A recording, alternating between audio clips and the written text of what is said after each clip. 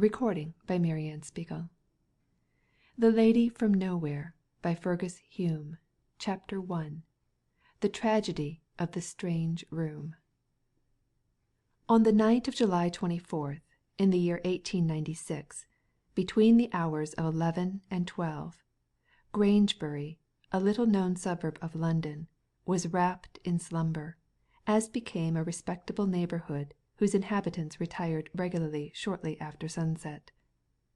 Not that they had done so on this particular night, for the unusual excitement of a lecture on Dickens, delivered in the tiny town hall, had kept them from their beds later than was customary. At 11:15, a stream of instructed pleasure-seekers, discussing lecturer and lecturer, filled the narrow streets; but gradually the crowd diminished until highways and byways were left deserted, save by watchful policemen and vagrant cats. The lamps were then extinguished by order of an economical municipality, the few lights still twinkling from the upper windows of various homes disappeared, and the little town lay under moon and stars as silent and almost as lonely as the spell-bound cities in Eastern fables. Every now and then the footsteps of policemen marking their rounds could be heard echoing along the streets, and sometimes an official lantern would be flashed into dark corners to search out possible burglars or homeless beggars. But no thieves or vagabonds could be discovered, for, on the whole, Grangebury, being a comparatively new suburb, was free from such criminal pests, and the police force there, under the command of Mr. Inspector Lackland, had a very easy time. There was nothing on this night to indicate any ending to this Arcadian age of security and innocence, yet, shortly after 11 o'clock, a yawning policeman, leaning against a convenient wall, heard a word cried aloud which told him of crime and danger. The word was murder. "Murder!" repeated the constable, looking up and down the street. "Murder!" shrieked the voice again, and then there came the sound of running feet, cries for help, and the quick panting of an exhausted creature. Before the policeman could decide in which direction to move, a dishevelled woman, screaming and gesticulating, came at full speed round the corner, and almost fell into his arms. Her face was pearly white in the moonlight. Her eyes were filled with terror, and an almost continuous cry issued from her open mouth without any motion of the lips. "'Ere, 'ere, what's this?" said the policeman, seizing the flying creature by the arm. "What d'ye mean, screeching out murder like a lunatic? Come now!" Trembling violently, the woman grappled with the policeman, shrieking the while, and evidently beside herself with terror.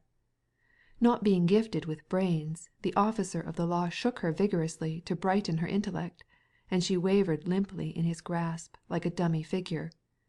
"Murder!" she whimpered, clawing and clutching at the man. "Lord, it's awful! Oh, ugh! I've seen her dead!" "Seen who dead?" demanded the policeman. "My lodger. Dead. Strangled. Oh, oh!" cried the woman, breathlessly raising her voice higher at each word. "A corpse in the Yellow Room, Paradise Row. Come and see. Come and oh, poor soul!" And she fell to wringing her hands again, quivering and panting. "Wait a bit," said the Jack-in-office, bound by red tapeism. "The police station is just round the corner. Kim up and see the inspector." I, gasped the woman, hanging back. "Neither 'Tilda nor I laid a finger on her." "'Oo said you did?" retorted the man suspiciously, and, for his own protection, he recited an official formula.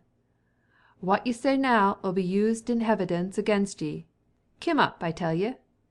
And, grasping her arm, he hurried her fighting and crying round the near corner, and into a red brick building over the door of which was a lamp inscribed "Police Station." In a stuffy room, rendered almost unbearable by the heat of the flaring gas, two men were talking earnestly together, notwithstanding the lateness of the hour. The one in uniform was a burly, red-faced martinet, known in Grangebury as Inspector Lackland. He was too completely hemmed in by red tapeism to count for much, But the other, in plain clothes, was Absalom Gebb, well known in Scotland Yard as a capable detective, but not so infallible as the miracle monger of fiction. It was Gebb who brought home the theft of Lady Delshire's diamonds to herself, who proved Dr. Marner to be guilty of poisoning his wife, in spite of strong evidence to the contrary, who solved 9 out of every 10 criminal problems submitted to him, and who was the terror of all evil-doers. This tall, lean man, with his clean-shaven face and black observant eyes, was an enthusiast in his profession, and loved to ponder over and follow out the intricacies of criminal mysteries. At the present moment he was conversing with Lackland about a recent anarchist conspiracy, and therefore happened to be in the Grangebury police office when the zealous policeman appeared with his terrified prisoner.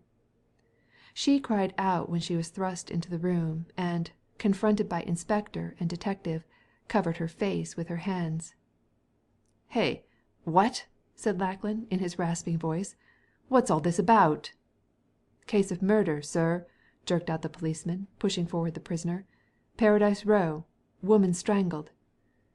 "Murder?" cried Gebb, pricking up his ears at the ominous word. "Murder!" shrieked the woman, and fell into a chair. Evidently she had received a shock, and was on the verge of hysterics, for she began to babble and weep copiously.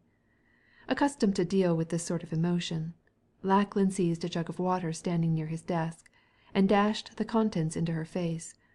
The remedy was efficacious, for with a gasp and a shiver the woman recovered her self-control and tongue, and her inherent feminine vanity. "You brute!" she screamed, jumping up wrathfully. "My best bonnet spoilt!" "Attention!" roared the inspector in his sternest military manner. "None of this nonsense here. What about this murder in—" "I didn't kill her," interrupted the woman, wiping her face. "Tilda and me knew nothing about it till we found her strangled when we came back from the lecture." "Did you attend the lecture on Dickens in the town hall?" asked Gebb. "Yes, I did, sir. Both me and Tilda, who is my servant, went." "What is your name?" asked the detective, with professional sharpness. "Maria Presk." "Married or single?" "Married once. Single now," sighed the woman. "I am what you call a widow, sir, and I let lodgings in Paradise Row." "Was this dead woman a lodger of yours?" "Miss Ligram, you mean? Yes, Miss Ligram was on the first floor front."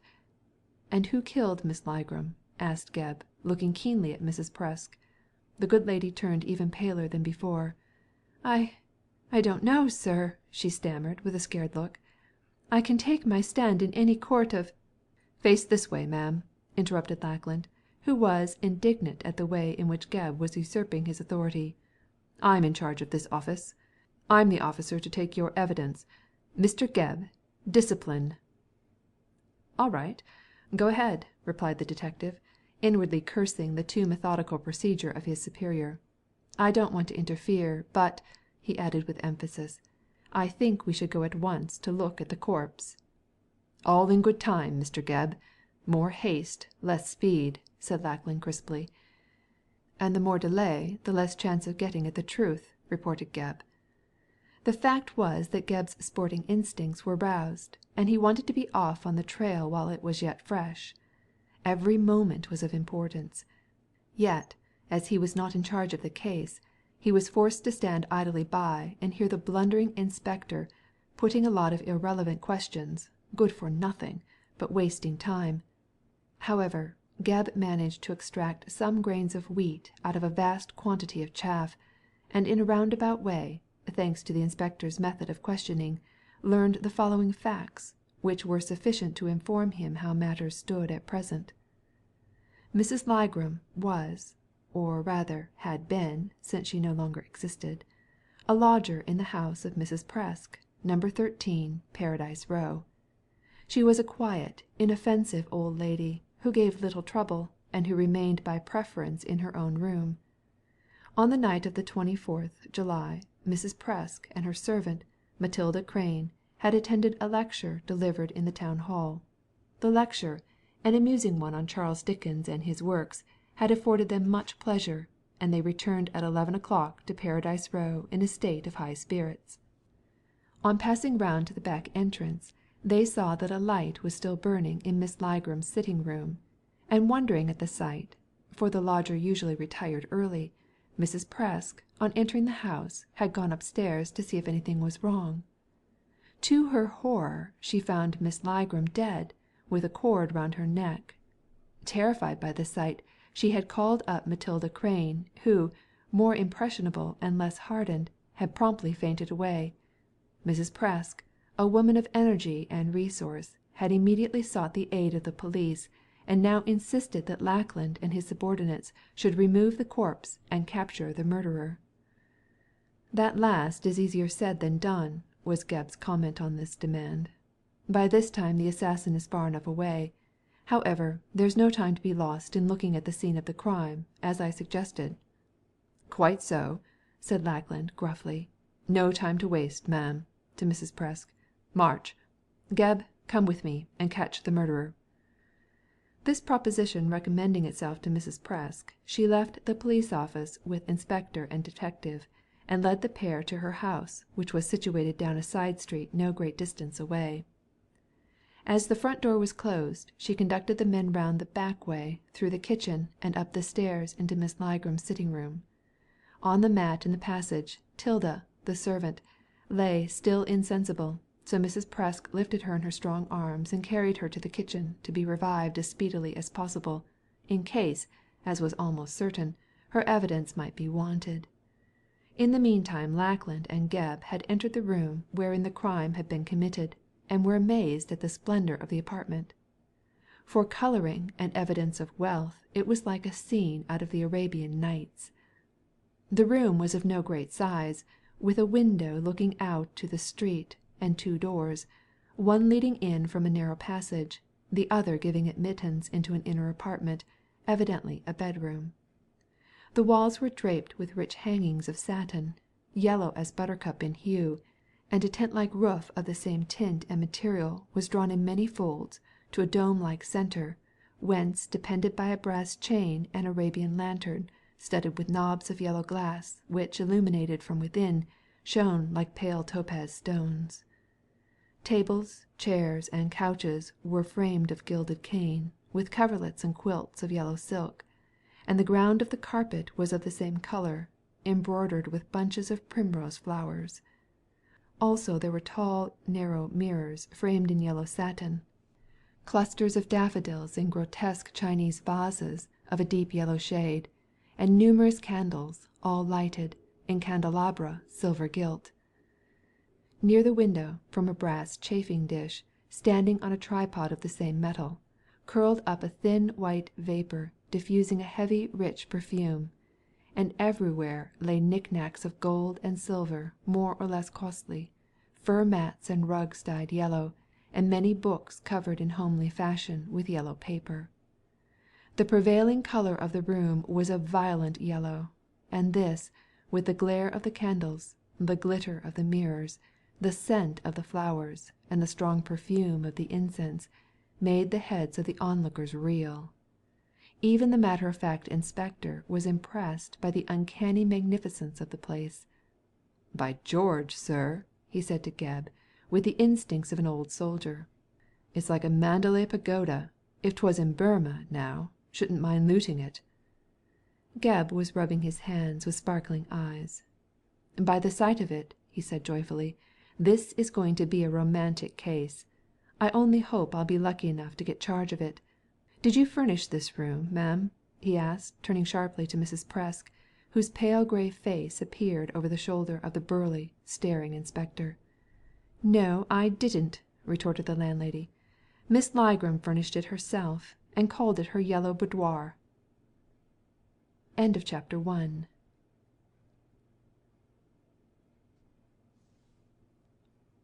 Chapter II. The Death Card. If the appearance of the room was amazing, that of the dead woman was not less so. The body was lying loosely in an arm-chair, with sprawling legs and arms, like a sawdust doll.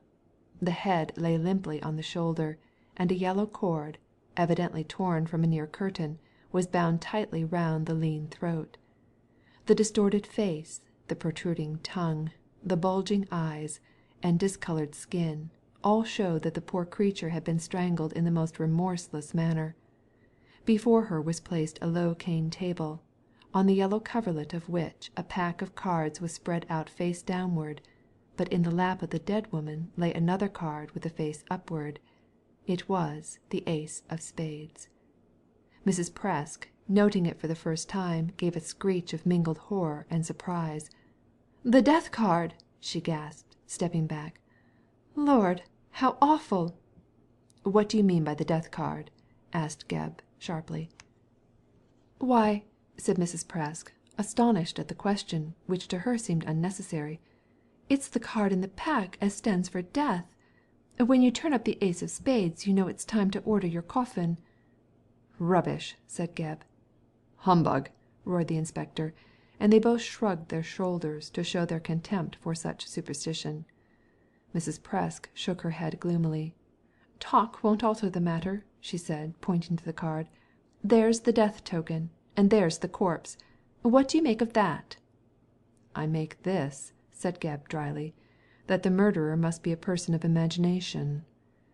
"He ought to be shot, the blackguard," growled Lackland. "Play acting with a corpse. I wonder what they were fooling with cards for. Looks like a madman's work to me. What do you say, Gebb?" Gebb said nothing at the moment. He was examining the dead woman, who was arrayed with unusual splendour quite in keeping with the room, yet too richly for the front parlour of a fifth-rate lodging-house. Mrs. Ligram's body was that of an old woman close upon 60 years of age, with a wrinkled face and a profusion of silvery white hair turned back in the style of Marie Antoinette. It was dressed in an old-fashioned dinner dress of white silk, trimmed with valuable lace, and this was designed so as to show the lean neck and bony arms of the wearer. Anything more incongruous than that poor clay clothed in such costly garments can scarcely be imagined. It seemed to accentuate the grimness of the crime, almost to elevate a sordid murder to the level of tragedy. "Did Miss Ligram usually dress like this?" asked Gebb, turning to Mrs. Presk. "Every evening," replied the landlady, promptly. "She must have been eccentric," was Gebb's comment on this reply. "Very eccentric, sir. I don't think she was quite right here," and the landlady tapped her head significantly. "A crazy Jane?" questioned Lackland. "She was and she wasn't," answered Mrs. Presk, enigmatically. "She wasn't mad enough to be shut up, but she acted in a queerer way than most people. Look at this room, and all its lights. Every night it was the same. She usually dined off a chop and potatoes, yet she dressed in silk and lace to eat them, and—" Thus far Mrs. Presk, with her eyes on the corpse, had proceeded volubly, when suddenly, still staring at the dead woman, she stopped, and her jaw dropped. Motionless as a stone image she stood looking, and then with an ejaculation she ran out of the room. The detective and the inspector looked at her vanishing form, looked at the corpse, looked at one another, and failed to understand her action. "What the devil does that mean?" said Gebb, with surly amazement. "Only the devil knows," retorted Lackland, grimly. "But if that jade is hiding anything of importance, the sooner we get it out of her the better. You're a bit of a lawyer, Gebb, so I'll bring back Mrs. Presk and you'll examine her." "No," said Gebb, detaining his friend. "Let her go now. I'll get the truth out of her to morrow." "By George you will you?" grumbled Lackland, annoyed that his advice was not taken. "And what if you don't get charge of the case?" "I'll grin and bear it, I suppose," retorted the other. "But I'll work my hardest to be given the handling of the affair, for it strikes me that it will prove a sight more difficult than either of us guesses. This room is a rum one, ain't it? And that pack of cards aren't there for nothing. Then there is the dead woman's dress, and the landlady's queer conduct. Oh, you can bet, inspector, there's a jolly lot more in these things than meets the eye, and I'm the man to find out what they all mean." "You can blow your own trumpet, I see," said Lackland, dryly. Gebb laughed, in no wise embarrassed. "My trumpeter's dead from overwork," he replied coolly. If I don't praise myself, no one else will. However, I'll see to-morrow if the big wigs will let me run this show in my own way. Now you go and look round the house, Lackland, and leave me here to examine the room." "What about the body?" asked the inspector, dominated by Gebb's strong will. "We'll let it lie here as it is, until the doctor comes. I told that policeman who brought Mrs. Presk to the station to knock up an M.D." "By George, sir, one would think you were inspector here," sputtered the indignant Lackland. "Am I nobody?" "You're a good fellow, too good to get your monkey up for nothing. You let me look after this murder myself. I'll do you a good turn some other time." "Well, I'll let you have your own way for once. You're no fool, I will say," muttered Lackland, and withdrew to look through the house.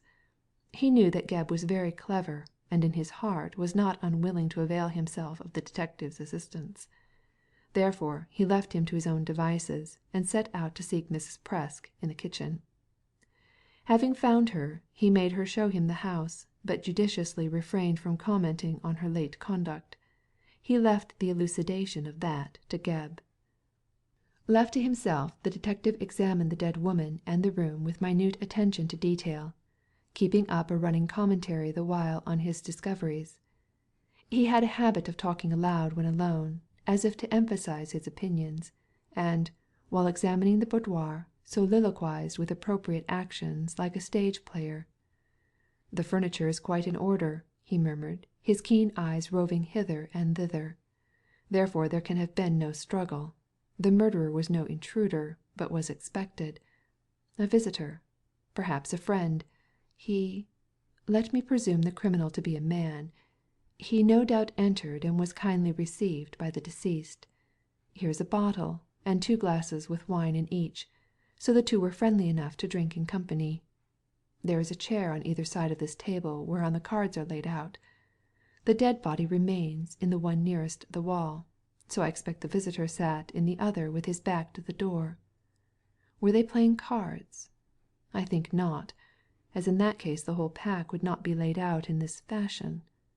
I have it," cried Gebb, smiting his open palm with his fist. "The visitor was telling Miss Ligram's fortune. He placed the cards in that position and told her to draw one.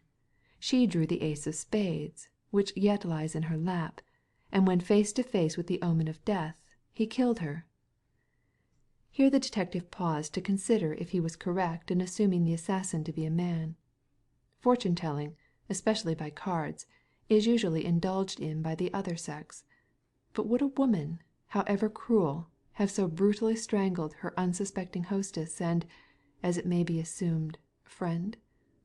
Gebb examined the chair on which the visitor had sat, and found traces of tobacco ash. "Cigarette ash," he pronounced it after an examination. "The quality is fine and quantity small. The visitor was a man, and he was smoking.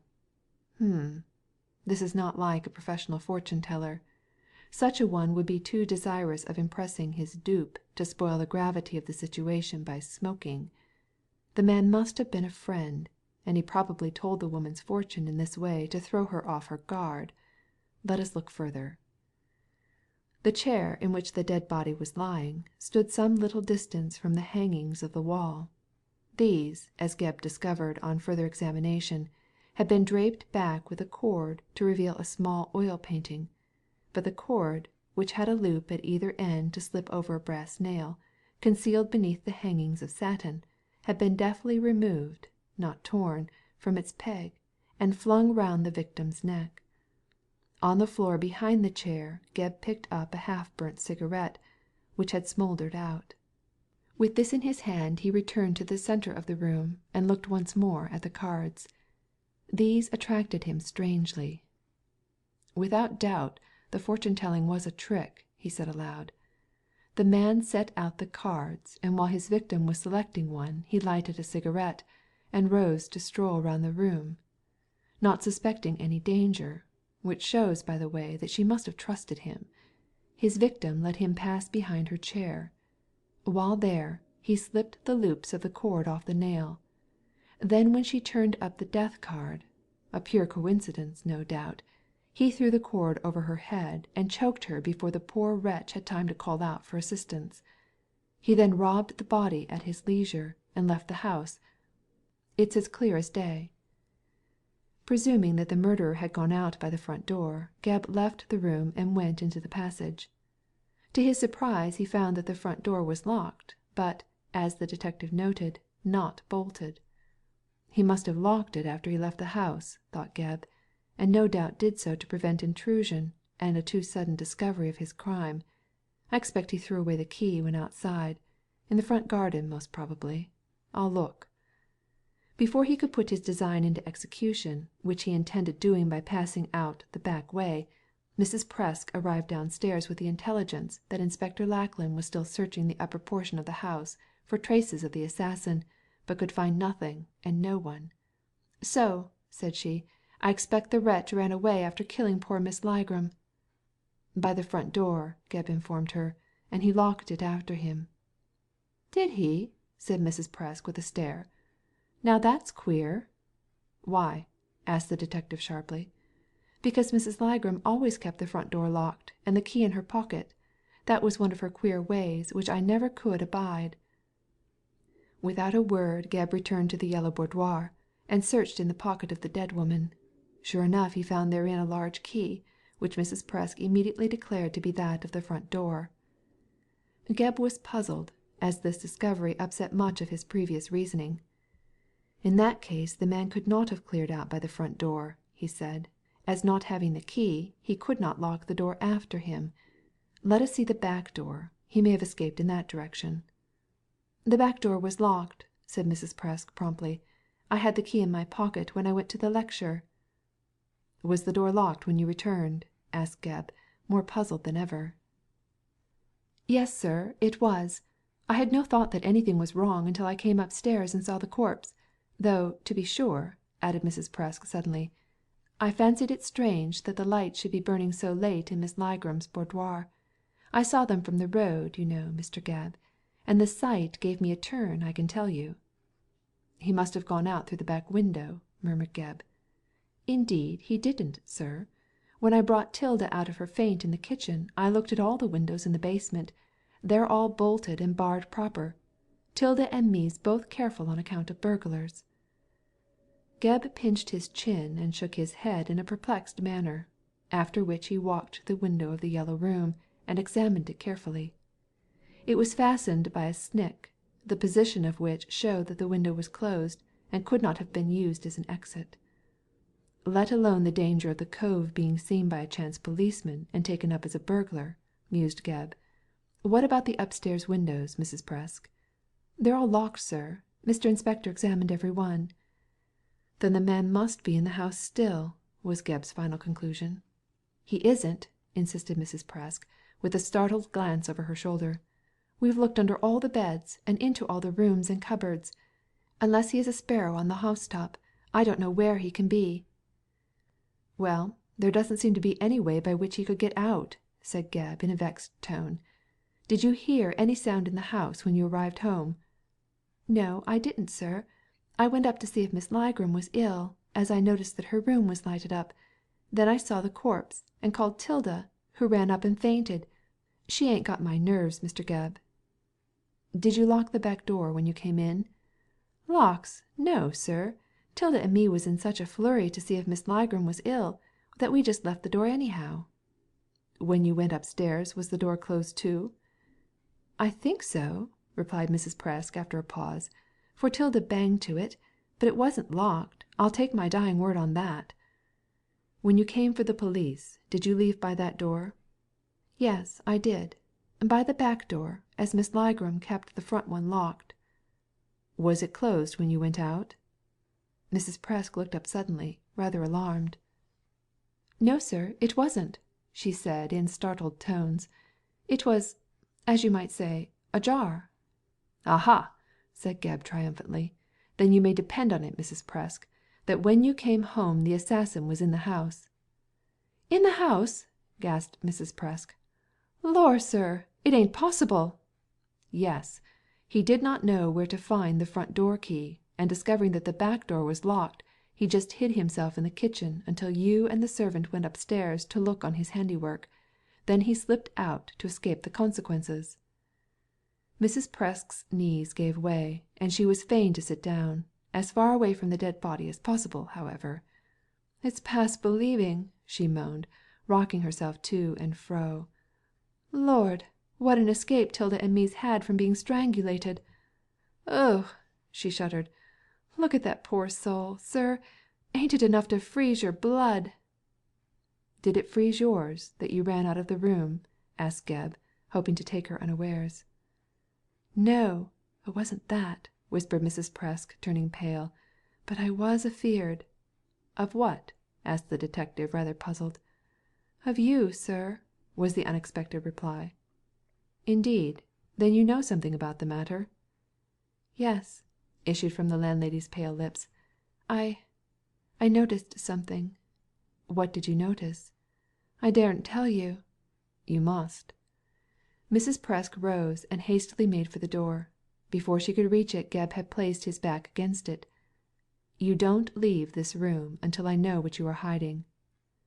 "I'm hiding nothing," burst out Mrs. Presk. "Haven't you got eyes?" She pointed toward the dead woman. "Look!" she cried. "Look!" CHAPTER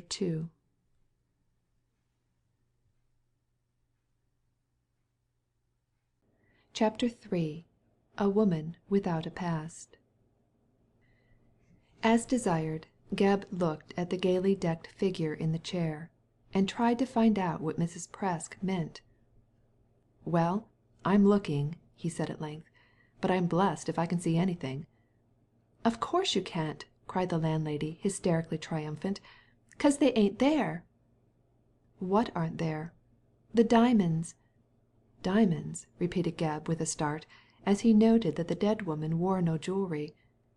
"Had she diamonds?" "I should think she had," said Mrs. Presk, sitting down again. "Stars for her hair, rings, bracelets, and the loveliest necklace you ever saw, just like dewdrops with the sun on them. She wore her jewellery every night, and all to eat her chop. I saw them diamonds on her afore I went to the lecture." "And when you came back they were gone?" "Every one of them," replied Mrs. Presk, defiantly. "And when I noticed it, for, to own up, Mr. Gebb, I didn't notice they were gone till I was here with you talking about her dress, but when I did notice, I ran out of the room 'cause I was afeared you might say Tilda and I stole 'em." "Nonsense. Why should I say that?" "Oh, there ain't no tellings," said Mrs. Presk, with a toss of her head. "Was that why you made all that howling?" "Yes, it was, sir. And I ran out to the kitchen to ask Tilda if she had noticed if the diamonds were gone when we first came in, for I was that flurried I didn't look for 'em." "And does Tilda say the diamonds were gone?" "Yes. I dare say the murdering villain who killed the poor dear stole 'em. I wish I had the hanging of him." "Oh, you may assist me to put the rope around his neck," said Gebb. "Well, Mrs. Presk, I'll come and see you to morrow, and you must tell me all you know about this woman. In the meantime, I think I hear the doctor coming." The detective's ears had not deceived him, for the approaching footsteps were those of the doctor. Escorted by the policeman who had met Mrs. Presk, he entered in no very good humour at being knocked up at so late an hour. However, the looks of the corpse, and the appearance of the room, both astonished and interested him, and he made his examination. It took only a few minutes for him to decide that the death had taken place shortly before or after 10 o'clock, and must have been almost instantaneous. When the examination was concluded, Gebb and the inspector left the house in charge of the policeman, and returned to the station to make their report. While the prosaic Lackland set down the bare details of the case for the information of the authorities, Gebb mused over the events of the night, and pondered what was best to be done under the circumstances.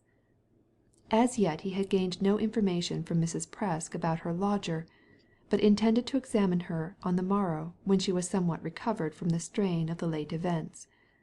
In the meantime, Gebb fancied that the strange room, designed and furnished by the dead woman, might turn out a more important factor in the matter than at present appeared.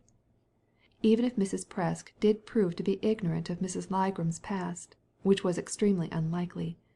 The strongly marked and eccentric taste of the lodger, as exemplified in illumination, colouring, and furnishing, might provide a sufficiently stable basis for operations.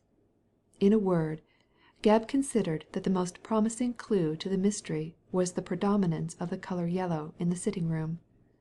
Criminal problems, as he knew, had been solved by slighter means. As Lackland surmised, Gebb, being high in favour with the authorities as a detective of no ordinary capabilities, had little difficulty in gaining their consent to take charge of the case. The inspector made his report, Gebb his application, and after the due formalities had been complied with, the detective found that the responsibility of tracing Miss Ligram's assassin lay solely on his own shoulders, which, as he comfortably assured himself, were quite capable of bearing the burden.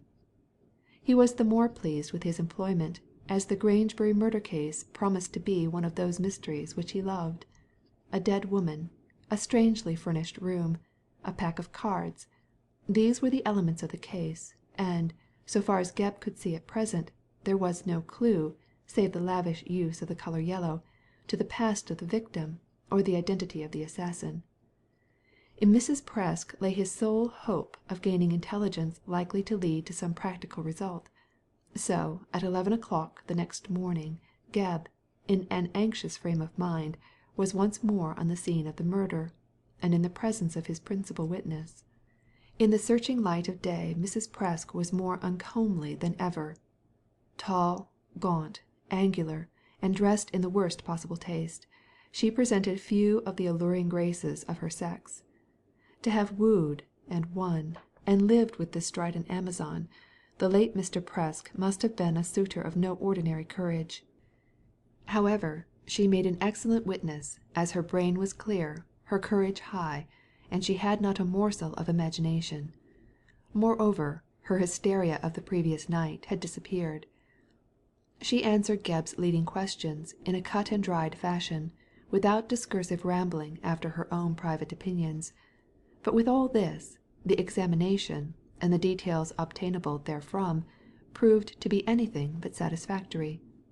Considering the business-like instincts of the detective and widow, a more meagre result can scarcely be conceived. "For how long had Miss Ligram been lodging with you?" was Gebb's first question, put in a form which appeared to assume that the victim was still in existence. "For 3 months," replied Mrs. Presk, referring to a dingy little book with which she had furnished herself, in anticipation of the ordeal. "She came to me on the 1st of May last. She left here, for heaven, I hope, on the 24th day of July. So, as you can see for yourself, Mr. Gebb, she has been with me 2 months and 24 days, neither more nor less, and there ain't no court of law as I'd swear different in." "She came in answer to an advertisement, I suppose?" "No, she didn't," contradicted the widow. "I don't advertise. It's low. I put a card in the window, and it was that card which made Miss Ligram apply here for board and lodging. She applied," continued Mrs. Presk, consulting her book, "on the 29th of April, and I agreed to take her on the 30th, so that she entered my house on the 1st of May." "Why 2 days' delay?" "Because I couldn't make up my mind about taking her in." "She offered you too little." "On the contrary, Mr. Gebb, she offered me too much." "No wonder you thought her eccentric," said the detective with irony. "But kindly explain the position more fully." "I asked her £3 a week for parlour, bedroom, fire, and light, which is little enough, I'm sure, as everything in my house is of the best. To my surprise, Miss Ligram offered to pay me 6, just double, on condition that I allowed her to dismantle the front room and refurnish it herself." "Did she give you any reason for this singular request?" "She said she liked her own goods and chattels about her," replied Mrs. Presk, "and though at first I did not fancy the idea of clearing out the parlour, which was most handsomely furnished, yet on thinking over the matter, I decided that double the money I asked was not to be despised. I therefore agreed to Miss Ligram's terms, and on the last day of April I dismantled the parlour. On the 1st of May Miss Ligram came in a van, and—" "Came in a van?" interrupted Gebb, profoundly astonished. "Yes. She rode beside the driver, and he assisted her to set out the parlour in the style you saw. It was all done in a day by the pair, for Miss Ligram would not let me help." "Perhaps she was afraid of your asking the driver questions as to where she came from?" suggested Gebb shrewdly. "She might have saved herself the trouble," said Mrs. Presk grimly. "I did speak to the driver and ask that very question, only to find that he was deaf and dumb." "Queer," murmured the detective, rubbing his nose. "She took good care to hide her past. I wonder why?" "I don't," snapped the landlady, with feminine malevolence. "It's my opinion that Miss Ligram's past was not respectable." I must say it looks like it. What was the name on the van?" "There was no name, Mr. Gebb. The van, painted yellow, with one grey horse and a red-headed driver, deaf and dumb, was the private property of Miss Ligram. It was not the first time she had moved that yellow room about," and the widow nodded significantly. "Why are you doubtful of Miss Ligram's past?" "Well," said Mrs. Presk, taking time to answer this question, "you can only judge a person's past by a person's present, and Miss Ligram knew too many shady people for my taste." "Shady people?" echoed Gebb, pricking up his ears at this hint of a clue. "What sort of people?" "Fortune tellers, conjurers, spiritualists, and such like, sir." "Ah!" Gebb recalled the spread out pack of cards. "So she was rather superstitious." "Superstitious!" cried Mrs. Presk, casting up her eyes. "She was a very pagan for omens, and talismans, and consultation of cards. There wasn't a fortune teller in London she hadn't down here at one time or another to read her hand, or question the stars, or look into the crystal ball, or spread out the cards. She was a perfect gold mine to those swindlers, believing all their lies, like the poor benighted heathen she was." "And what did she particularly seek to know?" "The future," was the landlady's curt reply. "No doubt," returned Gebb dryly, "and her own future at that. But was there any particular aim in her questioning?" "Yes," said Mrs. Presk with a burst of confidence, "there was. I found it out from one of her fortune telling visitors. She wanted to know if she would die by violence." "So," said Gebb, drawling out the word reflectively in the German fashion. "And was a violent death predicted?" "It was, by the fortune teller I asked, Mr. Gebb. And sure enough the prediction came true, though, as a rule, I don't believe in such rubbish. Still, it was queer that she should die with the ace of spades in her lap." "A fortune teller was with her on the night she was killed," said Gebb, after a pause. "How do you know, sir?" questioned Mrs. Presk eagerly. "Because the cards were laid out, and the death card was in the lap of the corpse. Now I believe that this man— By the way," said Gebb, breaking away from his original speech, "did Miss Ligram smoke?" "Not to my knowledge," rejoined Mrs. Presk promptly. "She was a lady in her habits. Some of 'em was queer, but they were all genteel, indeed they were." "It's not out of keeping with well-bred habits for a lady to smoke," corrected the detective mildly. "Many ladies do nowadays. But as, according to you, Miss Ligram did not smoke herself, it is probable that her visitor was a man. I found the stump of a cigarette near the chair. When he got behind it to strangle her—" "To strangle her!" repeated Mrs. Presk, horrified. "Do you think this fortune teller killed her?" "Yes, I do. I believe firmly that, attracted by her diamonds, he verified his own prediction, and murdered her in the most cold-blooded fashion." "Impossible, Mr. Gebb. He was a friend of hers." "Ah, you know the man," cried Gebb, pouncing down on this admission. "No, I don't," cried the landlady, in rather a nervous manner for one of her iron composure. "But I know she had a visitor on that night. She told me she had a friend coming, but she didn't say if it was a lady or a gentleman. It was because Miss Ligram expected this person that she sent Tilda and me to the lecture." "Sent you to the lecture," said Gebb, emphasizing the first word. "Well, she didn't exactly send us," explained Mrs. Presk reluctantly, "but she gave me 2 tickets and suggested that we should go. Knowing her habits, and always willing to oblige, I went and took Tilda." "What do you mean?" asked Gebb, staring at the landlady. Mrs. Presk explained herself more clearly. "On occasions Miss Ligram was ashamed of her superstitions, I think, sir. For 3 or 4 times she got me and Tilda out of the house while she consulted her swindlers. Once," said Mrs. Presk, consulting her book, "it was the Crystal Palace, and again, 2 seats at the Adelphi, Earl's Court Exhibition 3 weeks ago, and the local lecture last night. But we came back always to find her in bed, until this last time," concluded Mrs. Presk, with a shudder. "A strange woman," commented Gebb, thoughtfully. "So you never found out where she came from?" "No, sir, she was as close as wax. I called her the lady from nowhere." "You know nothing of her past?" "Nothing. She might have come from the moon for all I know of her." "You saw no letters, photographs?" "Nothing," interrupted the landlady, emphatically. "I saw nothing." "Then," said Gebb, rising briskly, "I must stick to the clue of the Yellow Room." CHAPTER IV.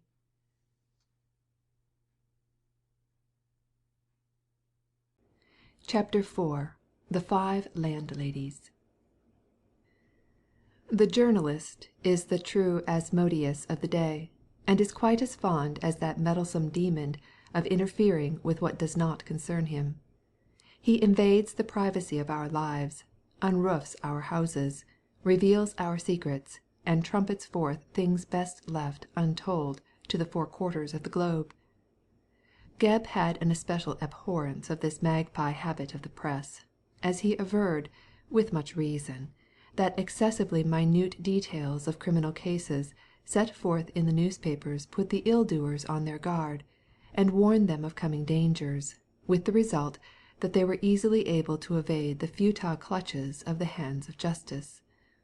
Yet in the instance of the Grangebury murder, the publication of details had a singular result, no less than the assisting of right against wrong. As soon as the circumstances of the crime became known, reporters of every newspaper in the metropolis flocked to Paradise Row with expansive notebooks, eager eyes, and inquiring minds. They surveyed the house, questioned the police, interviewed Mrs. Presk, and gave outline portraits of the landlady and her servant.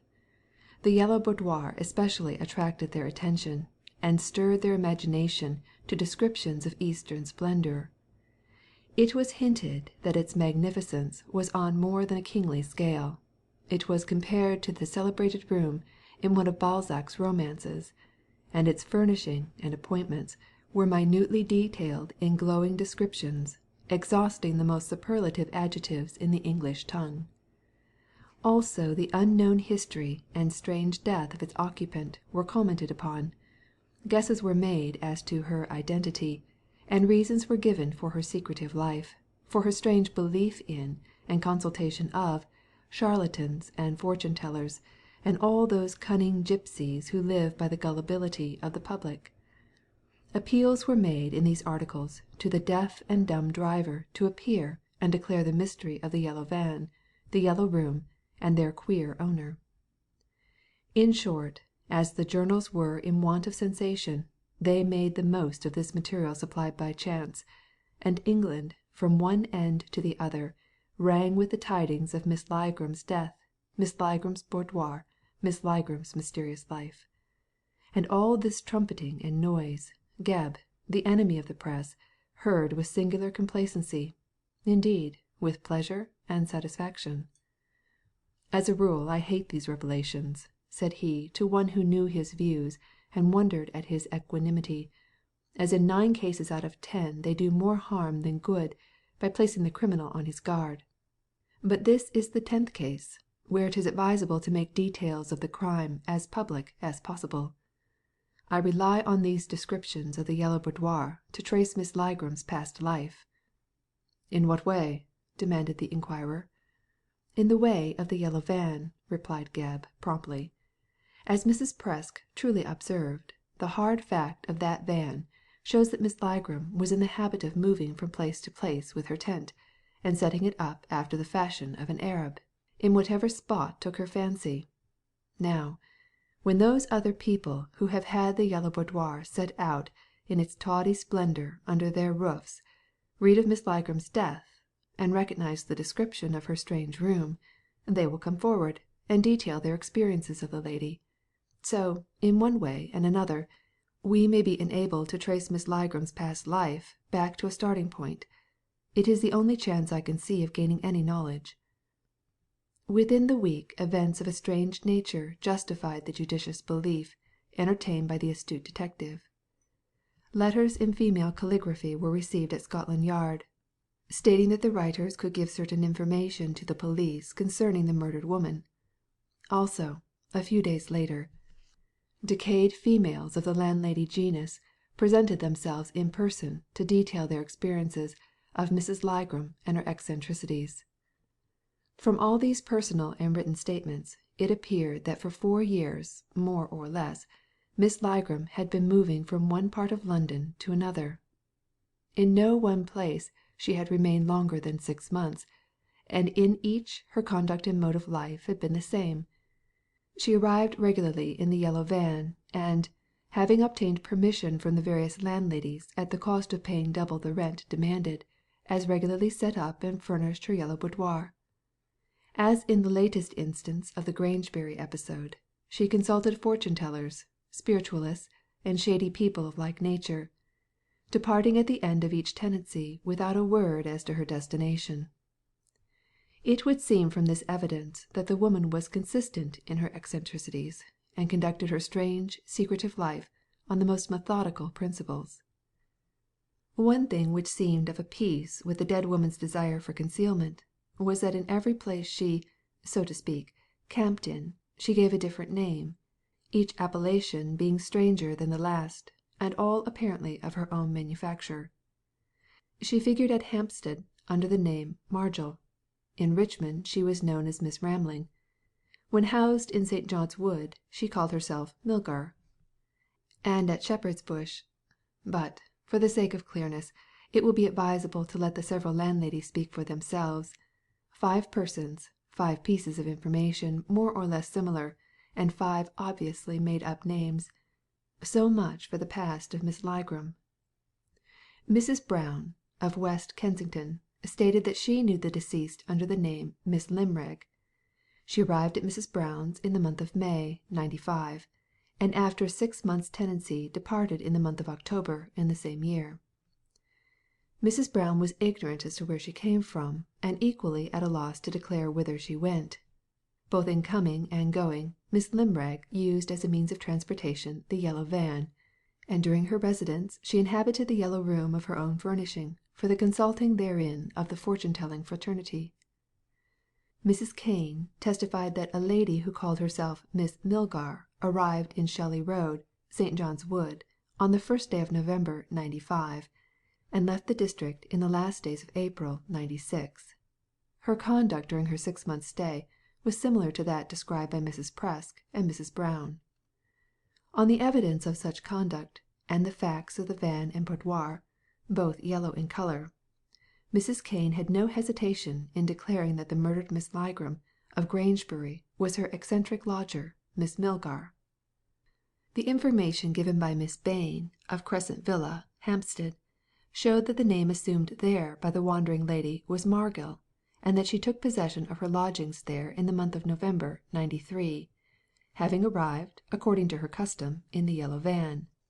While the lodger of Miss Bain, she gave herself up to the study of dream books and the interpretation of visions.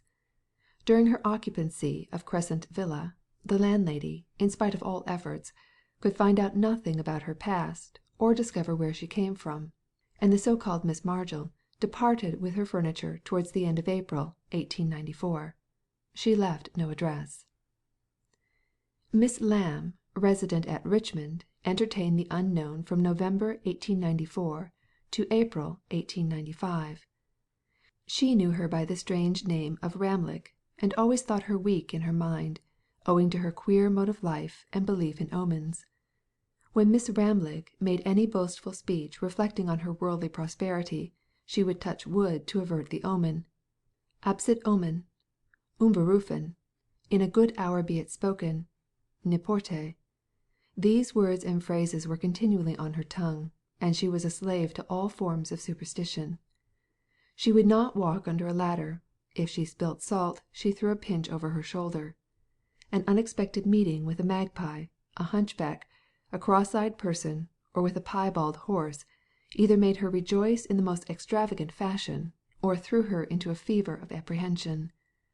She was not communicative, and resisted all Miss Lamb's attempts at social intercourse. During the whole period of her stay, no words were spoken, and no event occurred, likely to throw light on her past, nor, when she departed, did Miss Lamb discover whither she intended to go.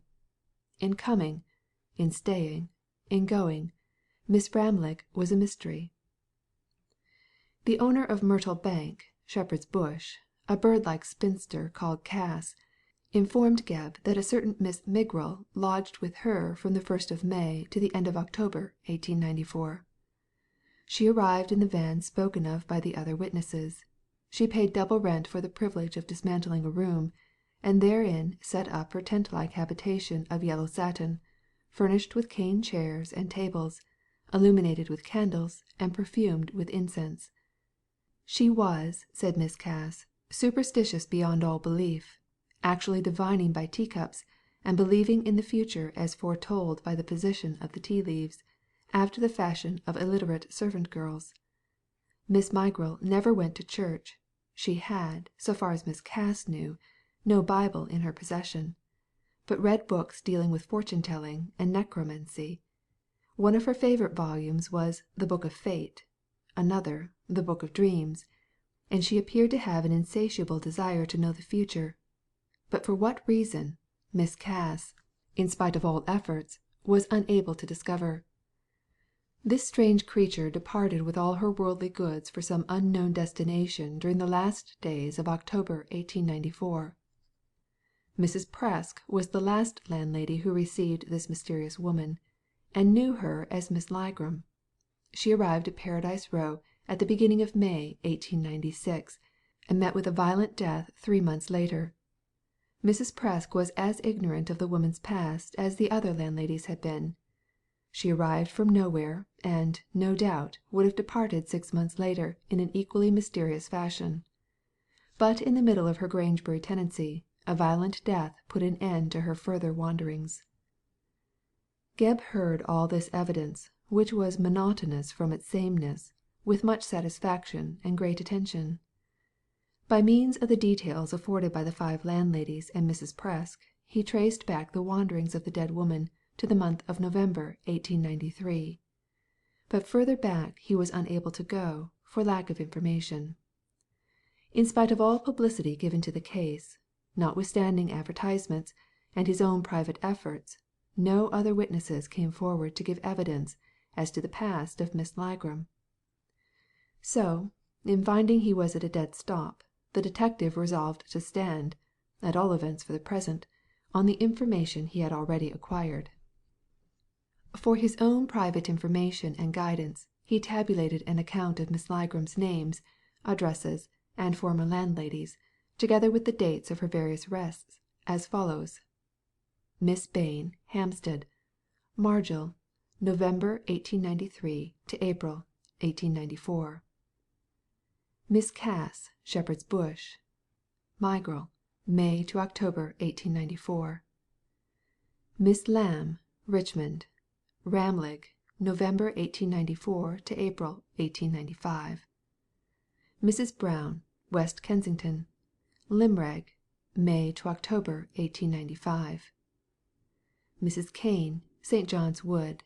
Milgar, November 1895 to April 1896. Mrs. Presk, Grangebury.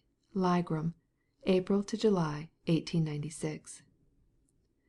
And at the foot of this table he noted the fact that on the night of the 24th July 1896, according to medical evidence at 10 o'clock, the so-called Miss Ligram met with a violent death at the hands of some unknown person. So far so good, but here Gebb's information came to an end, and beyond a few years' knowledge of Miss Ligram's past, he had no evidence to show him why she had taken to this mode of life, or why her eccentric manner of living should have been cut short by violence. Ready as he was in resource, the detective did not know how to act, or in which direction to turn for information. While thus perplexed, he received a hasty note scribbled on a half sheet of dirty paper. It ran as follows: 48, Guy Street, Pimlico. Come and see me at once about the Grangebury case. I have solved the mystery and can hang the criminal. Yours, Simon Parge. End of chapter 4.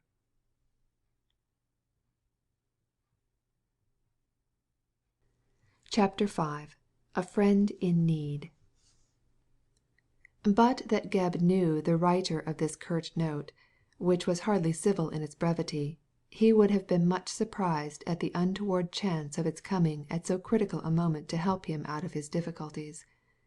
As it was, he felt more relieved than astonished, and hastened to obey the summons without delay.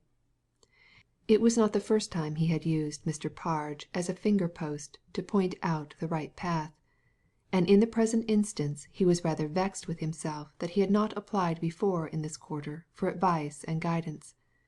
But better late than never, thought he, while repairing his error, and making up for his neglect by replying in person to the summons. Towards Parge the detective stood in the relation of pupil to master, for it was Parge who, observing his abilities, had induced him to join the profession, and had never ceased to praise, and blame, and help him on to the best of his ability. For some considerable time Parge had been a noted detective himself, and he had retired within the last few years into private life, owing to a tendency to obesity and an increase of years, which forbade his further exercising his talents in the way of thief-catching and assassin-hunting. The criminal fraternity had rejoiced rather too soon when they heard that their great enemy had retired on a pension, for Parge left behind him a worthy successor in the person of Gebb, and he still instructed the latter in particularly difficult cases where two heads were better than one.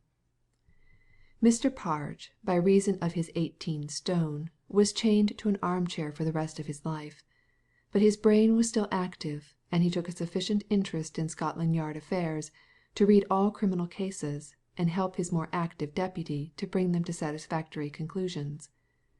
The old detective sat in his house like Odin on the air throne, and, through the medium of the press, knew much that was going on in the shady section of society, which he had watched for so many years.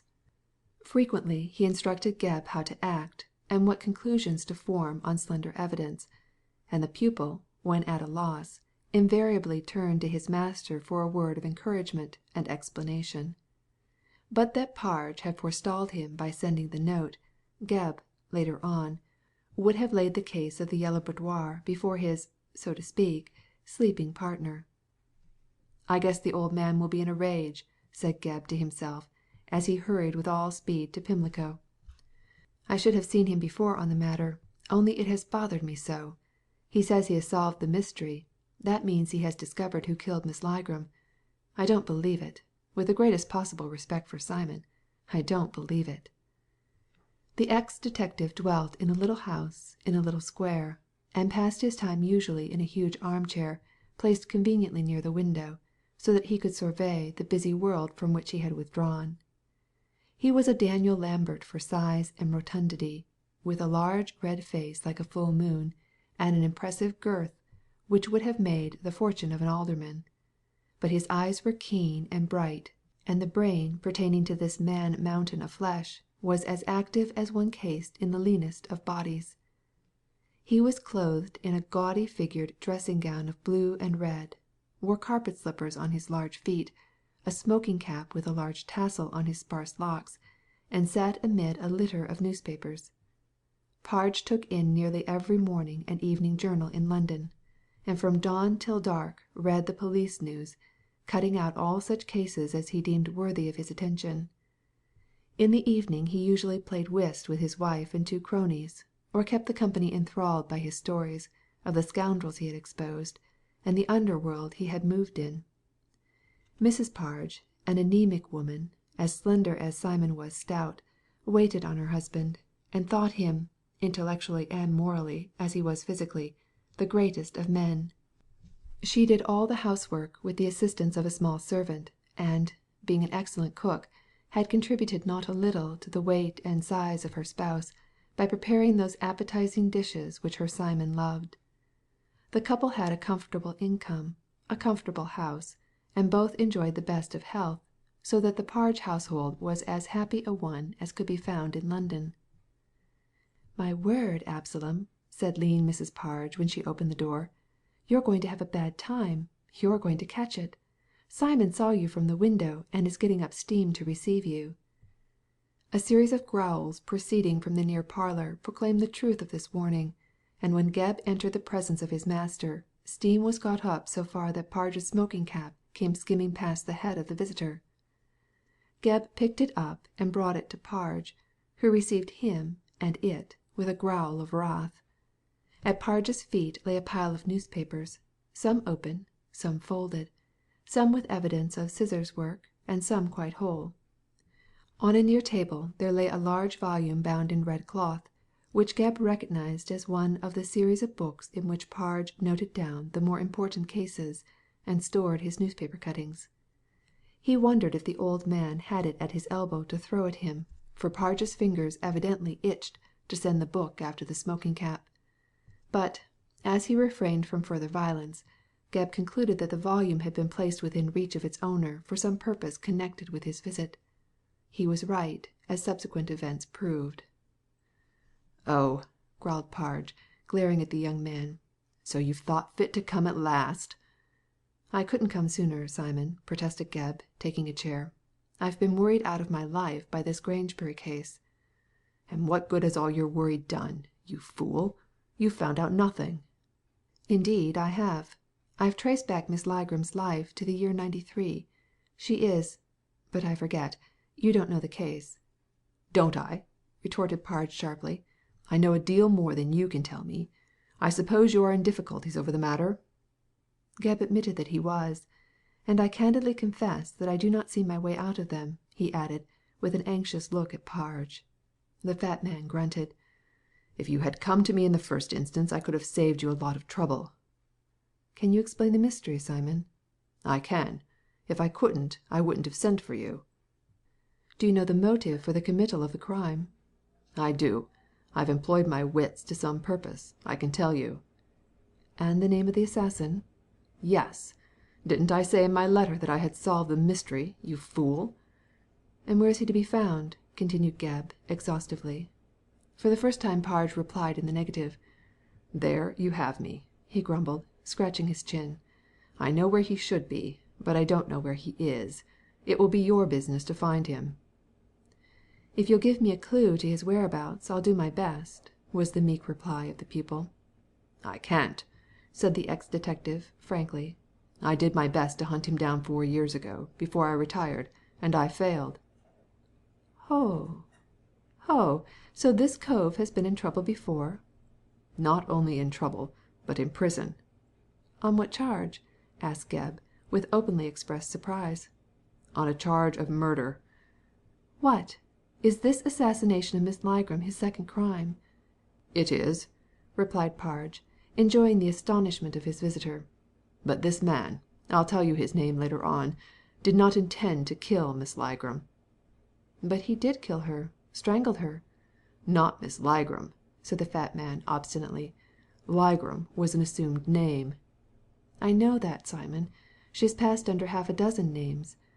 "So the papers say. Just run over the names." Gebb did so promptly, giving the names in order. "Margil, Migral, Ramling, Limrag, Milgar, and Ligram." "Good. Now, Absalom, what strikes you as strange about these names?"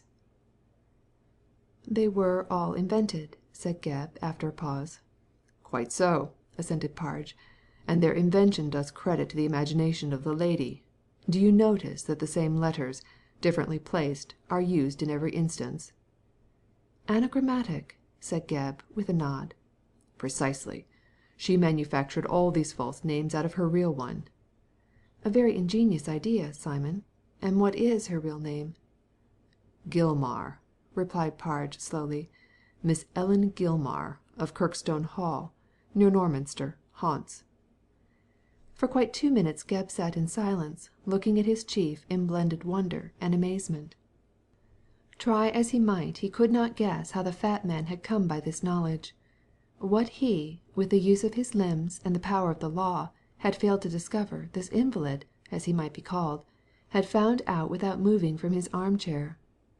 In a darker age Gebb might have judged Parge to be gifted with necromantic power, or divination by second sight. "Are you certain of this?" he asked in a hesitating voice. "Quite certain," cried Parge, furiously. "Quite certain. I'm not a fool." "But how did you find out?" "By exercising my memory, and joining the past with the present." "In what way?" asked Gebb, still perplexed. "What clue had you?" "The clue of the yellow boudoir." "The yellow boudoir," repeated Gebb, recalling his own fancy. "Yes," said Parge, gravely. 20 years ago, in a room furnished in the same fashion, in a room under the roof of Kirkstone Hall, there was a murder committed.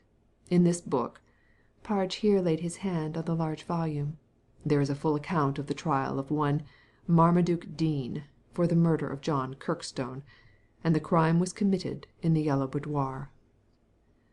"But what has a crime committed 20 years ago to do with the assassination of Miss Gilmar?" "Everything. Miss Gilmar only reaped as she sowed. You must hear the story in full before you can see the connection. But to put the matter briefly, you must understand that Dean was convicted of killing Kirkstone, and was sentenced to death. Afterwards, as there was some doubt about the absolute justice of the verdict, the death sentence was commuted to penal servitude for life. Dean swore that he was innocent, and that the accomplishment of the crime had been brought about by the machinations of Ellen Gilmar. He swore, if his life were spared, to escape from prison and kill the woman who had placed him by her craft and cruelty in the dock. About 4 years ago the man did escape from Dartmoor prison, and it was dread lest he should keep his word which drove Miss Gilmar from lodging to lodging under different names.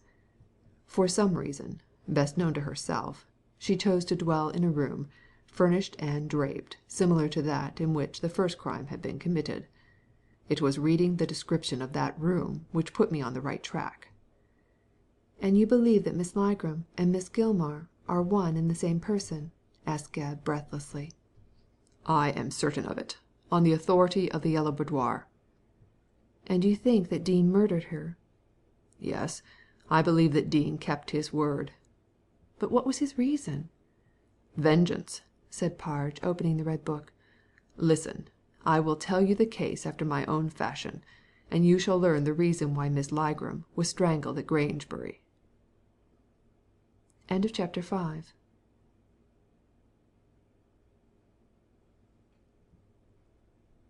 Chapter VI. The Crime of Kirkstone Hall. It sometimes happens that a youthful spendthrift becomes an aged miser, and hoards money in the same extreme fashion as formerly he wasted it. John Kirkstone was a fair example of this species of human chameleon. As his father's heir he drained the estate of all ready money, and squandered the same in London, without regard to economy or even reason. In this riotous life he was encouraged by a former college companion, one Marmaduke Dean, who even went to the extreme of borrowing money of Kirkstone, and so became his debtor for a large sum. Dean subsequently married a lady of fortune, and repaid a portion of the money. But either could not, or, as was more probable, would not discharge the whole. On this point Kirkstone, who needed money for his pleasures, quarrelled with his friend, and the pair parted to meet no more for some years. It would have been better for both had they never renewed their youthful friendship. As might be expected, old Squire Kirkstone was by no means pleased with his son, and did not relish leaving his large fortune to one who probably would waste it in a few years. The Hall and its surrounding acres were entailed, and were bound to pass into John Kirkstone's hands. But the old man possessed a large income acquired by speculation, which was at his own disposal. Wrathful at his spendthrift son, he resolved to leave this personal property to his only daughter, and accordingly, when John became squire on the death of his father, he found that his sister Laura was in possession of a good income, while he had to be content with a dwelling far too large for his means, and several farms whose tenants did not always pay their rents. The shock of this discovery was unpleasant, but salutary. In the first place, Kirkstone renounced his London profligacy and associates, and came to live at the Hall. In the second, he insisted that his sister should dwell with him, and pay a handsome yearly sum for the privilege. And in the third, he invited his first cousin, Ellen Gilmar, to be his housekeeper. Laura Kirkstone, who was a weak-bodied and weak-natured girl, readily consented to remain at the Hall, and pay what her brother demanded, and as readily welcomed her cousin Ellen as mistress of the household, a post for which she herself had no great love. Having thus arranged matters, Kirkstone, though not yet 40, became as penurious as formerly he had been wasteful, and in this system of economy was ably assisted by his new housekeeper, a shrewd, cold-hearted skinflint. Laura, in derision, called Ellen Mrs. Harpagon, after Mollari's miser, and well did Miss Gilmar deserve the name. She was a little, black, active woman with a neat figure and a somewhat pinched white face. Her eyes were hard-looking, her lips were thin, and she was a perfect skinflint in the management of the household. Even Kirkstone, inclined as he was to economy, grumbled at times about her excessive economy, but as the months went by, he fell gradually into her saving way of living, and the Hall soon gained a name in the county for all that was mean and niggardly. The larder was always kept locked, the servants were ill-fed, and the occasional beggars who came to that forbidden door were not fed at all. Scraping, and screwing, and hoarding of money became the order of the day, and Kirkstone soon found that he was redeeming his former waste at the cost of a hard and somewhat hungry life. However, the habit of living thus penuriously became confirmed, and both he and Mrs. Harpagon vied with one another in discovering new methods of saving money. The only person in the Hall who did not relish this extreme economy was Laura Kirkstone. The attitude adopted by Kirkstone toward his wealthy sister was a fairly amiable one. Having a strong will, he compelled the weaker one to bow to it, and kept a sharp watch on her, lest she should marry some one of whom he did not approve, and so take the money, which he looked upon as rightfully his own, out of the family. Many a young man would have been glad to marry Miss Kirkstone, both for her money and good looks, for in a pink and white sort of way the girl was pretty. But Kirkstone invited none of these would-be suitors to the house, and turned a cold shoulder to them in public.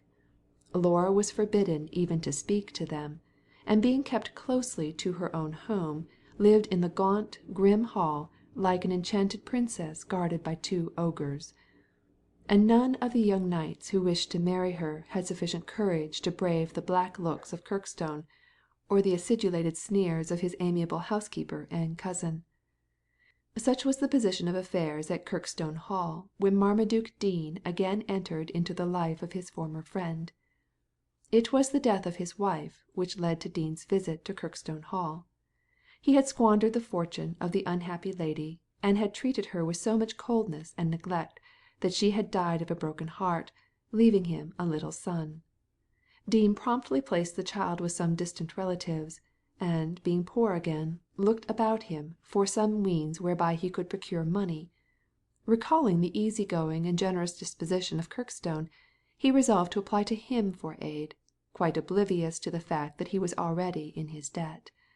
To this end, he one day presented himself at the Hall, and was astonished to find that its owner, from a generous friend, had changed into a miserly curmudgeon. Kirkstone not only refused to help Dean, but demanded immediate repayment of the moneys already due. Dean, seeing that only trouble would come of his application, was on the point of withdrawing, so as to save himself the danger of being sued for the lent money, when a new idea entered into Kirkstone's knavish brain, which made him detain Dean at the Hall as a necessary element to bring it to fruition. The scheme was none other than the marriage of Laura to the disconsolate widower, and comprehended a division of her fortune between the brother and the proposed husband, an amiable arrangement which really amounted to robbery. Laura herself forced Kirkstone to adopt this plan by reason of her refusal to let him handle the fortune which had been left to her by their father. Like most weak-minded people, she was singularly obstinate on some points, and, being cunning enough to see that her sole hold over her brother lay in retaining command of her money, she always evaded his proposals to manage her investments. Beyond the income he derived from the sum she paid for board and lodging, Kirkstone had nothing to do with these moneys, of which, as he frequently stated, he had been robbed. Naturally he was angered to think of his loss, and tried several times to bully Laura into surrendering her fortune. The result of this ill-judged conduct was that Laura met force by cunning, and, taking a dislike to her brother, executed a secret will, whereby she left the whole of her money to Ellen Gilmar. In this case there was no honour among thieves, for the housekeeper tricked her master and cousin by keeping secret the fact of the will, and when Kirkstone tried to marry his sister to Dean, he was quite unaware that Ellen, for her own selfish ends, intended to thwart the match if she could. Furthermore, a new and unforeseen obstacle arose to complicate matters, for it chanced that both Laura and Ellen fell in love with Dean. The scamp was a handsome man, with a plausible manner, and Laura was quite willing to marry him and to settle half her fortune on him, receiving in return a presentable husband with a damaged reputation. It was agreed between Kirkstone and Dean that when the marriage took place, the latter should discharge his debt to the former, and also pay over a certain sum of money by way of commission on the marriage settlement. So far all went well, and Kirkstone invited Dean to stay at the Hall until the marriage took place, and all pecuniary arrangements between them were settled. It was then that Ellen threw prudence to the wind, and lost her heart to Dean. The result of this female weakness was that Ellen did violence to her instincts by relaxing her stingy rule. She kept the table supplied with better food while Dean stayed at the Hall. She paid more attention to her dress, humoured the man she loved in every way, and altogether behaved in a manner so alien to her natural self that Laura became suspicious. The end of this folly was that Laura discovered Ellen's secret, and lost her temper over it. She accused Dean of making love to Ellen, and Ellen of encouraging his advances. Kirkstone was told this by his sister, and he, seeing a chance of his losing money by the marriage not taking place, had a stormy scene with Ellen. He threatened to turn her out of the Hall as a pauper, whereat the woman turned at bay on her cousin, and revealed the truth about the secret will. "If this marriage takes place," she declared, "I lose money as well as you, and if I can influence Laura to refuse Dean I shall certainly do so. If it comes to the point, we shall see who is the stronger, you or I." The upshot of this conversation was that Kirkstone lost his temper altogether, and went to bully his sister into revoking her will. Had he only remembered that the same result would be attained by the marriage taking place, he would have urged on the match and defied Ellen. Instead of acting thus sensibly, he vented his rage on Dean, and accused him of encouraging the folly of the housekeeper. Then Dean lost his temper in his turn, and quarrelled with Kirkstone and Laura. So in the month of July, '76, it chanced that the four people inhabiting Kirkstone Hall quite misunderstood one another, and, for the time being, were hardly on speaking terms. Dean stormed at Kirkstone as trying to thwart the proposed marriage.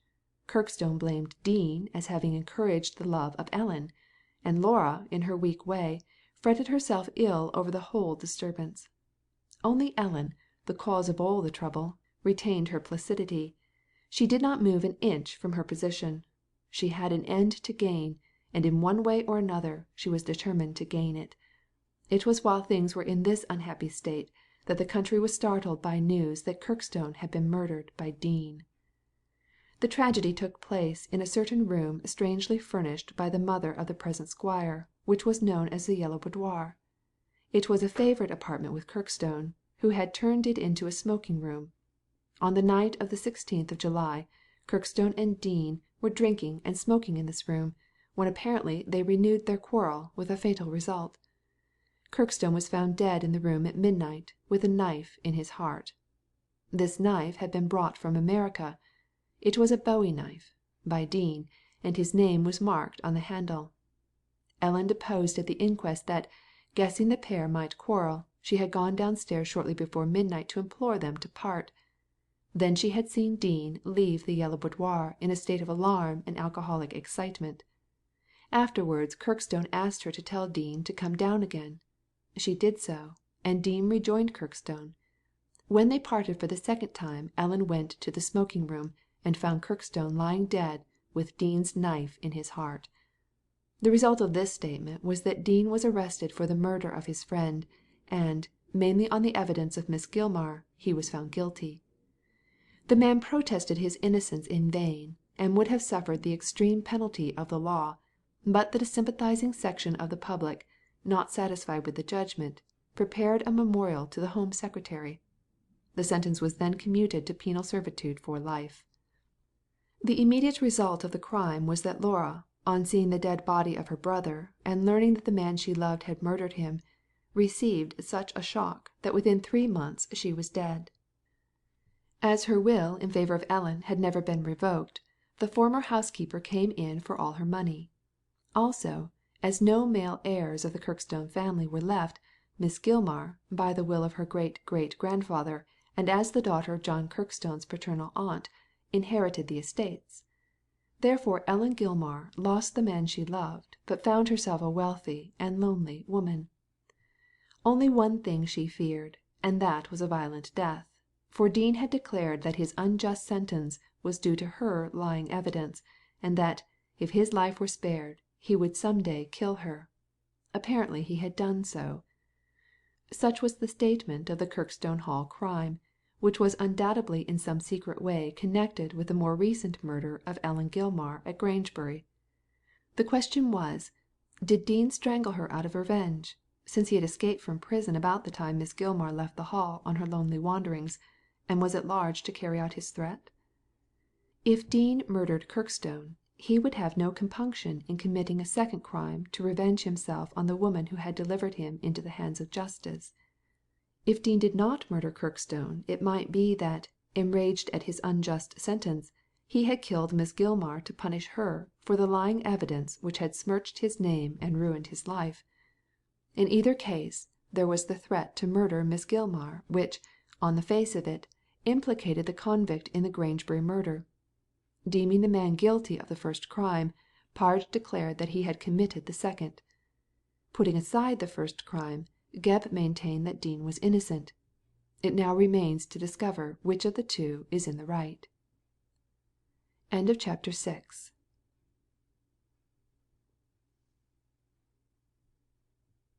Chapter 7. Comments on the crime. It must not be supposed that in informing Gebb of these details in connection with the long-forgotten crime, Parge gave the exact content of the newspaper reports.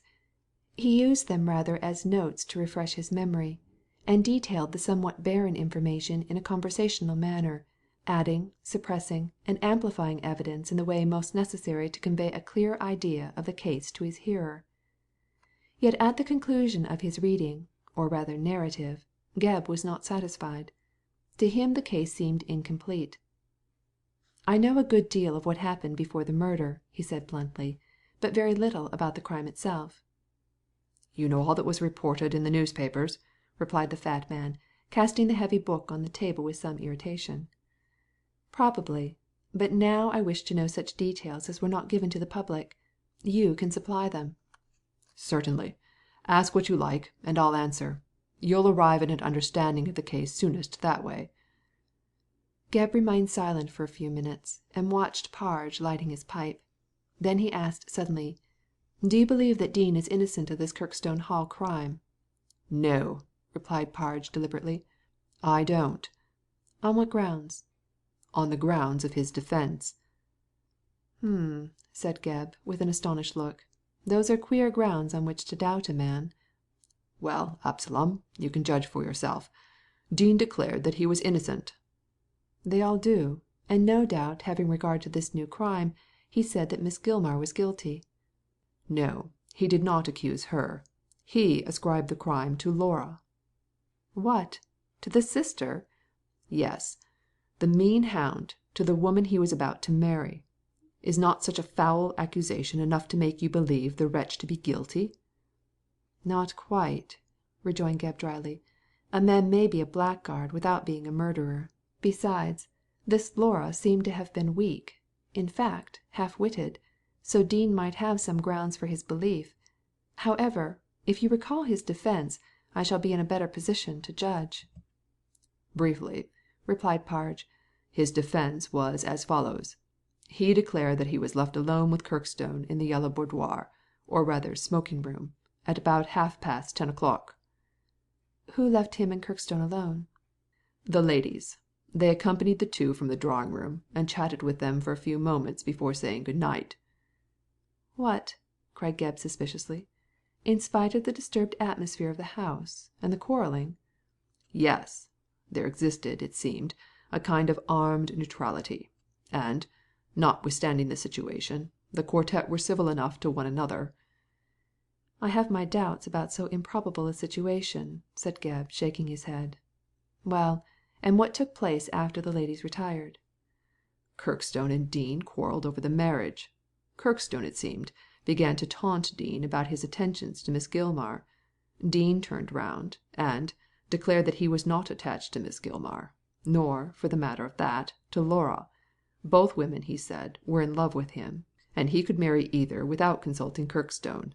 He furthermore swore that if Kirkstone insulted him any more, he would marry Laura without her brother's consent, and refuse to pay the money." "And no doubt at this point Kirkstone lost his temper," suggested Gebb. "So Dean declared, and the quarrel reached such a pitch that Dean "Killed Kirkstone," finished Gebb quickly. "No," replied Parge. "He denied that. He left the room, according to his own story, about 11 o'clock, and retired to his bedroom. Shortly before midnight, when he was considering how to act, Ellen Gilmar knocked at the door, and said that Kirkstone wanted to see him in the smoking room. Dean descended and found Kirkstone dead. At first he was tempted to give the alarm, but reflecting on the quarrel, which must have been overheard by some of the servants, a fact afterwards proved, and finding that the knife with which the crime had been committed was his own, he fled back to his room. Then Miss Gilmar came to see what had occurred, found the dead body, and gave the alarm. She accused Dean of being the murderer, because she had left Kirkstone alive when she brought the message, and afterwards found him dead when Dean fled from the room." "But how did Dean implicate Laura?" "He declared that he had given her the bowie knife at her own request, to prune some plants with in the conservatory." "Now, that is ridiculous," cried Gebb. "Of course it is, and a further proof of his own guilt. Ladies don't use bowie knives to prune plants. Dean, however, stated that he left Kirkstone alive when he first retired to his room. Miss Gilmar stated that her cousin was not dead when she conveyed the message to Dean. So for the defence it was maintained that between the time Miss Gilmar left Kirkstone and the time Dean returned to the Yellow Room for the second visit, Laura must have killed her brother with the bowie knife which she had obtained 2 days previously from Dean." "But why should Laura kill her brother?" "Because, as prisoner's counsel argued, it was probable that after the last conversation Kirkstone fancied that Dean may not pay over the money if the marriage came off, so he resolved to stop it by exercising his influence over Laura while there was yet time. Laura, so Dean declared, must have revolted and killed Kirkstone in a moment of uncontrollable anger." "Still, why should she bring the knife into the smoking room if she committed the crime on the impulse of the moment?" "Dean did not, could not, explain that point," replied Parge with contempt. "All his defence was that he gave Laura the bowie knife, that he left Kirkstone alive in the Yellow Boudoir about 11, and that when summoned by Miss Gilmar he found the man dead. Also that he held his tongue because he was afraid of being accused, as there had been a quarrel between himself and Kirkstone." "I don't wonder he was afraid," said Gebb thoughtfully. "And in any case his defence was extremely weak. What evidence did the prosecution bring forward?" "Miss Gilmar was their principal witness, as she was the last person to see Kirkstone alive. She denied any knowledge of the bowie knife, but stated that she had come downstairs to prevent further quarrelling. Kirkstone was alone, but asked her to request Dean to come back to the Yellow Boudoir. She went up to Dean's room and asked him. At first he refused, but later on consented. It was 20 minutes between the time Miss Gilmar left Kirkstone alive and Dean found his dead body. One point of the evidence against Dean was that blood was found on his shirt cuff. He explained this away by stating that he had felt Kirkstone's heart to see if any life remained, and so got his cuffs soiled with the blood from the wound." "What did Laura say to Dean's accusation?" "She denied it altogether, but it was the horror of thinking that the man she loved deemed her capable of such a foul crime, which was one of the causes to bring about her death." "She was half-witted, you say?" said Gebb, after a pause. "No," replied Parge, sharply, "I don't say so. She was weak-witted and soft-natured, but, as I truly believe, perfectly sane. I see that you think she might have killed her brother in a fit of insane rage. Well, that was Dean's defence, or at least part of it. But Laura, when in the witness box, declared that after leaving Dean and her brother in the Yellow Boudoir, she had not left her room all night, and in this statement she was supported by Miss Gilmar. Now you can see for yourself, Gebb, that Dean was rightfully convicted." "Well," said the detective, reflectively, "it looks like justice, but it may not be so. For my part, knowing what I do of women, I should not be at all surprised to learn that Miss Gilmar was the guilty person." "Some people suggested as much at the time," said Parge, in no wise disturbed by this suggestion. "but I did not believe it then, and I don't now. What possible motive could she have?" "Quite as feasible a motive as the one ascribed to Laura," replied Gebb. "Did not Kirkstone threaten to turn her out of doors? Was it not his intention to deprive Miss Gilmar of Dean by marrying him to Laura? And did he not try to induce Laura to revoke her will in favour of the housekeeper? Oh, there are plenty of motives."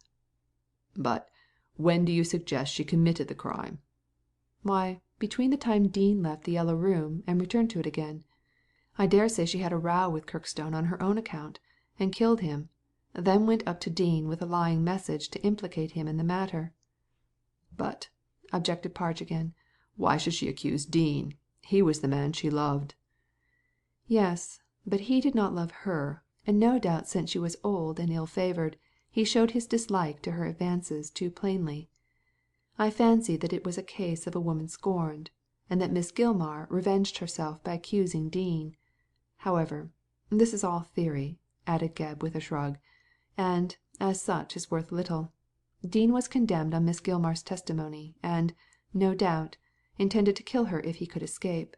Although," added the detective, inconsequently, "I don't believe he did." "Why not?" said Parge, emphatically. "He did escape, and I believe he did kill her. As sure as I sit here, it was Dean who strangled that wretched woman." "Hmm," said Gebb, perplexed. "I'm not certain." "I am, Absalom. Why, she expected to meet with such a violent death at his hands. That is why she left Kirkstone Hall, and concealed herself in these various lodgings under several false names. Besides, as I read in the papers, she constantly consulted fortune-tellers as to whether she would die by violence, a behaviour which showed how lively were her fears." "That is all very well," admitted Gebb, "but there was no struggle. There was wine drunk, a cigarette smoked by the murderer, and Miss Gilmar left him to wander about the room. What does all this prove? That she knew her visitor and trusted him. She could not, and would not, have trusted the man who had sworn to kill her." "He might have gone to her in disguise as a fortune-teller," suggested Parge. "That is rather an imaginative suggestion," said Gebb, smiling. "By the way, when did Dean escape?" "Towards the end of '93. And you say yourself that Miss Gilmar began her wanderings in that year." "Quite so, and I admit that she fled to escape Dean's vengeance, but I am not so certain that he killed her. Remember, the diamonds were stolen, so it may be a vulgar murder for robbery, after all." "No," said Parge, sticking obstinately to his point. "Dean killed her out of revenge, and stole the diamonds to provide himself with the means of escape. Have you been round the pawn shops?" "Not yet, but every pawnbroker has been warned. Also, I have sent detectives over to Amsterdam and to Paris to watch if the diamonds turn up." "Very good," said Simon, with a nod. "If Dean tries to pawn the jewels, you'll catch him." "I don't believe the thief is Dean." "I do, and also that he killed Miss Gilmar. Well, and what do you intend to do now?" "Go down to Kirkstone Hall and see the original of the Yellow Boudoir." "Good. And afterwards?" "Interview the solicitor who conducted the defence for Dean." "You mean the barrister?" "No, I don't. I mean the solicitor. Who was Dean's solicitor?" "Mr. Prain, of 40, Beacon Lane. You won't get anything out of him, Absalom," said Page warningly. "He's as close as wax." "Who was Dean's counsel? asked Gebb, ignoring the hint. Clement Basson," replied Parge. "You'll induce him to talk freely, for a drink." Oh, he is dissipated? In a sort of way. A Bohemian barrister. Ruined his career through love of pleasure. Has had a few good briefs, but not enough to pay, and lives on a small income." Gebb noted this nutshell biography in his pocket book, and prepared to take his departure. He had a parting glass with the fat man, and after promising to advise him of all that took place in connection with the case, he left the house. "And tell me," Cried Parge after him, obstinate to the last, "tell me when you find Dean." End of chapter 7.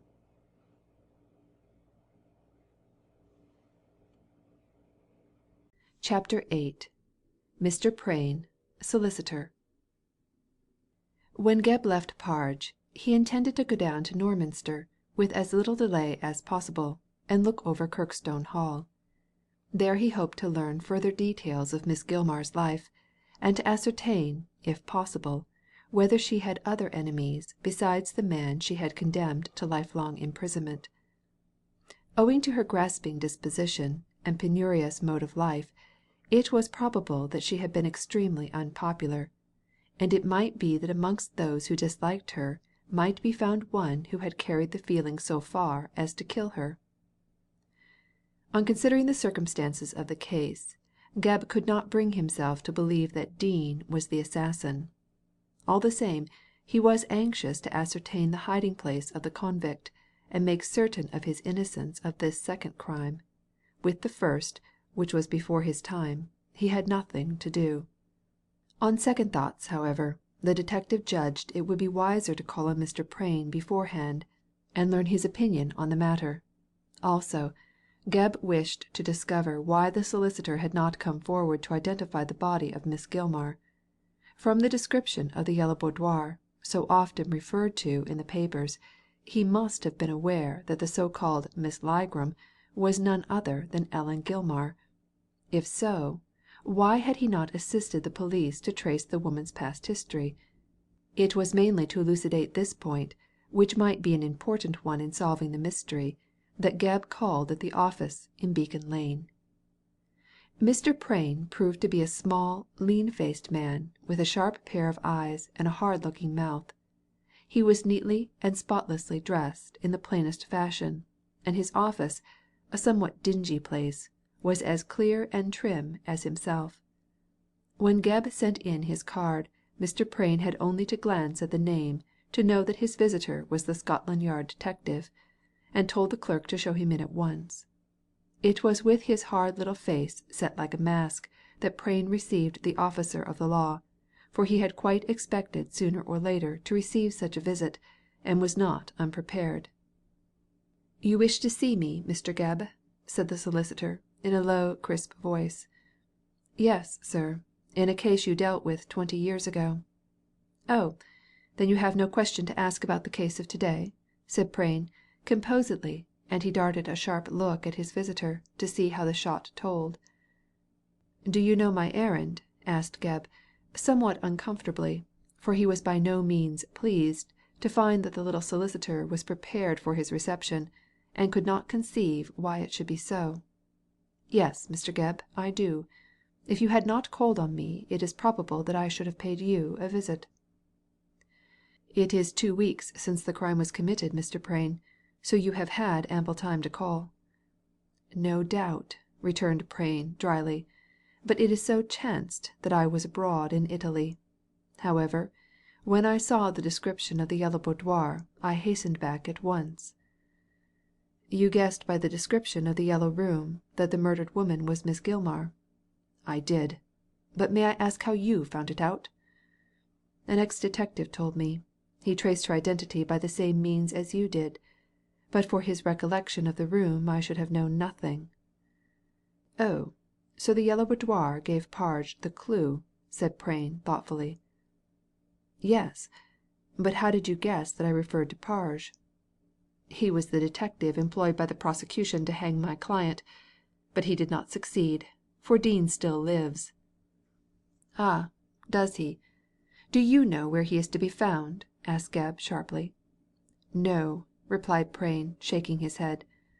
I know that he escaped about 4 years ago, and that Miss Gilmar, out of fear of him, left Kirkstone Hall lest he should kill her. I know no more." "You know one thing at least," retorted Gebb, astonished at the coolness of the man. "That Dean killed Miss Gilmar." "I deny that," said Prain, sharply. Then after a pause he added, "Do you know why I came back to England on reading about her death?" "No, I don't. How should I?" "And why I intended to call on you?" "No. You'll have to answer your own questions, Mr. Prain." "Then I'll tell you," said the solicitor, slowly.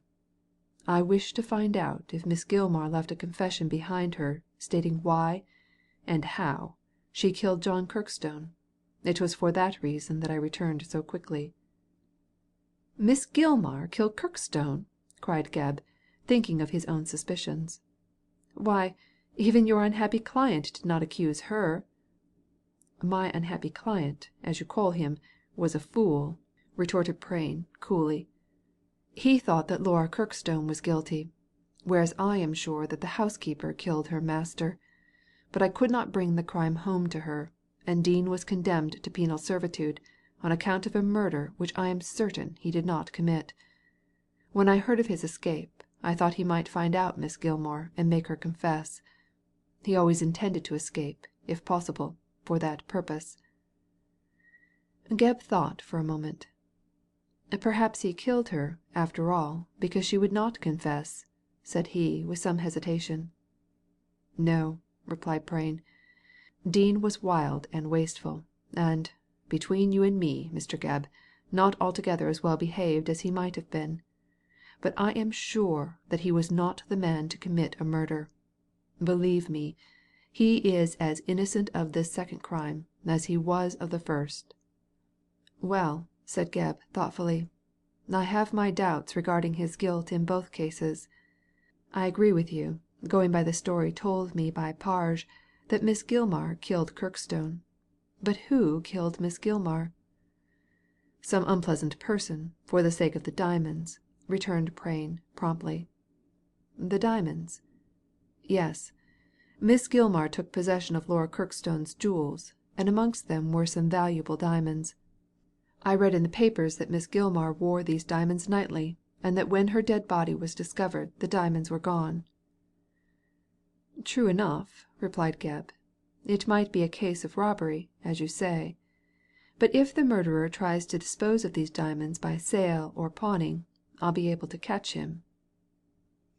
"I may tell you," said Prain, after some reflection, "that the most valuable of Laura's jewels was a diamond necklace, which I see by the reports in the papers was stolen by the murderer. Now, that necklace was given to Laura by Dean, and Miss Gilmar had no right to it." "But how could Dean, who was almost bankrupt, afford to give Laura a diamond necklace?" "The necklace was a family jewel," said the solicitor, quickly, "and I have a description of it. This I shall have copied and give to you. It may assist you to trace the necklace." "And thereby snare the murderer," answered Gebb. "Thank you, Mr. Prain. The description you speak of will be very serviceable. And now I wish to ask you a few questions about Miss Gilmar, if you don't mind replying to them." "Why should I mind?" retorted Prain, raising his eyebrows. "Parge gave me to understand that you were as close as wax," said Gebb, pointedly. "I use his own words." Prain shrugged his shoulders. "I don't deny it," he said quietly. "Why should I? 20 years ago I was trying to save Dean from being hanged, while Parge was doing his best to place the rope round the man's neck. Naturally, I was on my guard, and refused to tell Parge all I knew. Your position is a different one, Mr. Gebb, as, with me, you desire to learn the name of Miss Gilmar's murderer. I am quite at your service, and you can ask me what you please." "Thank you. Then tell me who inherits Miss Gilmar's property." "Do you mean her real or personal estate?" asked Prain. "Both," replied Gebb, promptly. "Well, then, you must know that the Kirkstone estates were entailed, but the entail ended with that first murder." "So I heard from Parge, Mr. Prain, in the male line." "Yes, in the male line. Afterwards, by the will of the Kirkstone who bought them, and who lived some 150 years ago, they pass on through the female line. Now, the male line died out with John Kirkstone, so that the estates passed by the will to the female line, represented by Laura. When she died, Ellen Gilmar inherited through her mother, who was Kirkstone's aunt on the paternal side. Now that Miss Gilmar is dead, the estates pass to John Alder, a barrister, who inherits through his mother, a distant cousin of the Kirkstones. If he died, Edith Wedderburn would inherit. Who is she? Another cousin? Yes, even more distant than Alder. She is now at Kirkstone Hall, looking after it for Miss Gilmar, who placed her there. So far as the personal estate is concerned, Miss Gilmar can leave it by will to whomsoever she pleases. Have you the will? Yes, but I can't open it save in the presence of those likely to inherit, Miss Wedderburn and Alder, in short, the relatives. Whom do you think the money is left to? It's not my place to say, said Prain, with sudden stiffness. Gebb saw that the little solicitor knew the contents of the will, but he was bound by professional etiquette, and could not disclose them. Well, he said, covering his disappointment with a cough, we may leave that out of the question. Tell me about Miss Wedderburn. I have told you, replied Prain sharply. She is the caretaker of Kirkstone Hall, and is very poor. Is she very pretty? Extremely pretty. Ho, ho, said Gebb in a jocular tone. In that case she must have lovers. She has two, answered Prain dryly. One is John Alder. What? The heir? Yes. If she marries him, she will still be mistress of Kirkstone Hall. But she won't, said Prain, rubbing his chin with a vexed air, for the simple reason that she likes her other lover better. And who is the other lover? An artist called Arthur Ferris. He is poor, but handsome. Good looks won't make the pot boil, said Gebb, sententiously. Well, I'm not particularly anxious for further information about her love affairs. What I wish to know is, if Miss Wedderburn corresponded with Miss Gilmar. I can't tell you that. I don't know. Do you think Miss Wedderburn is aware of her cousin's death? Asked Gebb, putting the question in another form. It's improbable, as she would have written to me on the subject had she known. By the way, is the body buried? Of course. It is 2 weeks since the murder. True. I forgot, said Prain thoughtfully.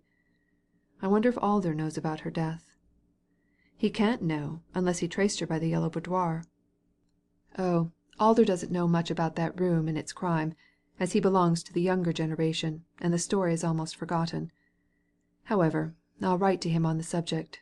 It is necessary that he should learn his position as speedily as possible, if only on account of the will. That is your concern, said Gebb, rising. Still, you might arrange for me to have an interview with him, as he might throw some light on the subject. I fail to see how he can, said Prain, raising his eyebrows. Miss Gilmar never corresponded with him during her travels. If anyone will know about her, it will be Miss Wedderburn. Ah, I'm going down to see her, said Gebb, putting on his hat. I'll have a look at the original of the yellow boudoir at the same time. I say, said Prain, as the detective moved towards the door. Well, replied Gebb, turning.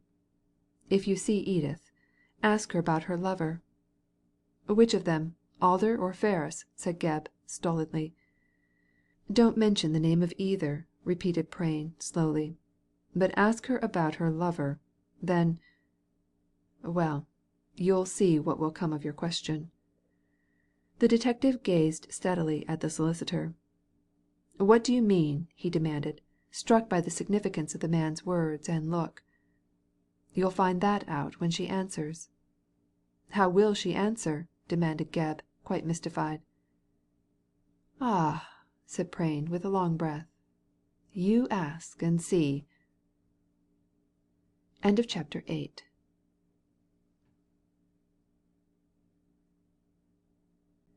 Chapter 9. Kirkstone Hall.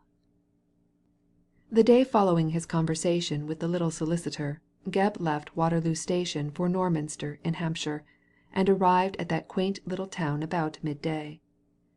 On making inquiries he learned that Kirkstone Hall was a mile distant, situate amid some woods near the banks of the Avon. As it was a fine morning, and Gebb was fond of walking, he used his own legs to reach his destination, and after a pleasant stroll through rural lanes, and crossing flowering meadows, he reached a pair of finely wrought iron gates which stood wide open. The gates themselves were covered with red rust, the lodge beside them was shut up, and the stately avenue, which curved upward between noble oak trees, was overgrown with grass. Even on the threshold, as it were, of the estate, Gebb espied the ruinous economy of the late Miss Gilmar. On coming in sight of the Hall, he found the hand of time was still more heavily laid upon the works of man. It was a quaint Jacobean building of red brick, set upon a rise, and surrounded by stone terraces. From the main body 2 wings spread to right and left, but the windows of these were all closely shuttered. The hall door was also closed, and, so far as Gebb could see, no smoke curled from the stacks of chimneys.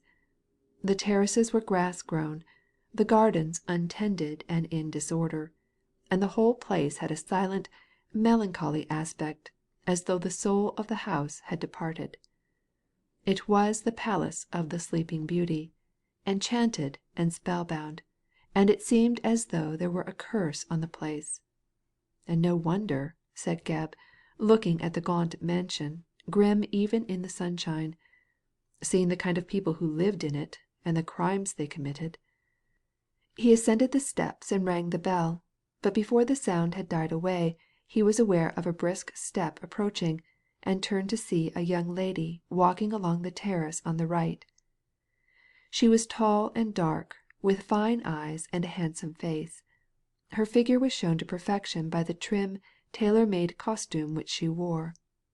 In her hand she carried a silver-headed cane, and walked smartly toward the detective, with the air of a woman fully alive to the importance of time. When she spoke, her voice was deep and full, but the matter of her speech was remarkably businesslike. On the whole Gebb judged Miss Edith Wedderburn, for he guessed that this was the young lady referred to by Prain, to be a clever, plain-spoken woman, with few of the weaknesses of her sex to hamper what she conceived to be her duty. "Good day," said the lady, with a comprehensive glance. "May I ask what you want?" "I wish to see Miss Wedderburn." "Well, you see her now. I am Miss Wedderburn. Can I do anything for you?" "Yes," replied Gebb, becoming as curt and as businesslike as herself. "You can give me a trifle of information." "Can I?" said Miss Wedderburn dryly. "That entirely depends upon my humour and what you want to know. Also, why you want to know it. Who are you?" "My name is Absalom Gebb." "I am no wiser," interrupted the girl, with pointed insolence. "Of New Scotland Yard, detective," finished Gebb, coolly.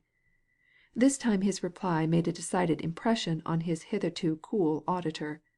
The rich colouring of her face vanished as by magic, and she became pale even to the lips. Nevertheless, she forced herself to smile with some composure, and controlled her emotion by a powerful effort of will. Startled as she was, she even attempted to speak lightly. "And what does Mr. Absalom Gebb, detective, wish with me?"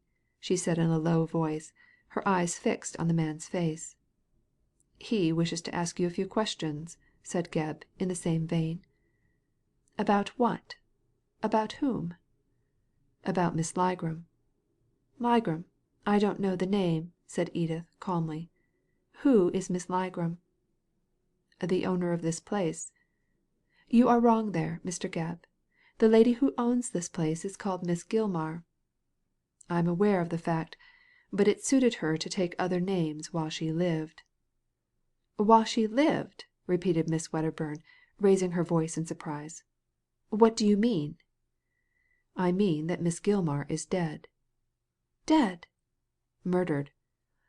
"Murdered? Oh God! When? Where?" "In a suburb of London called Grangebury, on the 24th of last month." Edith looked rigidly at the detective with horror in her dark eyes, and for the moment seemed scarcely to comprehend his news. She appeared to be genuinely astonished and shocked, yet her next question conveyed to Gebb a hint that she was not altogether unprepared for the information. "Did he kill her?" she stammered, laying her hand on Gebb's arm. "He? Who?" asked the cunning detective, trying to trap her into hasty speech. "Dean. Marmaduke Dean," said the girl, breathlessly. "What do you know about Marmaduke Dean?" "Everything. No doubt I know more than you do. Have you ever heard of the murder which took place in this house?" "In the Yellow Boudoir? Yes." "Ah, you know the story," cried Miss Wedderburn, suspiciously. "I do, and I have come down to see you about it. Please take me inside, Miss Wedderburn, and show me the Yellow Boudoir in which Dean murdered your cousin Kirkstone." "My cousin Kirkstone? You seem to know a great deal of our family history, Mr. Gebb," said Edith, drawing herself up. "I know as much as a report of the Kirkstone murder could tell me, and as much as Prain the solicitor knows." "You know Mr. Prain?" "Yes, I was with him yesterday. But I'll learn no good from this desultory conversation, Miss Wedderburn. Please take me indoors and we can discuss the matter quietly. I am the detective in charge of the case, so you need have no hesitation in telling me all you know." "I know nothing!" cried Edith, vehemently. "Nothing!" "It is for me to judge of that," retorted Gebb, dryly. The keen look he gave her, and the significance of his tone and words, seemed to startle the girl. She glanced defiantly at his watchful face, and strove to match his gaze with a steady look of her own. But, whether from fear or modesty, her eyes fell, and she turned away to obey his request and lead him within doors. Gebb followed her in silence along the terrace and round the corner of the house, until they both passed before an open French window which led into a pleasant, sunny apartment of no great size. Before entering, Edith, who had evidently been considering his last speech, turned to excuse herself. "Mr. Gebb," she said, with an air of great dignity, "your words seem to imply that I know more than I dare tell. I assure you that such a suspicion is unjust and unfounded. The intelligence of Miss Gilmar's death is terrible and unexpected to me, and any aid I can give you to bring the assassin to justice you shall have. Whatever questions you ask me I will answer. Whatever you desire to see in this house I will show you. But in justice to myself I must ask you not to credit me with guilty knowledge." "My dear young lady, I am the last person in the world to do so," said Gebb, quickly. "I do not for a moment suppose that you know anything of your cousin's unhappy death. I disclaim the sentiments with which you credit me, and I must admit that there is no necessity for you to exculpate yourself, as you are doing." "I am not exculpating myself in the least," rejoined Miss Wedderburn, coolly. "But you detectives seem to be so suspicious that you see ill where none exists." Gebb laughed. "You have been reading detective novels," he said, indulgently. "Believe me, we detectives are not so black as the novelists paint us. But, as I said before, this desultory conversation is not useful. I would rather see the Yellow Boudoir." Edith nodded and led the way into the house. Gebb followed her through the sitting room, which faced the terrace, and down a wide passage, on the wall of which hung many pictures, most ancestral portraits. At the end of this passage his guide unlocked a door, with a key selected from a bunch which dangled at her girdle, and threw it open, so that Gebb could pass into the room before her. He did so without hesitation. "This is the Yellow Boudoir," said Miss Wedderburn, following the detective. "It was in this room that the unfortunate Mr. Kirkstone was killed 20 years ago." "By Dean?" "Not by Dean," replied Miss Wedderburn, sharply. "From all I have heard, Dean is as innocent of that crime as you are." "Then who is guilty?" asked Gebb, artfully. "I am not a detective," said Edith, moving towards the window, "so I cannot give you an opinion. If you will permit me, I will admit air and light so that you can see the room to its fullest advantage." When they entered, the boudoir had been in a kind of semi-darkness, as the shutters of the one window were closed. But now Miss Wedderburn threw these open, and the sunlight poured in. The dust raised by their feet danced in motes and specks in the sun's rays, and Gebb, dazzled by the strong glare, felt his eyes somewhat painful. However, they soon became habituated to the flood of glorious light, and he looked with deep interest at the original of the room which he had seen in Paradise Row. The apartment was larger than that which had been occupied by Miss Gilmar in Grangebury, but in every respect the furnishing and appointments were the same, as she had carried out her whim with the utmost care. The furniture, in place of being cane, was Chippendale. The window and door were differently placed, and the colouring of the whole room was more subdued and mellowed by time. But the predominating hue was the same. The carpet was yellow, sprinkled with bunches of pale primrose flowers. The walls were draped with costly hangings of golden tint, and from a domed ceiling of drawn silk depended an exact copy of the Arabian lamp studded with knobs of yellow glass. The furniture was cushioned and covered with yellow silk. The vases and metal work were of brass. There was even a brazen tripod and a chafing dish standing in the same position as its imitation had occupied in Paradise Row. The main difference in the room lay in the absence of books, knick-knacks, flowers, and magazines, which showed that it was not in daily use. Otherwise all was the same. Gebb almost fancied that some genie of the lamp had transported the Grangebury palace to Norminster. "It is just the same," he said aloud, having taken in these details. "What is the same?" asked Miss Wedderburn, who was standing near the window. "This room. It is similar to that in which Miss Gilmar was murdered." The girl looked puzzled. "You are making a mistake," she said. "It was Kirkstone who was killed here, not Miss Gilmar." "Oh, but I am referring to the room at Grangebury," returned Gebb quickly. "Miss Gilmar's lodgings, you mean?" asked Edith, still perplexed. "Yes. Her room was furnished like this." "Impossible. From what I knew of my cousin she would not have spent the money in furnishing a costly room." "Nevertheless she did," replied Gebb coolly. "Of course the imitation was somewhat gimcrack, and done on a cheap scale, but, for all that, I assure you the resemblance between the original and the copy is marvellous." "Strange," muttered Edith, sitting down on a primrose-hued couch. "I wonder why Ellen— Tell me all about this terrible murder," she broke off. "All. From the beginning." Chapter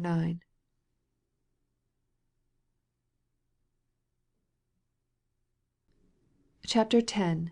Strange Behaviour. After some reflection, Gebb concluded that Miss Wedderburn was quite ignorant of the causes which had led to her cousin's death, also of the details, and of the death itself. He therefore told her as concisely as possible the story of the tragedy from the time Mrs. Presk had been brought to the Grangebury police station, down to the visit he had paid to Prain the solicitor. Some points in the story he suppressed, others he amplified, but, on the whole, he gave her a very fair and unprejudiced account. With attentive ears, and her eyes fixed on the face of the narrator, Edith sat listening, her hands clasped loosely on her lap. Several times she asked him questions, but as a rule let the account flow on uninterruptedly. When Gebb ended, she heaved a deep sigh, whether of relief or pity the detective could not say, and rose to pace up and down the room. Evidently she was more moved by the tragic fate of her wretched cousin than she chose to admit. Gebb, having told his story, waited for her to recover and comment on the matter. "Poor Ellen," said Miss Wedderburn at length, but speaking to herself rather than to her companion. "A miserable ending to a miserable life, but I am not astonished." "How is that?" said Gebb, with a sharp look at her. "Surely the tragedy is unexpected enough." Miss Wedderburn shook her head. "Ellen always said that sooner or later she would be murdered." "By Mr. Dean?" "Yes," replied Ellen, quietly. by Mr. Dean." "Oh," said the detective, taking a long breath. "I thought you believed in the innocence of Dean." "So I do. I never said I didn't. I only remarked that Ellen declared Mr. Dean would kill her." "Well, she has been murdered, and in the most barbarous manner. Do you say Dean is the criminal?" "Do you?" said Edith, answering one question by asking another. "I don't know what to think," replied Gebb, crossly. "Neither do I," responded Miss Wedderburn, and then for quite 2 minutes there was dead silence. It was broken by Gebb. "Was Miss Gilmar unpopular in these parts?" he asked. "Very unpopular. The people round here called her Miss Harpagon, for her miserly habits." "Did you like her, Miss Wedderburn?" "No," replied the girl, coolly, "I did not. Neither did she like me. There was no love lost between us. She wanted a caretaker, and I wished for a home. My staying here is a simple matter of business." "But surely you are sorry to hear of her murder?" "I am not utterly without heart, Mr. Gebb, although you seem to think so. Yes, I am sorry. I would be sorry for any one who met with so cruel a death." "Had Miss Gilmar any enemies?" asked Gebb, impatient of this fencing which kept him at a distance. "I told you she was unpopular," said Edith, slowly. "But I don't know that she had any enemies bitter enough to murder her." "Except Dean." "Of course," she replied unmoved. "Always except Mr. Dean." "Then he must have killed her." "It's not impossible," retorted Miss Wedderburn, coolly. Gebb, a rare thing for him to do, lost his temper completely. "Madam," he cried in a rage, "will you or will you not answer me plainly?" "There's no need to raise your voice, sir. I am answering you." "But not plainly." "What do you call plainly?" asked Edith, with a provoking smile. "You know what I mean," said Gebb, testily. "I call black black and white white. You call both a kind of grey." "I believe they are grey when mixed.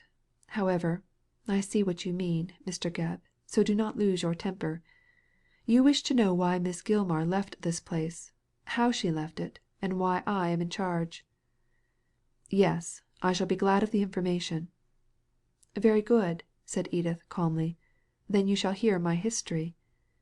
"It will be just as well for you to tell it," said Gebb, dryly. "At least, so far as concerns Miss Gilmar. Every detail is of value in connection with this case. Please go on," and he took out pencil and pocket book. "I am an orphan," said Miss Wedderburn, taking no notice of this action. "I lost my parents some 5 years ago. I was then 18 years of age and at school in Canterbury, but on the death of my father and mother I was unable to continue my education. Therefore, as I had no parents, no friends, and no money, I was in anything but a pleasant position." "Did your father leave you no money?" inquired Gebb, with sympathy. "If he had I should not be here, sir. My father died so poor that there was hardly enough money to pay his funeral expenses. I tell you all these details, Mr. Gebb, so that you may understand my position here. When I found myself thrown on the world I did not know what to do, as I was unable to obtain a situation either as companion or governess. Then I remembered Ellen Gilmar, a relative of my father's, who I knew was living a quiet life in this place on the money left to her by Laura Kirkstone. I wrote to her and explained my position, and, as she no doubt found life here extremely dull, she asked me to stay with her as a companion, but without a salary. The offer did not attract me greatly, nor did Ellen on our first interview. But I was in that unenviable position when beggars can't be choosers, so I was forced to accept her offer. I have been here for the last 5 years, and on the whole I have no reason to complain of my lot in life." "Was Miss Gilmar kind to you?" Ellen shrugged her shoulders. "As kind as she could be to any one. We quarrelled once or twice." "About what?" "I don't see that you have any right to ask that question," said Edith, quietly. "Still, to show you how candid I am, I will answer it frankly. We quarrelled about a certain Mr. Alder." "What? John Alder, the barrister?" "Yes," said Miss Wedderburn, rather surprised. "Do you know him?" "Not personally, but I heard about him from Mr. Prain." "Mr. Prain seems to have been very confidential. However, this gentleman wished to marry me, and Miss Gilmar thought that I ought to accept him, as he was the heir to the Kirkstone estates, and also because she intended to leave him her money." "Without a provision for you?" "Oh," said Miss Wedderburn indifferently, "Ellen was not bound to leave me her money, seeing that she had provided me with free board and lodging. But she advised me to marry Mr. Alder, and so make certain of being comfortable for life. But I did not like him, so I refused to become his wife. Now I suppose he will turn me out of doors." "Would he be so cruel?" said Gebb, with a glance at her handsome, haughty face. "He might, and he might not. He is much liked by his friends, and, I suppose, has as much charity as most people. But whatever he decides, I can't stay on here, now that he is the master. Does he know that his cousin is dead?" "I can't say. I don't think so, unless, like myself and Prain, he discovered her death through the newspaper descriptions of the Yellow Boudoir." "He'll find out soon, I've no doubt," said Edith, "and come down to offer me a choice of being his wife or leaving the Hall. I shall certainly go. But to continue my story. I remained with Miss Gilmar, and got on fairly well with her. She told me all about the murder, and her fears of being killed by Dean. Often she congratulated herself that he was in prison." "And what did she do when she heard of his escape?" "She was beside herself with terror, and thinking he would come down here to murder her, she determined to leave the Hall. She made all arrangements as regards money with her solicitor, and asked me to take charge of this place. I agreed, and she went away over 3 years ago. I have never," said Miss Wedderburn with emphasis, "set eyes on her since." "Did you know the course of her wanderings?" "Sometimes, when she wrote to inquire if Dean had made his appearance at the Hall, but as a rule I heard nothing, and knew not where she was. The last time she wrote was about 6 months ago, but she did not say then where her next resting place would be, and as she was not inclined to be confidential, I did not ask questions." "Did you know that she carried about a duplicate of this room?" "No, not until you told me. I never see the newspapers down here." "Can you tell me why she did so?" "It is hard to explain," said Edith, with a puzzled look. "When Ellen was here, she sat constantly in this room, and seemed greatly attached to it. I do not know why, seeing that it had been the scene of her cousin's murder. But I suppose she wanted to keep the threats of Dean to kill her constantly in mind, and so framed a duplicate of this room, that she might not forget her danger and run the risk of being lulled into a state of dangerous security." "That would hardly account for her strange fancy for this room," said Gebb, shaking his head. "I can supply no other reason," answered Edith, reflectively. "Ellen was very eccentric, and one could not always account for her whims." "She was superstitious?" "Very. Believed in omens and fortune tellers and all kinds of rubbish. Yet I fancy she had not always been so weak-minded. It was the dread of a violent death that made her consult these people." "Did she ever drop any hint about the murder?"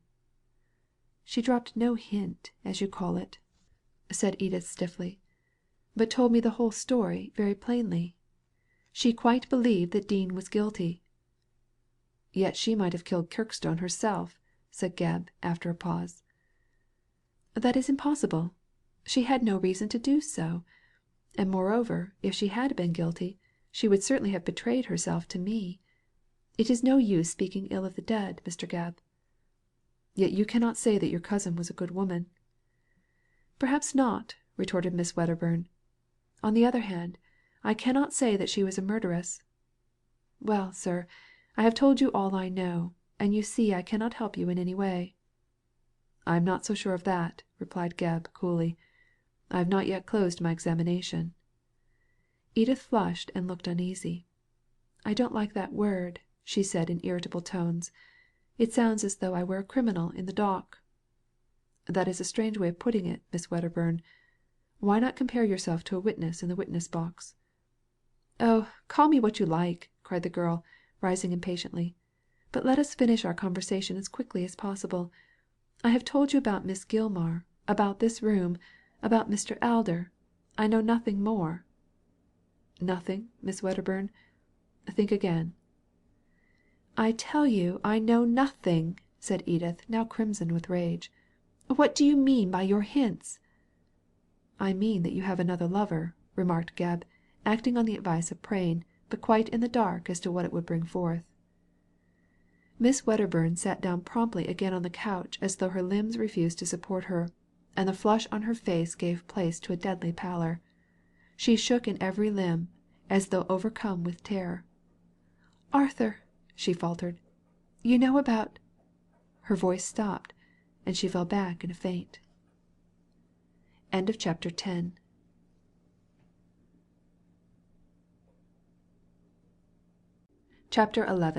The Mad Gardener. Gebb was not easily surprised, being used by reason of his profession to traffic in mysteries, but the unexpected fainting of Edith at his apparently innocent question perplexed him beyond measure. Of course, the girl had not told him the whole of her history, so no doubt in the portions thus kept back lay the explanation of her violent emotion. Gebb, being ignorant of the cause, was amazed at the result. "Hello," said he, throwing open the window to admit fresh air. "There is something queer about this. Prain hinted that if I asked about her lover I might hear something strange, and her actions speak quite as loud as words. This fainting has some meaning in it. Well, well, I must revive her first, and question her afterwards." This was easier said than done, as there was no restorative of any sort at hand. Miss Wedderburn lay back on the couch motionless and white, the image of death. Even the breeze from the open window could not restore her senses. Gebb was about to throw wide open the door and shout for assistance, when through the window he caught sight of a man crossing the lawn, and immediately hailed him loudly.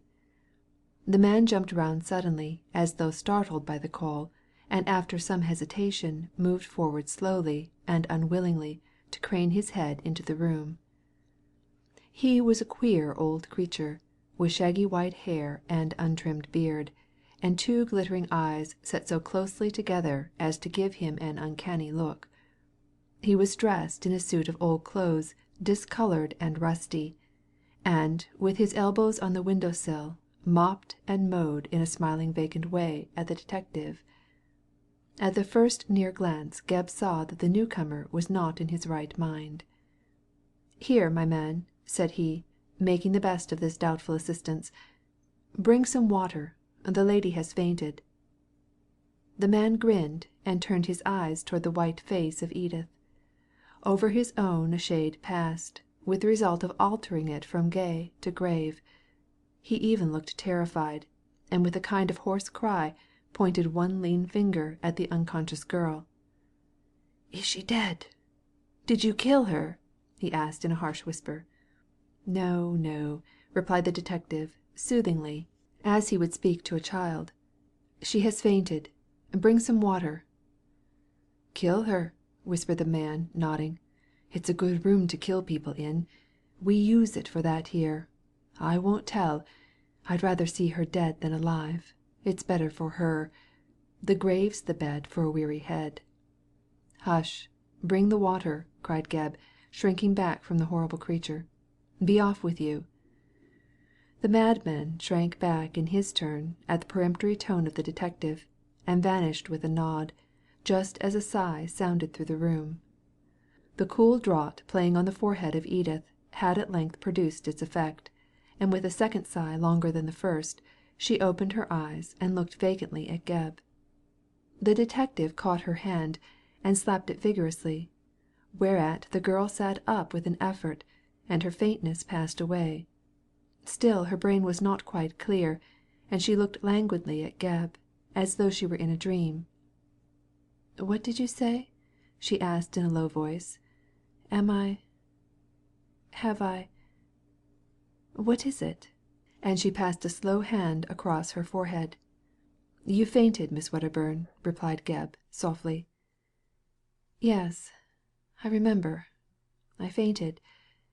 You asked about— Oh God, I know," and she covered her eyes with one hand. Before she could speak again, a harsh, cracked voice was heard singing in the distance. "The raven is the fowl for me, He sits upon the gallows tree, And bravely, bravely doth he sing, In a voice so low and rich, While fainting in a garb of pitch The murderer's corpse does gaily swing. Ho, ho, ha, ha, he, he, The raven and the gallows tree." "Ah!" Miss Wedderburn shivered nervously as this gruesome ditty sounded nearer, and put her fingers in her ears to shut out the singing. "It is Martin with his fearful songs," said she, softly. "Martin? And who is Martin?" asked Gebb, amazed at these extraordinary proceedings. "Martin, Martin, mad Martin," croaked the harsh voice, and there at the window stood the crazy man, leering in a fawning manner, and holding a tin basin half full of water. Dipping his hand into this, he sprinkled a few drops toward Edith, singing tunelessly the while. "Weep till tears roll as a flood, I baptize thee now with blood." With an exclamation of annoyance Edith rose, and, snatching the basin out of the man's hand, shut the window hurriedly. Martin gave a frightened whimper and slunk away, while his mistress, soaking a handkerchief in the water, bathed her pale face. Gebb, judiciously waiting the development of events, stood quietly by, wondering but silent.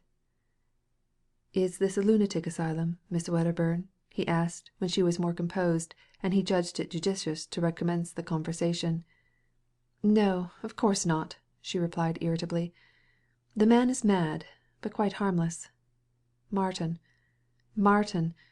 I don't know his other name. He is an excellent gardener, and usually quiet enough, although he will sing those gruesome songs about gallows and murders. To day, for some reason, he is worse than usual." "He ought to be placed under restraint," said Gebb, carelessly, for he was too bent on questioning his companion to be distracted by a lunatic. "But this is not to the point. May I ask what caused you to faint, Miss Wedderburn?" The girl raised her head and directed a steady stare at Gebb.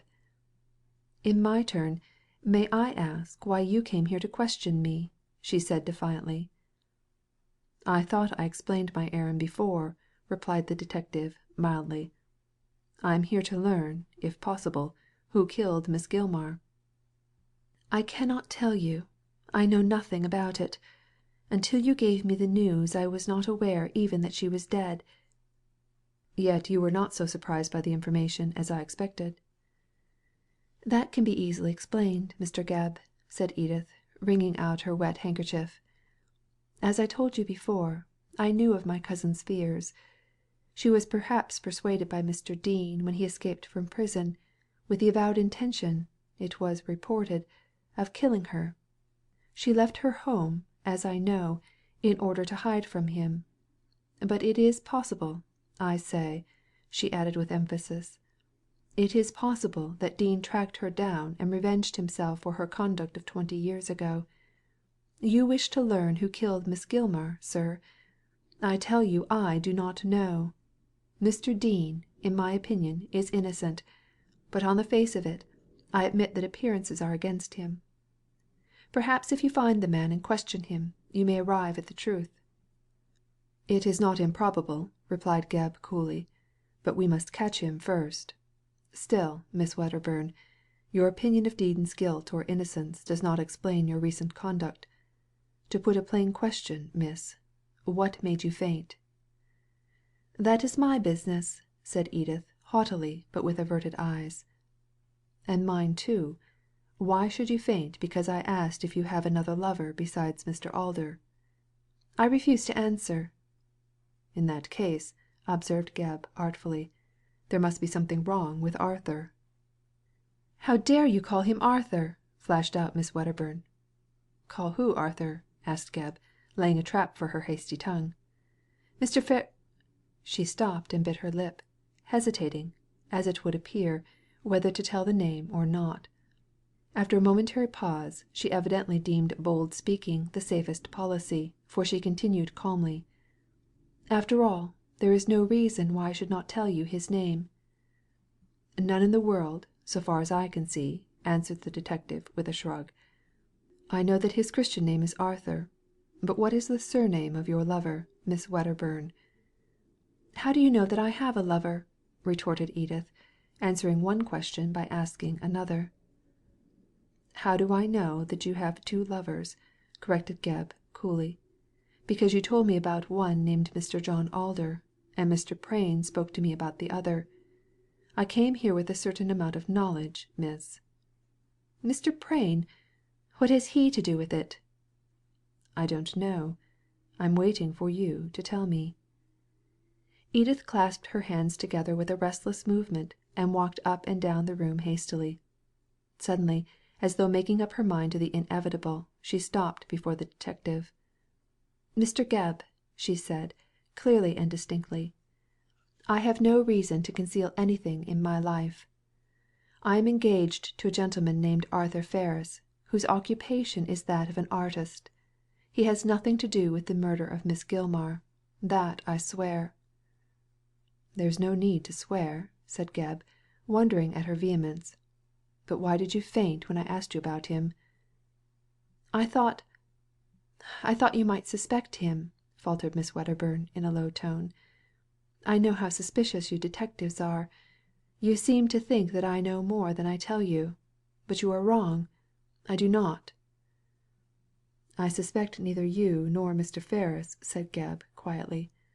"But it was so strange that you should faint at a simple question that I naturally wished to find out the reason." "Well, sir, you know it now." "I know the reason you choose to give," replied Gebb, significantly. "But you will excuse my saying that it is a rather weak one." "I can give no other." "You could if you wished." "Then I refuse to give any other," rejoined Edith, with a frown. "Quite so," replied Gebb, rising. "Well, there's nothing for it but for me to take my leave — for the present," he added significantly. This sudden cessation of Gebb's questions alarmed Edith more than the questions themselves had done, and she looked uneasy. Once or twice she appeared about to speak, but closed her lips again without a word, and conducted Gebb silently out of the house. The detective was rather annoyed by this self-control, as the sole reason of his manoeuvre was to make Miss Wedderburn talk. 9 women out of 10 would have done so, and have defended themselves with many words. But this girl was evidently the 10th, and knew the value of silence. However, Gebb was too experienced to show his annoyance, and, mentally resolving to question the Sphinx on a future occasion when she was not so much on her guard, he took his leave with a last warning. "You ought to have that mad gardener locked up," he said, looking up to Miss Wedderburn as she stood on the terrace. "Else there will be another murder in the Yellow Boudoir." "Oh, Martin is quite harmless," replied Edith, calmly. "I told you so before." "So harmless that had he lived in Grangebury I should have suspected him of killing your cousin," responded Gebb, dryly, and forthwith took his departure, considerably puzzled, as well he might be, by the attitude of the young lady. So far she had baffled him completely. As he walked down the neglected avenue he heard the harsh, cracking voice of Mad Martin piping a tuneless ditty, and shortly afterwards met with the man himself face to face. With his lean, bent form, picturesque rags, and venerable white beard, the man looked like Lear, insane and wretched. When he saw Gebb, the creature stopped singing, and broke into a crackling laugh, which had little mirth in it. Gebb, usually self-controlled and careless of impressions, shuddered at the merriment of hell. "Are you in love with her too?" he asked the detective. "No," replied Gebb, humouring the man. "Why do you think so?" "John Alder came here and loved her," said Martin reflectively. "Arthur Ferris came and loved her. I thought you might be a third. But you won't win her heart. Oh no. Young Arthur has done that. Tall, straight, dark, handsome Arthur, with the mark of Satan on his cheek." "The mark of Satan?" repeated Gebb, puzzled by this description of Ferris. "Hist!" cried Martin, with uplifted finger. "He is a wizard, and she a witch, and they dance in the Yellow Room when the moon is up. Young Arthur has a red mark on his cheek. Satan baptized him there with blood. Oh, blood! Oh, blood!" moaned the wretched creature. "Nothing but blood. A knife for you and a rope for me, and death in the Yellow Room. I'm alive and you are dead, but each hath gotten a tomb." And with a long, dolorous cry Martin ran up the avenue swinging his arms, leaving Gebb to puzzle out his enigmatic verse as best he could. CHAPter XII.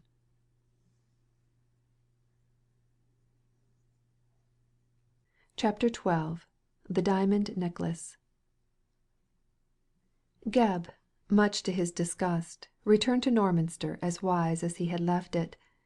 Beyond meeting a lunatic, and interviewing an obstinate young woman, he had spent his time and money to little purpose, and it was with a perplexed brain that he sat down to consider his future movements.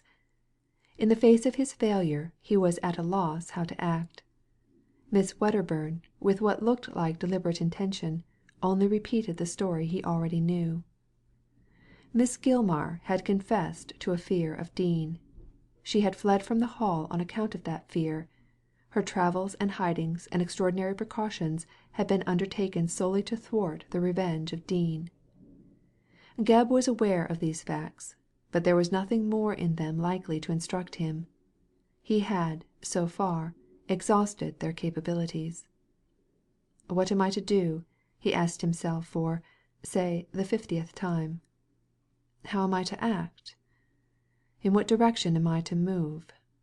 Miss Wedderburn, without any given reason, says that Dean is innocent.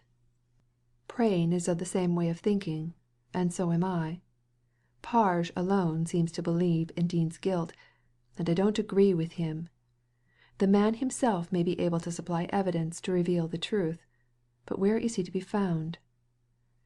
Gebb could answer this question no more than he could the others he propounded, and vainly racked his usually inventive brain to settle on some course likely to elucidate the mystery.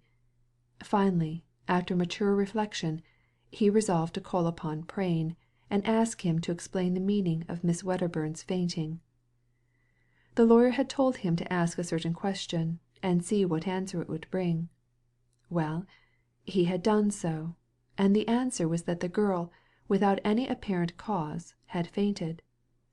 Perhaps Prain knew the reason, and since Edith refused to reveal it, his sole course was to question the solicitor. So to Prain the detective went, full of curiosity, 2 days after his return from the country.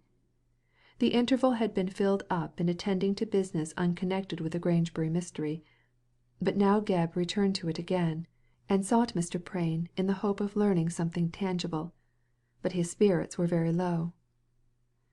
"Well, Mr. Gebb," said brisk Mr. Prain, after the greetings had passed, "I have not been idle since I saw you last. I have sent a description of that necklace to the police. I have informed Mr. Alder of Miss Gilmar's death, and I have received his instructions about the will." "There is a will, then?" "Without doubt. Miss Gilmar made her will before she left the Hall." "In favour of Mr. Alder," said Gebb. "Yes.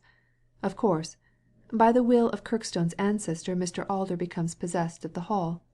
But Miss Gilmar has left her personal property, that is, the money which she inherited from Laura Kirkstone, to him also. Miss Wedderburn, I am sorry to say, receives nothing." "Poor girl. She will have to leave the Hall." Prain shrugged his shoulders. "That is at her own discretion," he said, coolly. "Mr. Alder is in love with her, so if she marries him—" "She won't marry him," interrupted Gebb. "She is in love with, and engaged to, Mr. Ferris."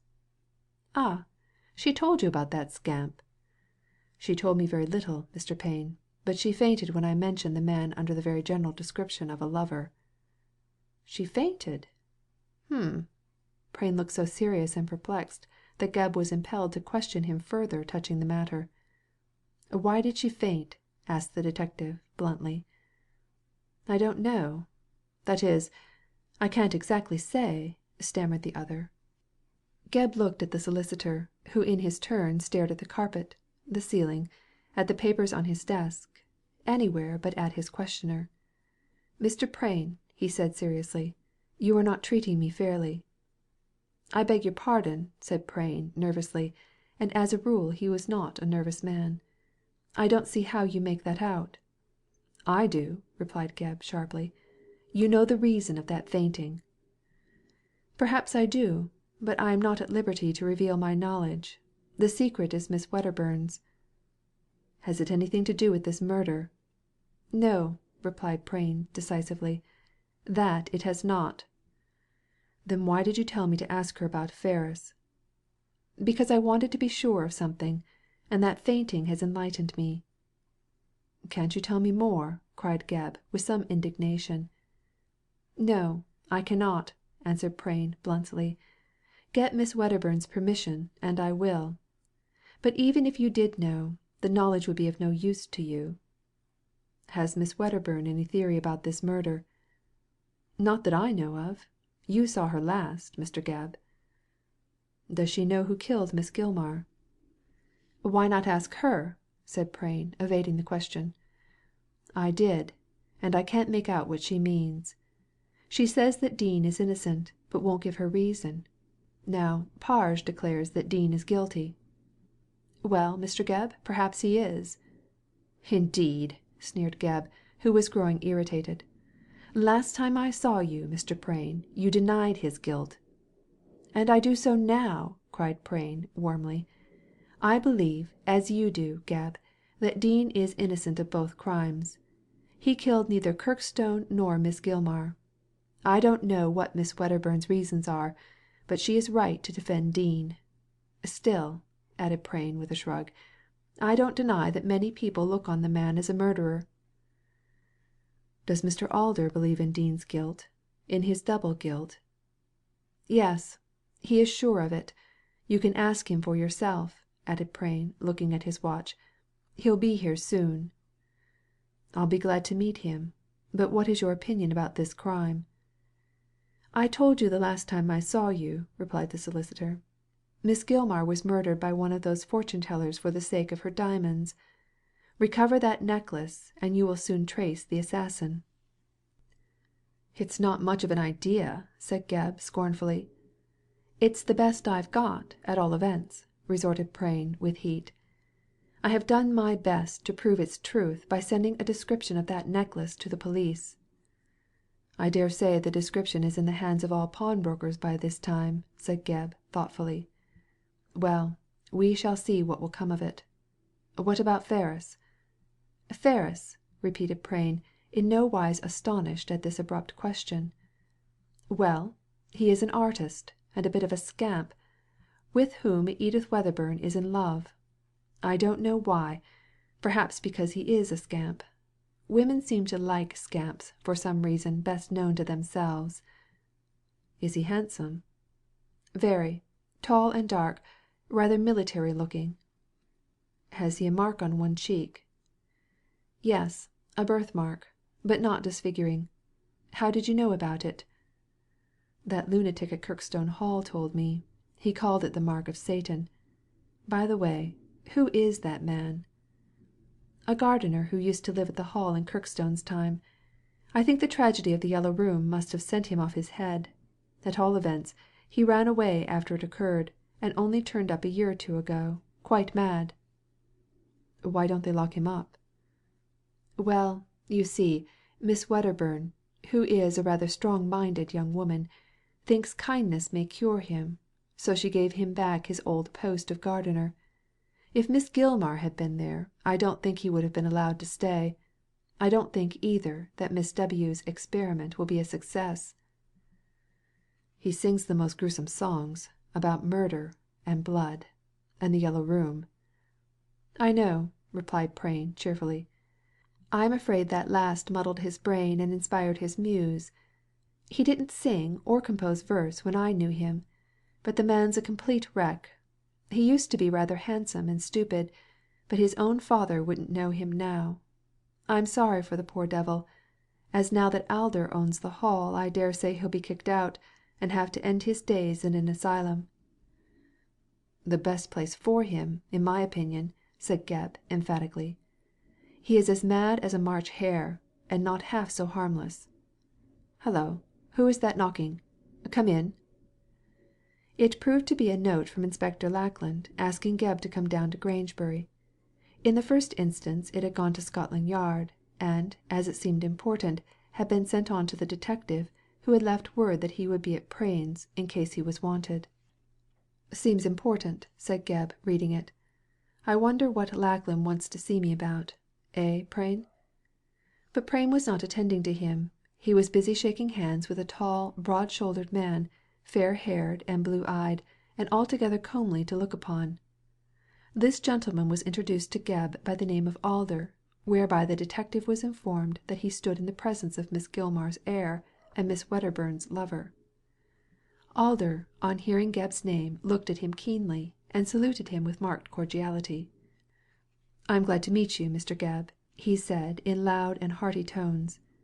Indeed, he was rather like a fox-hunting squire than a barrister. "How are you getting on with the case of my poor cousin's murder? Have you caught Dean?" "No," answered Gebb, plainly. "And, to tell you the truth, I'm not sure that Dean is the culprit." "But if you knew what Dean said about—" "I know all that Dean said," interrupted Gebb. "Also that he escaped. But, for all that, I do not think he killed Miss Gilmar, or Kirkstone either, for the matter of that." "Hum," said Alder, thoughtfully. "I see you are of Basson's opinion." "Mr. Clement Basson. Do you know him?" asked the detective. "I should think so," replied Alder, smiling. "I have known him for years. He was Dean's counsel in the Kirkstone case." "I instructed him," said Prain, complacently. "He believed in Dean's innocence as I did. But unfortunately our united efforts could not get the poor devil off." "I think I'll call on Mr. Basson," said the detective, thoughtfully. "Where is he to be found?" "No. 40, Blackstone Lane, Fleet Street," replied Alder, promptly. "But what do you expect to learn from him?" "His reasons for believing Dean not guilty." "They are the same as mine," cried Prain, "and I don't know how his stating them over again can help you. He does not know where Dean is." "Still, Mr. Gebb had better see Basson," suggested Alder, with conviction. "Something may come of the visit. Will you call on me afterwards, Mr. Gebb, and tell me what you learn from Basson? I am to be found in the Temple, and, as you may guess, I am most anxious that Dean should be traced. I intend to offer a reward of £200 for his capture. I hope you will earn it." "I hope so too," answered Gebb, much pleased. "But are you certain that Dean is guilty?" "If he is not, I don't know who is," replied Alder, emphatically, and for the time being the conversation ended.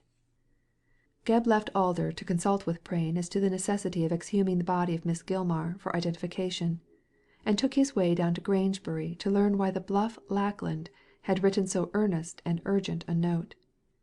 He found the plethoric inspector in a state of excitement bordering on apoplexy, and wondered what could have occurred to stimulate the marionette to such unusual excitement. "That you, Gebb?" cried Lackland the moment the detective put his nose inside the door. "George, I am glad to see you. It's found, sir, found. What do you think of that, hey?" "What's found? The name of the murderer?" No, but something as useful. The diamond necklace," said Lackland, slowly. "You don't say so!" cried Gebb, excitedly. "Was it sold? Pawned?" "Pawned," interrupted the inspector. "Aaron and Nathan's, Herod Street, City. It came into their possession the day after the murder." "The devil! Our assassinating friend lost no time. Who pawned it?" "A young man who called himself James Brown."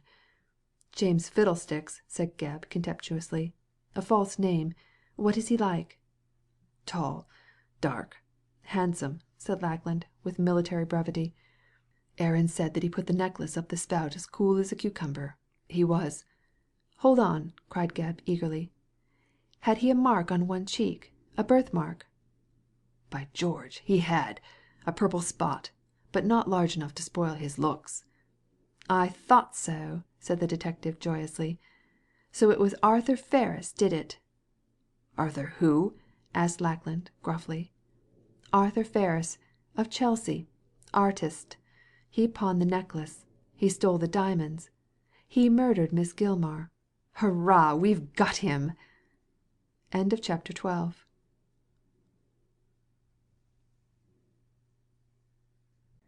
Chapter XIII. Arthur Ferris.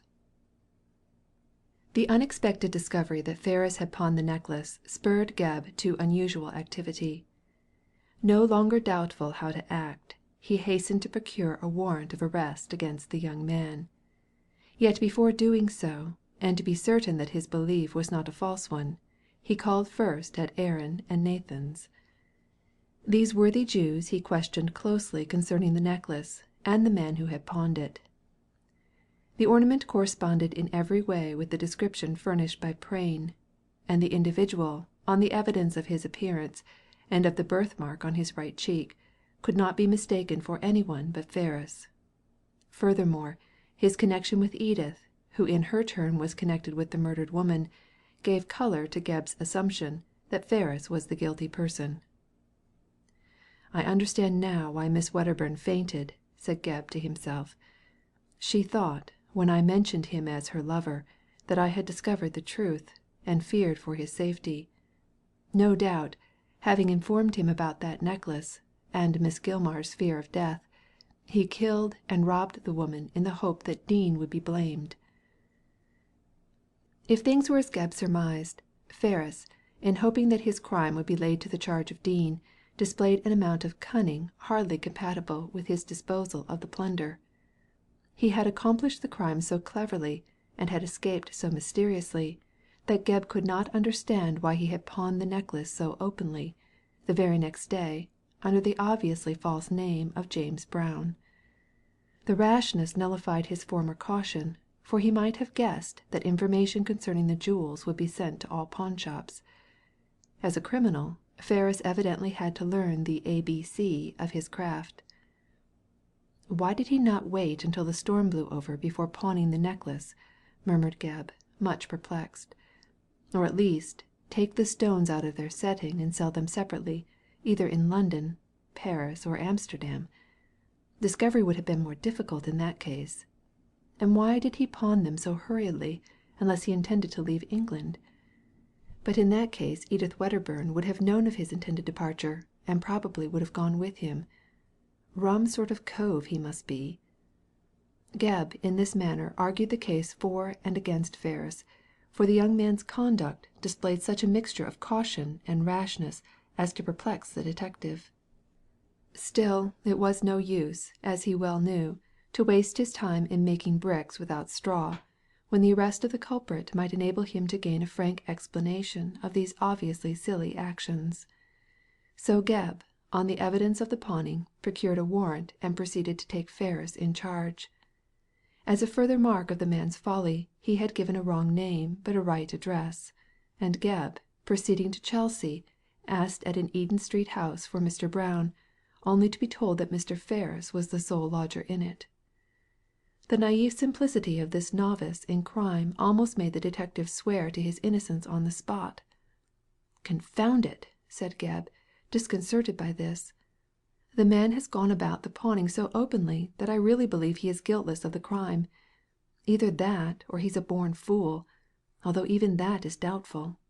Miss Wedderburn is not the sort of woman to love an idiot, although she does protect one. Seems to me as I'm dealing with a lot of crazy folk." Ferris chanced to be absent at the time of Gebb's visit, but was expected back every moment, so, on intimating that he wished to see the artist on a matter of importance, and would wait for his return, the detective was shown into the studio. It was a bare apartment of some size, with ample light, but few decorations. Ferris seemed to be rather a hard worker than an artistic dandy, for there were scattered around none of the knick-knacks and bibelots that many painters love to collect. There was a sprawling lay figure near a carpeted dais for the model, specimens of work on the walls, plaster heads and unfinished pictures laying about in disorder, and on the easel, beside a rusty iron stove, a landscape picture in progress of painting. Altogether the studio looked anything but that of a sybarite, and in no wise accorded with Prain's description of Ferris as a scamp. For scamps as a rule owe their doubtful reputations to their assiduity in gratifying all their tastes, the best and the worst. Yet he must have been hard pushed for money to murder that old woman in order to rob her, said Gebb. So, if he is economical here, I expect he is wasteful in other ways. Hello, here's a letter on the writing table, with a Norminster postmark. Empty, he added in disgust, finding no letter inside. Yet it is from that girl, I am certain. The handwriting is that of a woman. And yesterday's date I see by the postmark. She had been writing to warn him. She knows all about the matter. I wish I could find the letter. She's a deep one, that girl, and as sharp as a needle. She wouldn't have bungled the murder as Ferris has done." With this doubtful tribute of admiration, Gebb calmly proceeded to turn over the papers on the writing table, and examine the drawers. But he could find no letter from Edith amongst the loose papers, and the drawers proved to be locked, which showed that Ferris was a more cautious man than his conduct in pawning the necklace indicated. How far Gebb would have proceeded with his search, or how successful he would have been, it is hard to say. For just as he was casting his eyes towards a bureau which, he thought, might contain papers likely to illuminate Ferris and his dark ways, the door opened and the man himself entered with a brisk step. He appeared agitated and rather pale, but on the whole composed and businesslike. For a moment or so he did not speak, but looked at Gebb with no very friendly expression of countenance. On his side the detective scrutinized the face of the newcomer with close attention, to see in what degree he corresponded to the descriptions of Prain and Martin.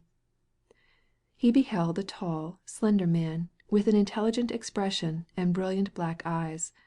On his short upper lip there was a small pointed moustache, which gave him a rather military appearance, and on his right cheek a purple mark, the size of a sixpence, but which, his skin being so dark, did not show very conspicuously.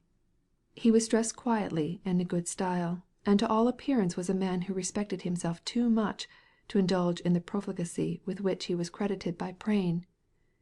Gebb was rather favourably impressed by him than otherwise, and could not help regretting his errand.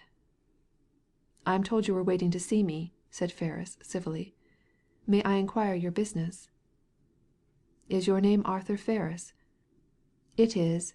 May I ask what—" "I arrest you in the Queen's name," interrupted Gebb, laying one hand on the young man's shoulder, and with the other drawing forth his warrant. Ferris turned white even to the lips, and leaped back with an exclamation of alarm and surprise.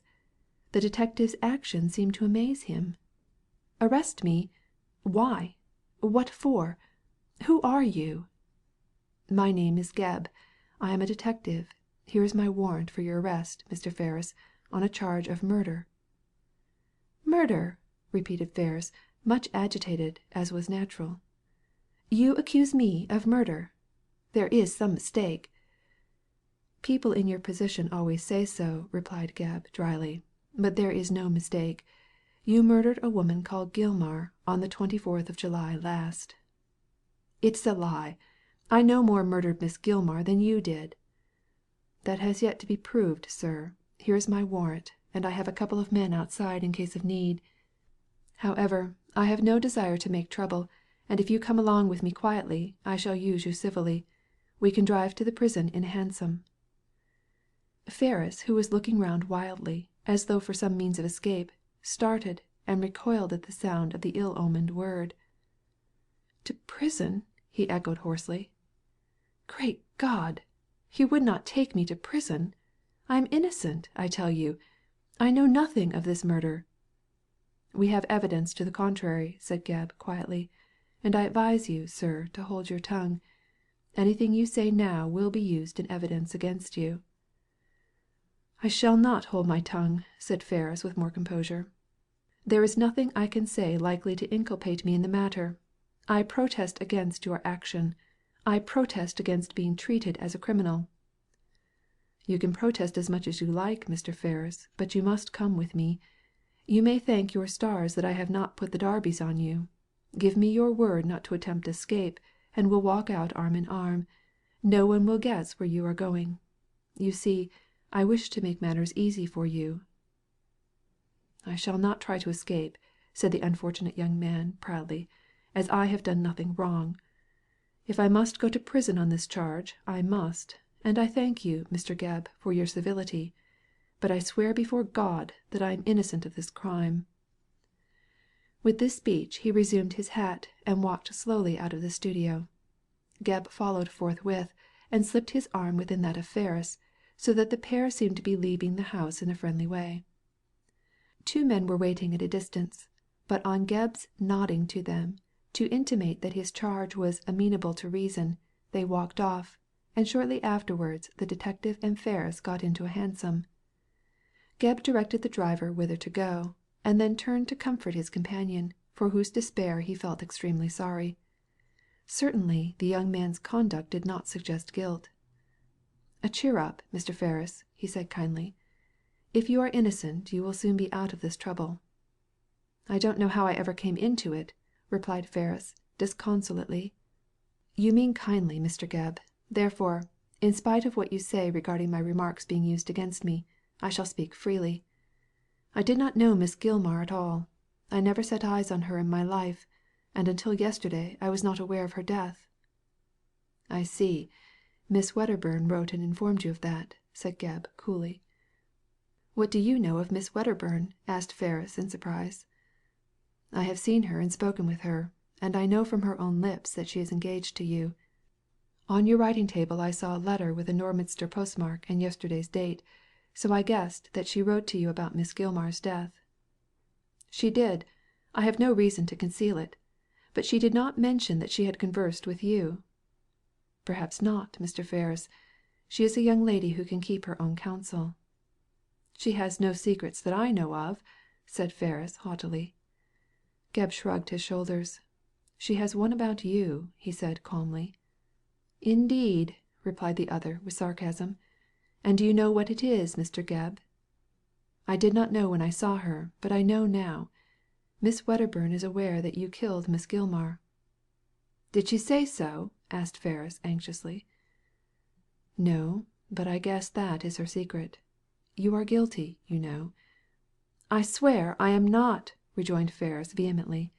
"I never saw Miss Gilmar. I did not murder her. I know nothing about the woman." "Do you know anything about the diamond necklace?" "The diamond necklace?" stammered Ferris, changing colour, and with a visible start, for this leading question evidently took him by surprise. "Yes, the necklace you pawned on the 25th of July to Aaron and Nathan." It was mine," replied the young man, as clearly as his consternation would let him. "It was not yours," said Gebb, sharply. "It was Miss Gilmar's. She wore it on the night of the murder, and it was taken from the corpse." "I did not take it. I did not take it." "Yet you pawned it." "Yes, I pawned it, but I swear I did not take it." "Then how did it come into your possession?" "I refuse to answer that question," said Ferris, sullenly. Gebb shrugged his shoulders. "Just as you please," he said. "But the fact of your pawning that necklace is the cause of your arrest. If you can explain " "I explain nothing. I intend to keep my business to myself." "Then you will be in danger of the gallows." Ferris bit his lip and shuddered. "I am innocent," he said, wonderfully calm considering his position. "But I refuse to state how I became possessed of the necklace." Chapter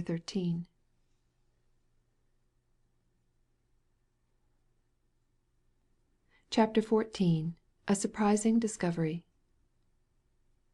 The next day Ferris was brought up before the magistrate on the charge of murdering Miss Gilmar. He looked pale and ill, and heard the evidence of his pawning of the necklace in absolute silence. When he was asked to defend himself he refused to utter a word.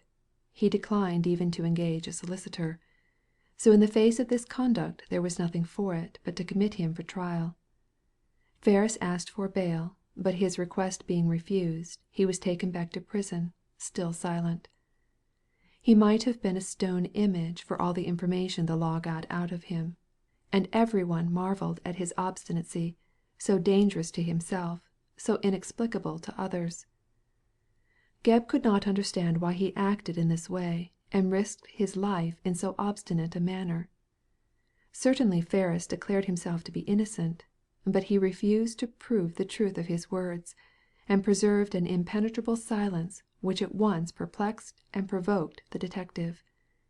The only reason he could conjecture for the mulish behaviour of the artist was that the evidence against him was too strong for disapproval, and he knew this to be the case. Still, he might make an effort to save himself, thought Gebb, as he sat meditating in his office. If only to tell a lie, although I don't quite see what he could say.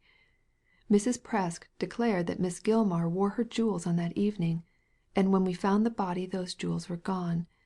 The principal jewel, which is a necklace, was pawned the day after the murder by Arthur Ferris, who knows Miss Wedderburn, who knew Miss Gilmar. And he refuses to state how the necklace came into his possession. If he murdered the woman his possession of the diamonds is easily accounted for. If he is innocent he must have obtained the necklace from the assassin. Therefore, if not guilty himself, he must know who it is. That is plain logic. Logic or not, the result of the argument was very unsatisfactory, and Gebb, in his own mind, was unable to decide either for or against Ferris. He had that morning informed Prain by letter about the artist's committal for trial, and asked him to call at the prison to discover if possible the reason for the strange conduct of Ferris. Also, he requested Prain to call at his office and tell him the result of the interview. So when his meditations were interrupted by a sharp knock at the door, he quite expected to see the little solicitor enter. In place of Prain, however, he beheld the burly form of John Alder, who appeared to be different from his usual genial self. "You are no doubt surprised to see me here, Mr. Gebb," he said when the first greetings had passed. "But I am greatly distressed about Ferris. He is a friend of mine, you know." Gebb did not know about the friendship, but he was well aware that Ferris was Alder's favoured rival with Edith Wedderburn, so wondered at the tender-heartedness of the man who was distressed over the removal of an obstacle to his wooing. "Why are you disturbed?" asked Gebb, rather sceptically. "What makes you worry over Ferris?" "Because I am sure he is innocent of this murder," replied Alder. "Oh, I heard all about his arrest and committal for trial from Prain, who has gone round to see him. So I thought I would come and tell you that I am convinced of his innocence." "But he pawned the necklace, Mr. Alder. He admits that he did." "Then he must have obtained the necklace from some one else." "That may be, sir," said Gebb quietly. "But if he did he refuses to say as much. And whosoever gave him the necklace killed Miss Gilmar." "What defence does he make?" asked Alder, looking puzzled. "None. He asserts his innocence, but refuses to explain how he became possessed of the necklace. If he can't explain, or won't explain, those diamonds will hang him." "In what way? I don't quite see how you arrive at that point." "Miss Gilmar wore the necklace on the night she was killed," explained the detective. "It was gone when we found the body, so by the strongest of circumstantial evidence the assassin must have taken it." "All this may be true, Mr. Gebb, but it does not prove that poor Ferris is guilty." "I think it does," replied Gebb, coolly, "seeing that he pawned the necklace in question. If he isn't the principal, he is an accessory before the fact." "Won't he confess how he became possessed of the diamonds?" "No, not to me. He refuses to say a word in his own defence." "Then I tell you what," said Alder, gravely. "This quixotic young man is defending another person. He is shielding the assassin." "If he is, that shows him to be an accessory either before or after the fact," repeated Gebb. "But who is the person you think he is shielding?" "Dean. I believe the man killed my cousin." "Does Mr. Ferris know Dean?" asked Gebb, looking up sharply. "No, nor does he know Miss Gilmar, so far as my knowledge goes," said Alder with a nod. "Ferris has been a friend of mine for many years, and although for certain reasons we are not very intimate, I am sure he is not guilty of this crime." "If Ferris did not know Dean, or does not know him, I don't very well see how he can be shielding him," cried Gebb, irritably. If you'll excuse me saying so, Mr. Alder, I think you are talking sheer nonsense." "I am sorry you think so," said Alder, stiffly. "Of course, I only state that Ferris is not acquainted with Dean so far as I am aware, but he may know him for all that." "Why?" asked Gebb, pertinently. "Because I am certain that Dean is guilty." "Admitting that he is, which I don't on the strength of the romantic vow, how did Ferris become possessed of the necklace?" "I don't know. Only Ferris can explain that." "Well, then, Mr. Alder, he won't explain. So on the face of it he is guilty, and Dean isn't." "I tell you he's innocent," said Alder, angrily, "and my friend Mr. Basson can prove it." "Basson? Clement Basson, the barrister?" said Gebb, with a stare. "Why, what on earth has he got to do with it?" "He saw Ferris on the night of the murder." "Saw him? Where?" "At Grangebury, in the evening." "And Miss Gilmar was murdered at Grangebury," said the detective. "Why, that looks as though Ferris was guilty. Your evidence rather condemns than exonerates him." "Not at all," rejoined Alder, tartly. "I read the evidence of the murder in the daily papers, although I did not know at the time that Miss Ligram was my cousin Ellen Gilmar." "Well, what of that?" inquired Gebb, rather puzzled by the irrelevancy of this remark. "This much. Mrs. Presk and her servant were at a lecture on Dickens in the Grangebury Town Hall." "I know that." "Well, Mr. Gebb, that lecture was given by Basson." "By Clement Basson, the barrister who defended Dean 20 years ago?" "The same. You must know that Basson is a friend of mine," continued Alder, conversationally, "and a barrister like myself. He is by no means well off, as he is fonder of play than of work. I suggested to him that he should write and deliver a few lectures in order to make money, for he has a fine voice and is an excellent orator. He adopted my suggestion and wrote a lecture on Dickens, but being nervous, he wished to make an experiment in the suburbs before attempting to interest a London audience. I suggested that he should deliver it in the Grangebury Town Hall, as I know many people in that suburb. He consented, and delivered the lecture on the 24th of July, that is, on the very night my cousin was murdered." "And Mrs. Presk attended the lecture with her servant," reflected Gebb. "Did you know that Miss Gilmar was in Grangebury?" "I? No. She took lodgings in Paradise Row under the name of Ligram, you know," said Alder. "I had not set eyes on her for years. In fact, not since she left Kirkstone Hall. Out of terror lest she should be killed by Dean, she kept her address secret from all, although I believe she occasionally wrote to Miss Wedderburn on business." "I know," replied Gebb, with a nod. "But Miss Wedderburn had not heard from your cousin since 6 months before the murder, so she was not aware of Miss Ligram's, or rather Miss Gilmar's, presence in Grangebury. But what has the lecture to do with Ferris and his innocence?" "I'm coming to that," said Alder, quietly. "As I had suggested the lecture to Basson, I wished him to have a large audience, so I asked my friends in Grangebury to attend. Also I invited some London acquaintances, among them Ferris." "Did Ferris go to the lecture?" "Yes. I saw him myself at the door when I spoke a few words to him. He sat in a front row, and Basson, who knows him, told me that he stayed almost to the end of the lecture." "Oh," said Gebb, meaningly, "almost to the end?" "Well, at all events he stayed until 10 o'clock," replied Alder, rather nettled. "And as my cousin was killed about that time, Ferris could not have murdered her." "No, certainly not. As far as I can see, Ferris can prove an alibi. If so, why does he not defend himself in that way?" Alder shrugged his shoulders. "I can't say, unless he is shielding some one else. I suggest Dean, as I really believe that Dean is guilty. But then, so far as I know, Ferris is not acquainted with Dean. Nor is anybody, for the man has not been heard of since he escaped from prison.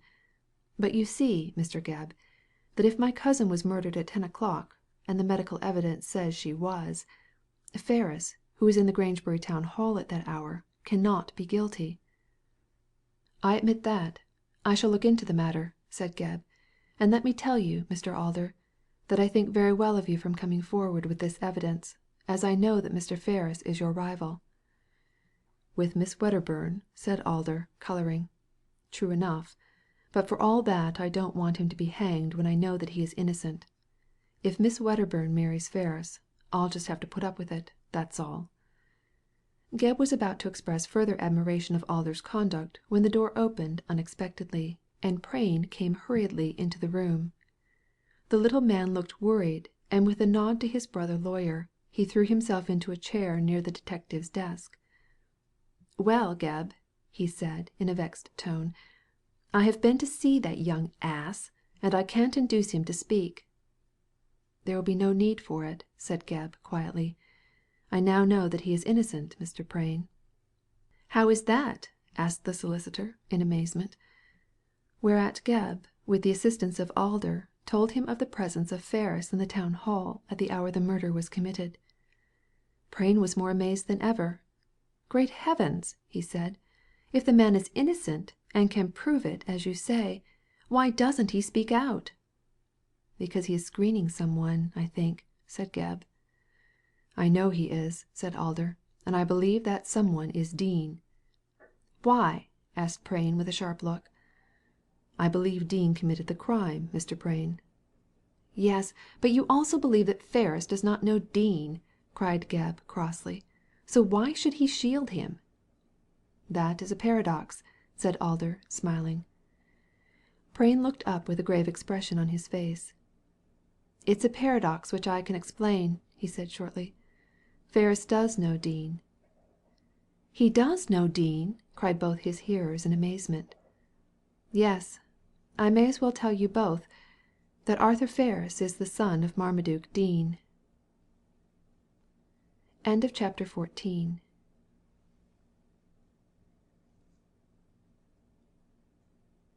Chapter 15. The Revelation of Mr. Prain. "Arthur Ferris the son of Dean," repeated Gebb, looking alternately at solicitor and barrister. "Well, I never heard of such a thing. Did you know of it, Mr. Alder?" Alder shook his head with unqualified amazement. "Not I," he said. "I suggested that Ferris was shielding Dean, only because I am certain Dean is the assassin, and only the assassin could have given that necklace taken from the dead woman to Ferris. But I had no idea that there was any relationship, or even acquaintance between them." "Nevertheless it is true," replied Prain with a nod. "I was Dean's lawyer, as you know, and he told me much of his family history. When his wife died he placed his son Arthur with some of her relatives, and went himself as a bachelor down to the Hall, to court Laura Kirkstone for his second wife, and meet with his fate. When he was imprisoned for the murder of Kirkstone, the relatives of Arthur gave him his mother's name of Ferris. I have kept my eye on that young man all my life, or, rather, all his life of 25 years, and have even assisted him on occasions with money. He is the son of Dean right enough, although he still keeps to the name of Ferris." "Oh, he knows who he is, then?" said Gebb, sharply. "Certainly. He has known it for many years." "Has he any idea of the whereabouts of his father?" questioned Alder. "No. He would have told me if he had, as he is well aware that I consider his father innocent, and would not give him up to the law even if I knew of his hiding place." "Do you believe that Dean is innocent in this instance, Mr. Prain?" The little man moved restlessly, and evaded a direct reply to the inquiry of Alder. "That is a question I cannot answer," he said dubiously. "I asked Ferris if he obtained the necklace from his father, but he denied that he did, and added that he was ignorant of his father's whereabouts. He declared that he had not seen his father since he was 5 years of age." "Oh, of course he would say that," cried Alder with scorn, "in order to shield his father, as I suggested, although until you spoke I did not know who Dean really was. The evidence against Dean seems clear enough to me." "In what way?" asked Gebb, anxious to hear Alder's ground of accusation, since he appeared so certain of Dean's guilt. "In every way," retorted the barrister. "Dean hunted Miss Gilmar down and killed her in Paradise Row. Being hard up, as he must be, seeing that he is an outlaw and in hiding, he stole the jewels she wore. He, no doubt, gave the necklace to Ferris, as I know the young man is as poor as a church mouse, and kept the other jewels to himself. I don't say that Ferris knew at the time his father had killed Miss Gilmar, but when Mr. Gebb here stated that the necklace was taken from her dead body, Ferris is quick enough to put two and two together and guess what his father had done. He therefore holds his tongue and refuses to say from whom he got the necklace. A man with his life in jeopardy would not keep silent without a strong motive, and what stronger motive can Ferris have than one which concerns the safety of his father? To me the affair is as clear as day." "Your case is very ingeniously constructed, I admit," said Prain dryly, "and you argue the rope round Dean's neck in fine style. Nevertheless your theory is theory, and nothing more." "Well," said Alder, with a shrug, "what does Mr. Gebb say?" "Mr. Gebb says nothing at present," rejoined that gentleman, after a moment's thought. "Least said soonest mended. When I gather more evidence I shall speak more freely." "Where do you intend to look for evidence?" "At Kirkstone Hall. I shall ask Miss Wedderburn why she fainted on the occasion of my mentioning about Ferris, although I did ask her once, and she lied." "I could explain that," observed Prain quickly. "I said I would not do so without the young lady's permission, but as I have been forced to tell you about Dean's relationship to Ferris, I may as well reveal the rest. Miss Wedderburn knows that Arthur is the son of Dean, so when you asked her about him, I dare say the thought struck her that you knew of it through me, and intended to accuse him of killing Miss Gilmar to avenge his father. With a revulsion of feeling she fainted. There, you have the explanation from my point of view." "That's all very well, Mr. Prain, but I wish to have the explanation from Miss Wedderburn's point of view. Where is she now?" "Still at the Hall," said Arthur gloomily, "but she intends to leave it, now that I am master there." "Oh," said Prain with a smile, "she refuses to be its mistress?" "Yes. I don't mind confessing it. She is infatuated with Ferris, and when I went down the other day to ask her for the last time to be my wife, she refused me, and declared that she intended to marry Ferris. But I don't bear him any ill will," said Alder generously. "We both love Miss Wedderburn, and she prefers him in his poverty to me with my money. Still, I don't know how she can bear the idea of marrying the son of a murderer." "Perhaps, like myself, she believes in Dean's innocence," said Prain dryly. "If he is guilty of the first crime he is guilty of the second." "Well," said Gebb thoughtfully, "there is something in that. Unless Dean had been guilty of Kirkstone's murder, he would not have been so bent upon punishing the woman who accused him of it, and it is just possible he murdered her out of revenge. However, I believe myself that Dean is innocent of both crimes. As to the second, I shall see Ferris again, and try to learn if he got the necklace from his father. As to the first," added Gebb emphatically, "I shall search Kirkstone Hall for Miss Gilmar's confession." "Her confession?" repeated Alder, surprised. "What confession?" "Ah," said Prain, taking no notice of the barrister's question, and addressing Gebb, "so you are coming round to my opinion that Miss Gilmar killed Kirkstone?" "It has been my opinion for some time," replied Gebb coolly, "and I believe that Miss Gilmar left a confession behind her telling the truth. I don't think she would risk its discovery by carrying it about with her, so it is probable she wrote it out and concealed it in some hiding place in Kirkstone Hall." "In that case, search the Hall," said Alder disbelievingly. "You have my full permission to do so." "I shall certainly avail myself of it, Mr. Alder. So, Miss Wedderburn leaves the Hall. What about her protege, Martin?" "That lunatic? I don't know. He had better stay where he is for the present, although I think myself he should be locked up." "What does Miss Wedderburn think?" "She says he is mad, but not dangerous, and asked me to let him stay on at the Hall until she is settled — with Ferris, I suppose — when she will take him with her. A nice companion he will be to a young married couple." "I'm afraid that marriage won't take place for some time," said Prain gloomily. "Even if Arthur does escape, he's too poor to keep a wife." "In that case," said Alder, rising to take his leave, "there may be a chance for me. While there is life there is hope, you know." Prain shook his head with a doubtful smile. While Arthur Ferris lives, Miss Wedderburn won't marry you," he said positively. Alder stopped at the door and looked back. "See here, Mr. Prain," he remarked earnestly, "I'm all fair, square, and above board. Gebb here will tell you that before you came I defended Ferris because I consider him innocent. But I believe that his father killed Kirkstone and my cousin, and I am certain that both crimes will be brought home to him. In that case I have my doubts as to whether a proud girl like Edith will marry the son of a murderer. If she does not, she will accept me, of that I am certain, and I shall do everything to bring such a marriage about." "Well," said Prain, "I've known Edith all her life, and I don't think she will marry you." "We'll see about that," rejoined Alder confidently, and swung out of the door with a look of determination in his blue eyes. Prain shook his head and shrugged his shoulders, for he thought that the barrister was overconfident for a lover. Then he took up his hat to go, and addressed a last question to Gebb.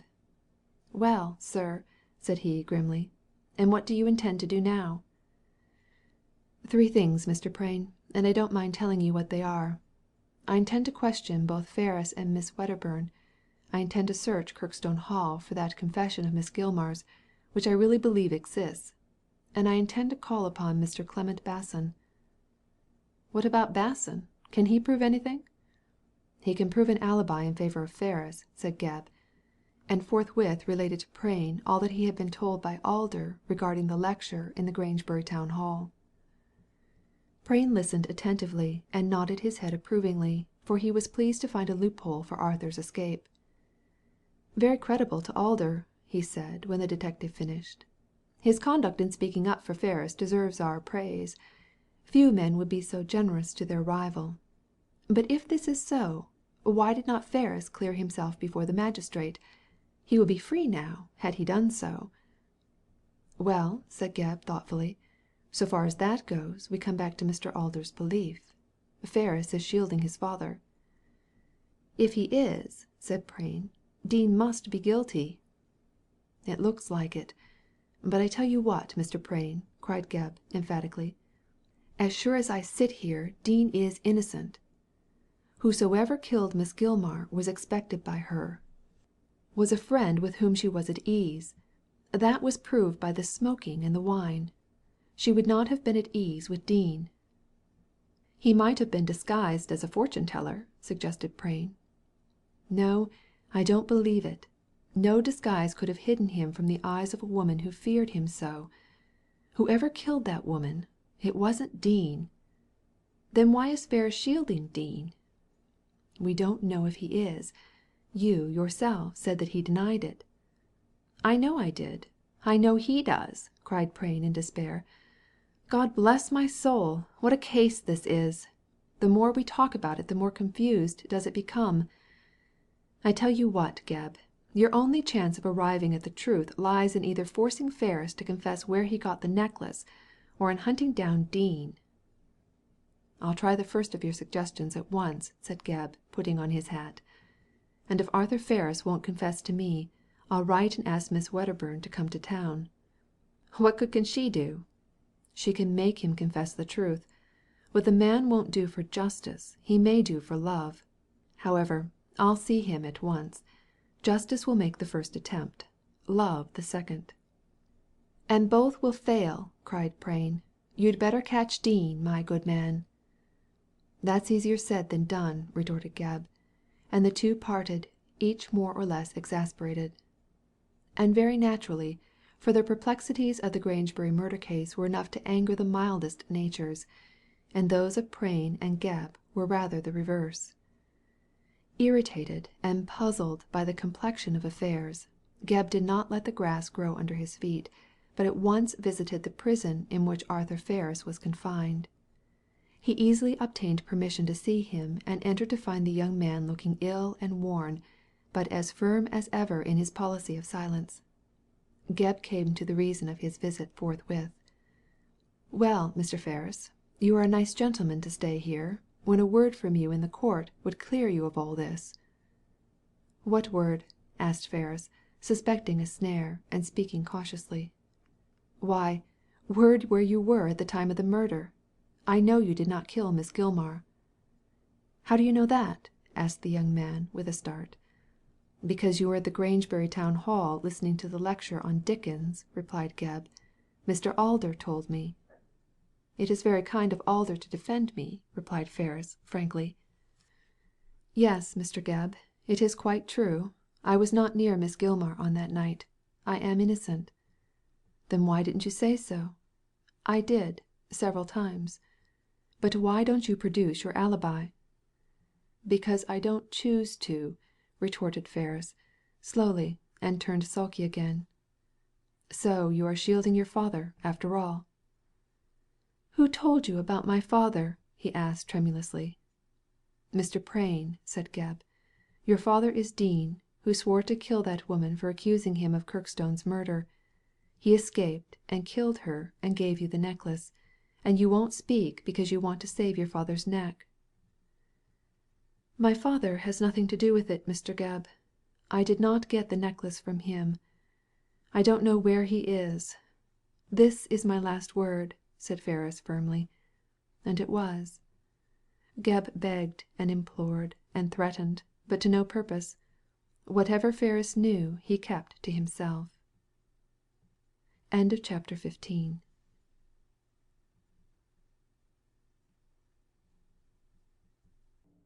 Chapter XVI. Miss Wedderburn. Having failed with Ferris, owing to the artist's obstinate refusal to speak, Gebb thought that he would hear what Basson had to say. He knew from Prain that the barrister had defended Marmaduke Dean, and although he had not succeeded in obtaining an acquittal, believed that his client was innocent. Dean, of course, must have known that his counsel held this opinion. So, on escaping from prison, with the desire to prove his innocence, it was not unlikely that he might have called secretly on Basson, and implored his assistance.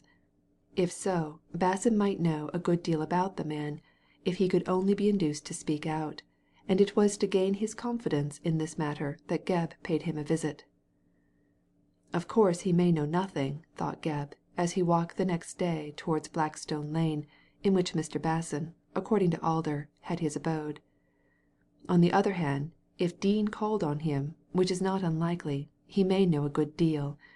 I wish to learn where Dean is hiding, how he manages to live, and what his movements were toward the end of July last. Basson may be able to inform me of these matters. If he can, so much the better.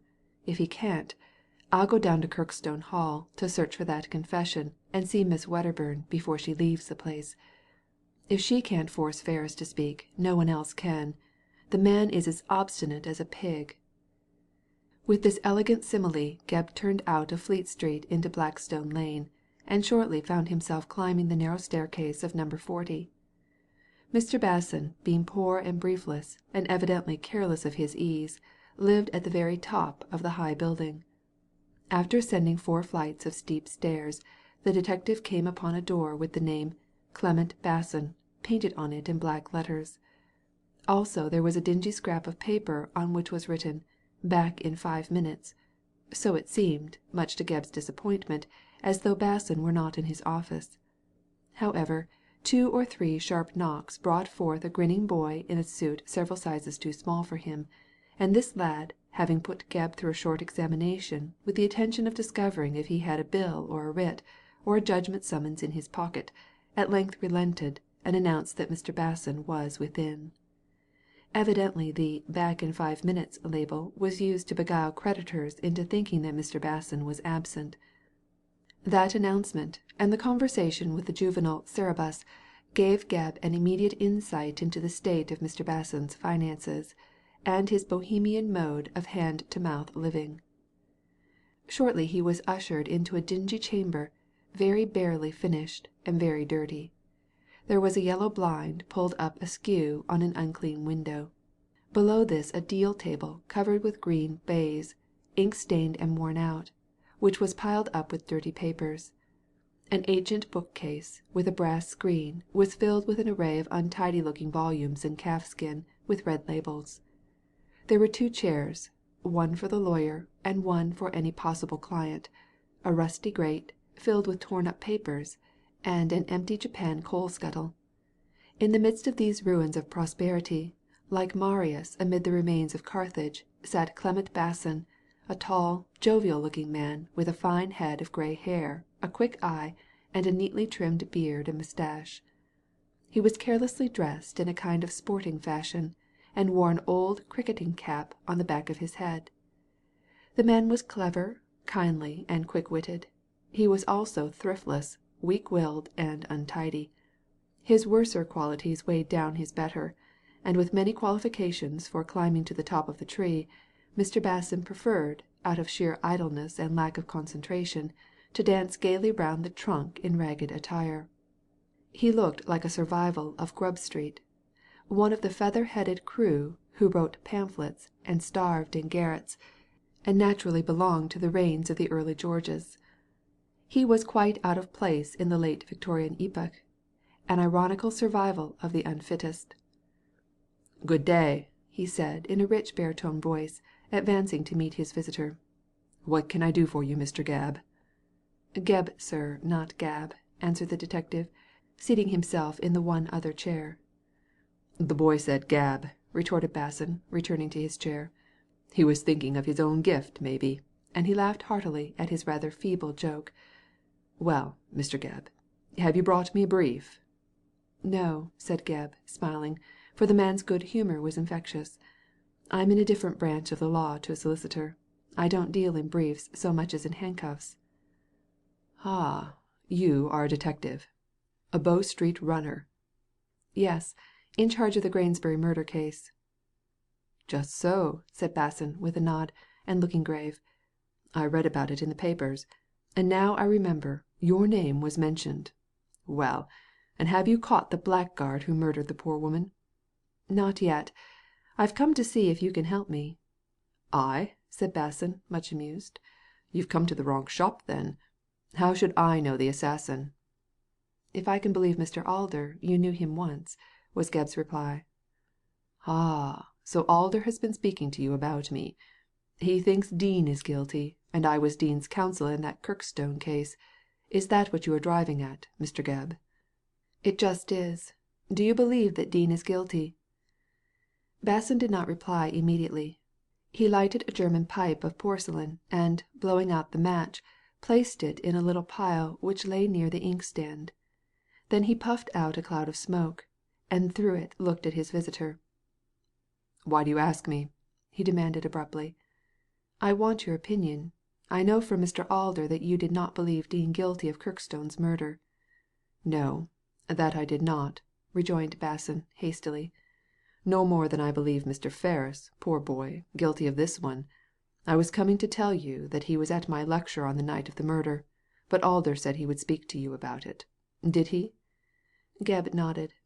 "I know that Ferris is innocent, but he has the necklace in his possession, and that is a suspicious circumstance." "I saw about that in the papers," said Basson, nodding. "Well, and how does he say the necklace came into his hands?" "He declines to tell me." "Does he? With his neck in the noose, so to speak?" "Precisely, Mr. Basson. He did not even confess his presence at your lecture. He said he was innocent, and for the rest held his tongue." Basson stared and pressed the tobacco in the pipe bowl with his little finger. "Now, that's queer," he said. "Why did he act in this way?" "I think he wishes to shield his father." "I didn't know he had a father. Thought his father was dead." "As good as dead, I am afraid. Dean is his father." "What?" Basson's pipe fell out of his hands, and he looked at Gebb in amazement. "Dean, the man I defended, Ferris's father?" "Yes. Ferris lived with some relations who changed his name when his father was condemned. Now, Mr. Basson, I don't believe Dean is guilty of this second murder, but on no other ground than that he did kill the woman and give Ferris the necklace to pawn can I account for the young man's silence." "Does he say that Dean is guilty?" asked Basson, picking up his pipe. "No, he denies it, but he refuses to confess how he became possessed of the necklace. Mr. Basson, tell me on what grounds you believed that Dean did not kill Kirkstone."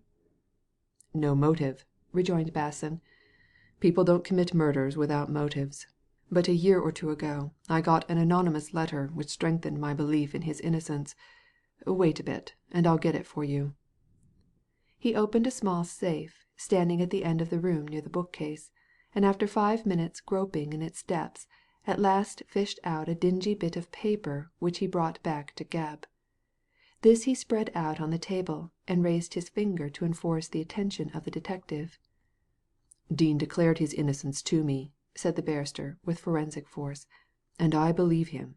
But he thought that Laura Kirkstone was guilty, that in a mad fit she killed her brother. I did not agree with this, for I held then, and I hold still, that Ellen Gilmar stole that knife from Laura and murdered Kirkstone before she went upstairs to call Dean and inculpate him in the murder. Now, when Dean escaped from prison, I received this letter. Read it." Gebb glanced his eye rapidly over the scrap of paper, which contained 2 lines of writing running thus: "If you see Dean, tell him not to hunt down a wretched woman. When she dies justice shall be done." To this there was no name and no date, and no envelope. Gebb inquired after this latter. "I'm sorry to say I destroyed it by mistake," said Basson, with regret. "But I remember that it had the Norminster postmark on it. Therefore I am sure the note came from Miss Gilmar." "But why should she write to you?" inquired the detective. "She fancied Dean on escaping might visit me to get my aid to prove his innocence." "I thought such might be the case myself," said Gebb, thoughtfully. "Did he come near you at any time after his escape?" "No," said Basson emphatically. "I never saw him from the time he went into prison. I don't know where he is. I wish I did, as this note shows that Miss Gilmar knows herself to be guilty, and has left some sort of confession behind, to be read after her death, and clear Dean." "Where do you think this confession is to be found?" "I don't know. She may have hidden it in Kirkstone Hall, or may have had it with her. When I got this note I went at once to the Hall to tax Miss Gilmar with writing it. However, she had fled out of fear of Dean, and I could not learn her whereabouts. The next I heard was her murder at Grangebury under the name of Ligram." "Do you think Dean killed her?" asked Gebb, anxiously. "I don't know. He might have found her and tried to force her into confession, and failing getting her to do so, have killed her. But I don't know." "Well," said Gebb, getting on his legs, "I had an idea myself there might be a confession concealed in Kirkstone Hall. Now, on the evidence of this note, I am sure of it. I'll go down and search. But tell me frankly, Mr. Basson, do you know where Dean is to be found?" "No," said Basson, solemnly. "I swear I don't." "I must rely on myself then," said Gebb, with a sigh. "I'll see you again, Mr. Basson." "I shall be glad to help you, sir," replied the barrister, and bowed the detective out of his dingy room.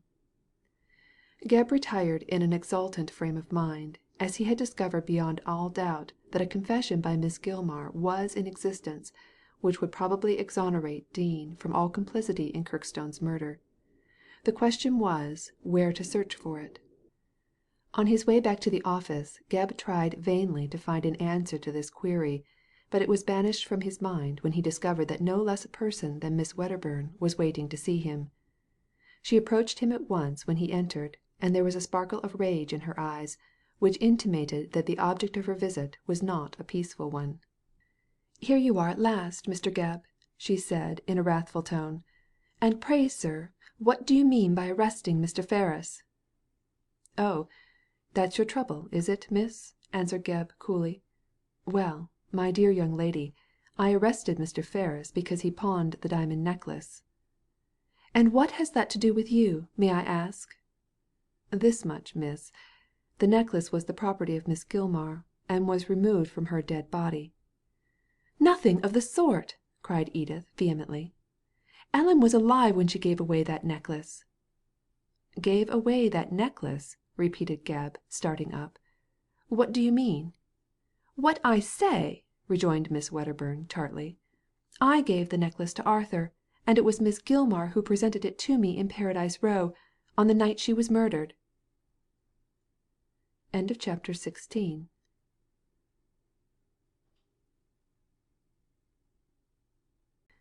CHAPTER XVII. An Explanation. It took Gebb some time to grasp the meaning of Miss Wedderburn's remarks, for the information it conveyed seemed impossible of belief. He looked so doubtful that she repeated her speech with some impatience. "I tell you, Miss Gilmar gave me that necklace on the night she was murdered." "At what hour?" gasped Gebb, not quite master of himself. "Shortly after 9 o'clock."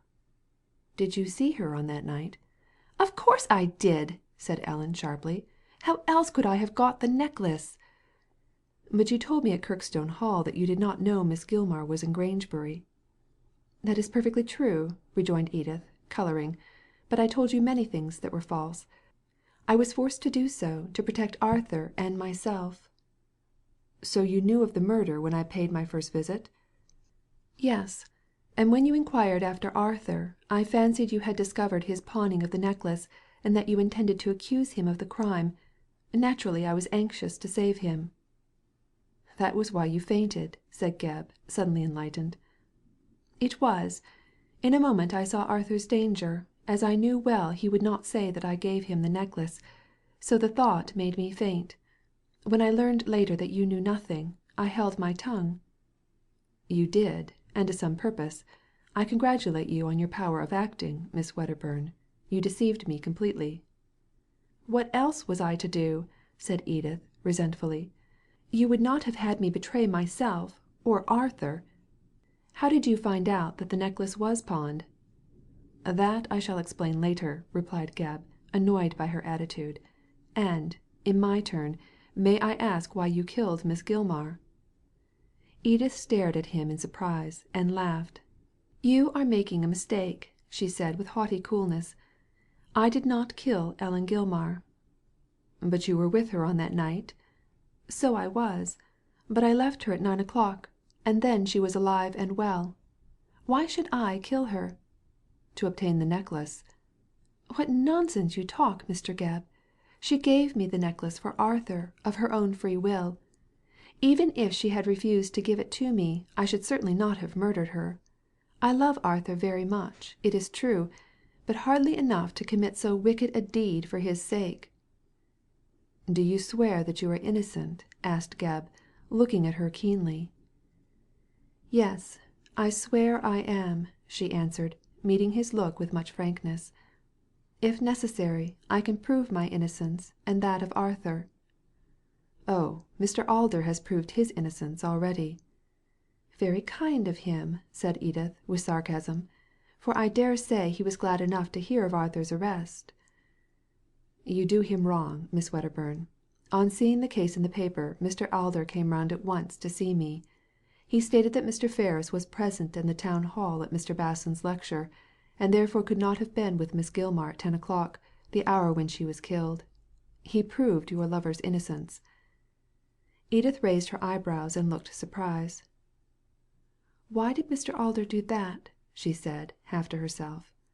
"He hates Arthur because—" "Because he is engaged to you," finished Gebb.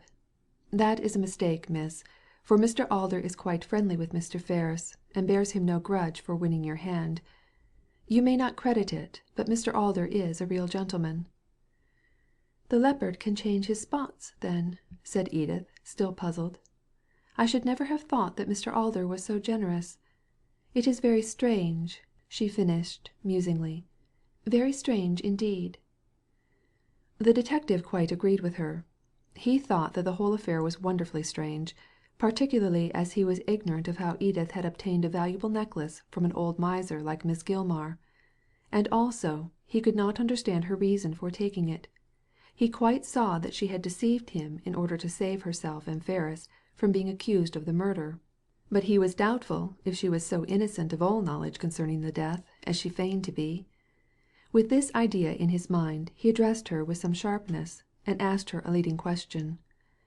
"If you did not kill the woman yourself," said he, "who did?" "I don't know," answered Edith, candidly. "She was alive when I left her at 9 o'clock, and when I saw her death in the paper I was as much surprised as anyone." "You knew, then, that she called herself Miss Ligram at Grangebury?" "Oh yes, else I would not have known she was the victim. Though, to be sure," added Edith with a nod, "the description of the yellow boudoir would have made me suspect. I spoke falsely for my own ends when I told you that I saw no newspapers at Norminster." "Well, Miss Wedderburn," said Gebb, after a pause, "I see no reason to doubt your innocence, but I should like to hear your reasons for getting the necklace." "I'll tell you the whole story, Mr. Gebb. Indeed, I am sorry now that I did not do so when you called to see me, but I was afraid of getting Arthur in trouble, and so held my tongue." "It was your silence which caused his arrest," said Gebb. "Had you spoken out he would not have been arrested." "He could have exculpated himself," protested Edith earnestly. "I dare say, but in order to shield you, as I now see, he refused to speak. However, we can talk of these things later, Miss Wedderburn. Tell me your story." "Certainly.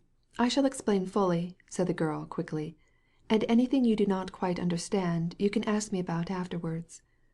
Well, Mr. Gebb, you must know, first of all, that Arthur is the son of Marmaduke Dean, who—" "I am aware of that fact," interrupted Gebb. "Prain told me." "Very good," said Edith composedly. "It makes my task the easier.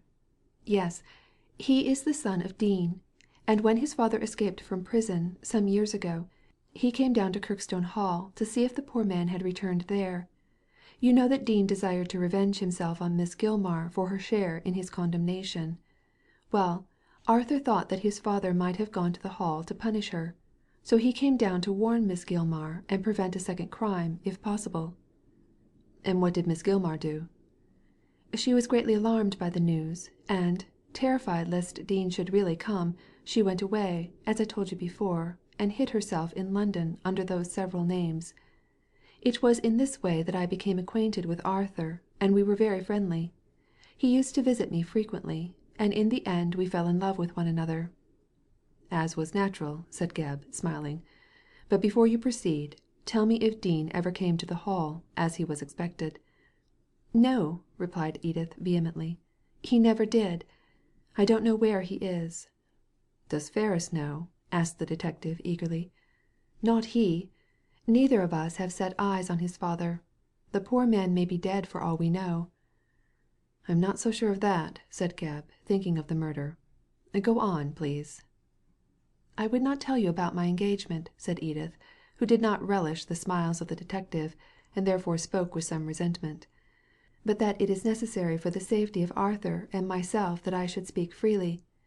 Mr. Ferris," she adopted this more formal style of mention to keep Gebb in order, "Mr. Ferris came to see me frequently, and confided to me all his troubles.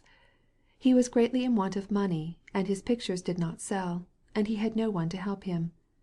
I could not, as I had no money, and I was simply earning my living as my cousin's housekeeper at Kirkstone Hall.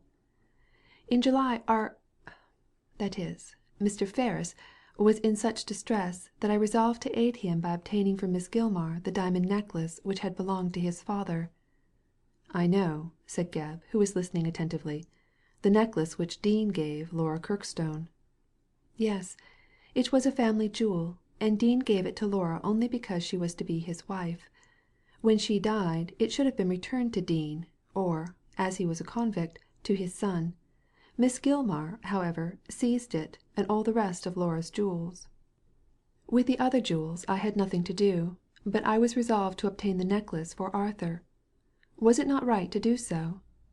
"Yes," rejoined Gebb promptly. "The necklace certainly belonged to Mr. Ferris, as his father could not benefit by it. But my wonder is how you got it. From what I have heard of Miss Gilmar I should have thought the task an impossible one." "It was difficult to obtain it, but I did so in the end. I told you," said Edith with some colour, "that I did not know Miss Gilmar was at Grangebury. Well, that was not true, for she wrote to me stating that she was living in Paradise Row under the name of Ligram, and in her letter she asked me about some business. I resolved to visit Grangebury, but as I did not know where it was I asked Arthur to escort me." "Did he know your intention?" "No, but curiously enough the week I wrote to him he was going down to Grangebury to hear a friend lecture. That was on the 24th of July. So I came up to town and went with him on that night." "To the lecture?" "Well, Not at first. The lecture did not begin until close on 9 o'clock, and I wished to see Miss Gilmar, so I sent Arthur into the town hall and intended to join him when I got the necklace. I then visited Miss Gilmar. She was alone in the house, and admitted me herself. She was much alarmed at seeing me, and still more so when I demanded the necklace." "I don't wonder at it. Did she refuse to give it up?" "Yes, although she was wearing it at the time. I told her then that if she did not give it up to me for Arthur, I should search for Dean and tell him where she was. Indeed," added Edith, reflectively, "I am not sure but what I did not say that I knew where Dean was." "But you did not," said Gebb, looking at her keenly. "No, certainly not," she rejoined hastily. "But I said so to frighten Miss Gilmar. She was terrified, and implored me not to take the necklace or tell Dean. But I knew that I was acting rightly, so in the end she gave me the necklace, which I put into my pocket and left at once." "About what time?" "About 9:30, I think. Miss Gilmar seemed anxious to get me away from the house, and almost pushed me out of the front door, which she locked after me. Then I went to the town hall, but as Arthur was in one of the front seats, and the lecturer was speaking, I did not wish to create a disturbance by joining him, so I sat down near the door. I had some conversation with the doorkeeper as to where Mr. Ferris was seated, so if you ask him, he'll tell you that I sat near him until the lecture concluded, at 10:30 o'clock. Then Arthur joined me in much alarm, as he thought I had got into trouble. We returned to London, where I gave him the necklace and told him to pawn it and pay his debts. I slept at the Grosvenor Hotel, near Victoria Station, and Arthur went back to his rooms in Chelsea. So you see, Mr. Gebb, both he and I are quite innocent." "It seems so," said the cautious Gebb, not committing himself. "It is so," insisted Edith, haughtily. "The doorkeeper can tell you that both Mr. Ferris and myself were in the town hall before and after 10, and it was about that time Miss Gilmar was murdered." "Was anyone with her when you called?"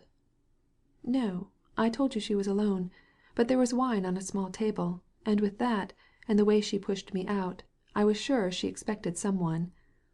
"Did you meet anyone in the street going there?" "Not a soul. I saw no one.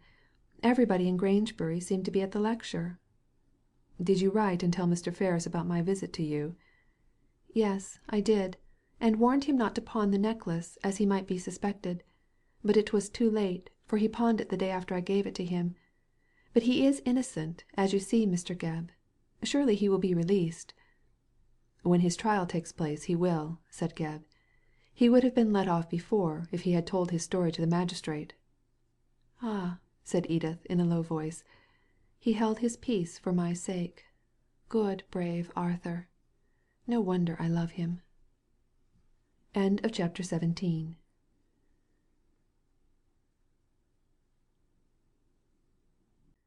Chapter 18. What Mrs. Presk found. Gebb continued to question and cross-question Edith until he became thoroughly acquainted with the details of her visit to Miss Gilmar at Grangebury. When in full possession of the facts, he permitted her to depart, but took the precaution to ask for her London address, in case he should require her further evidence.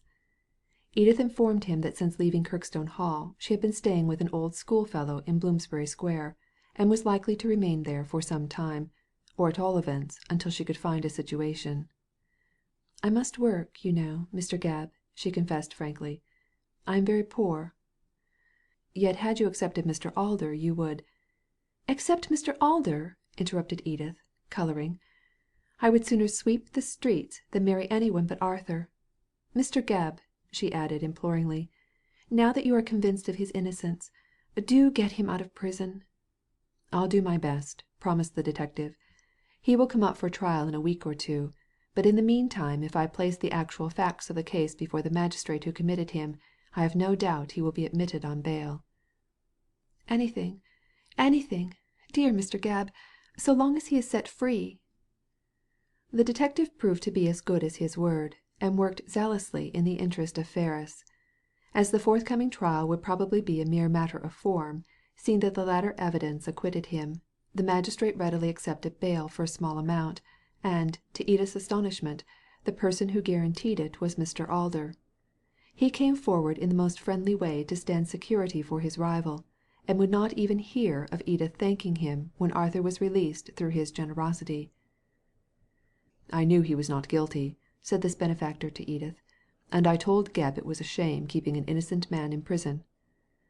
"How can we ever thank you?" said Edith, tearfully. "There is no need to thank me, Miss Wedderburn. Of course I should like you to marry me, but as Ferris proves to be the lucky man, I can only make the best of my misfortune."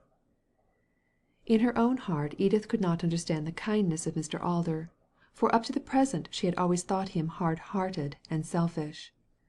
Perhaps the succession to the Kirkstone estates had wrought this change, for previous to the death of his cousin the barrister had been in deep water, as Basson frankly told Gebb. "It's an ill will that blows nobody any good," said the Bohemian lawyer, "and the wretch who killed that old woman put a power of money into Alder's pocket. He isn't the man to live on nothing, and has rather expensive tastes. So if he hadn't come in for that property, he'd have been in Queer Street. It's truth I'm telling you." To which latter remark Gebb quite assented, as Alder had rather the worn look of a man who lived hard and made the most of his life. "It's a pity Miss Wedderburn doesn't marry him," he observed. "She might keep him in order. He's a ship that needs an anchor, in my opinion." Well, Mr. Gebb, Ferris is the better man of the two." "But not the richer. Mr. Alder has offered £200 reward for the capture of Miss Gilmar's assassin." "And you intend to earn it, I suppose," said Basson, smiling. "If I can. But at present I see no chance of finding the criminal. Upon my word," cried Gebb in disgust, "against my better judgment, I'm beginning to believe that Dean is guilty after all." "I don't think so. But if that is your idea, why don't you find Dean and tax him with the crime? An interview with him would put the matter beyond all doubt." "I don't know where to look for him," said Gebb, grumblingly. "I think I shall look up Parge about the matter. If anyone knows where Dean is to be found, Parge is the man. Yes, I'll see Parge."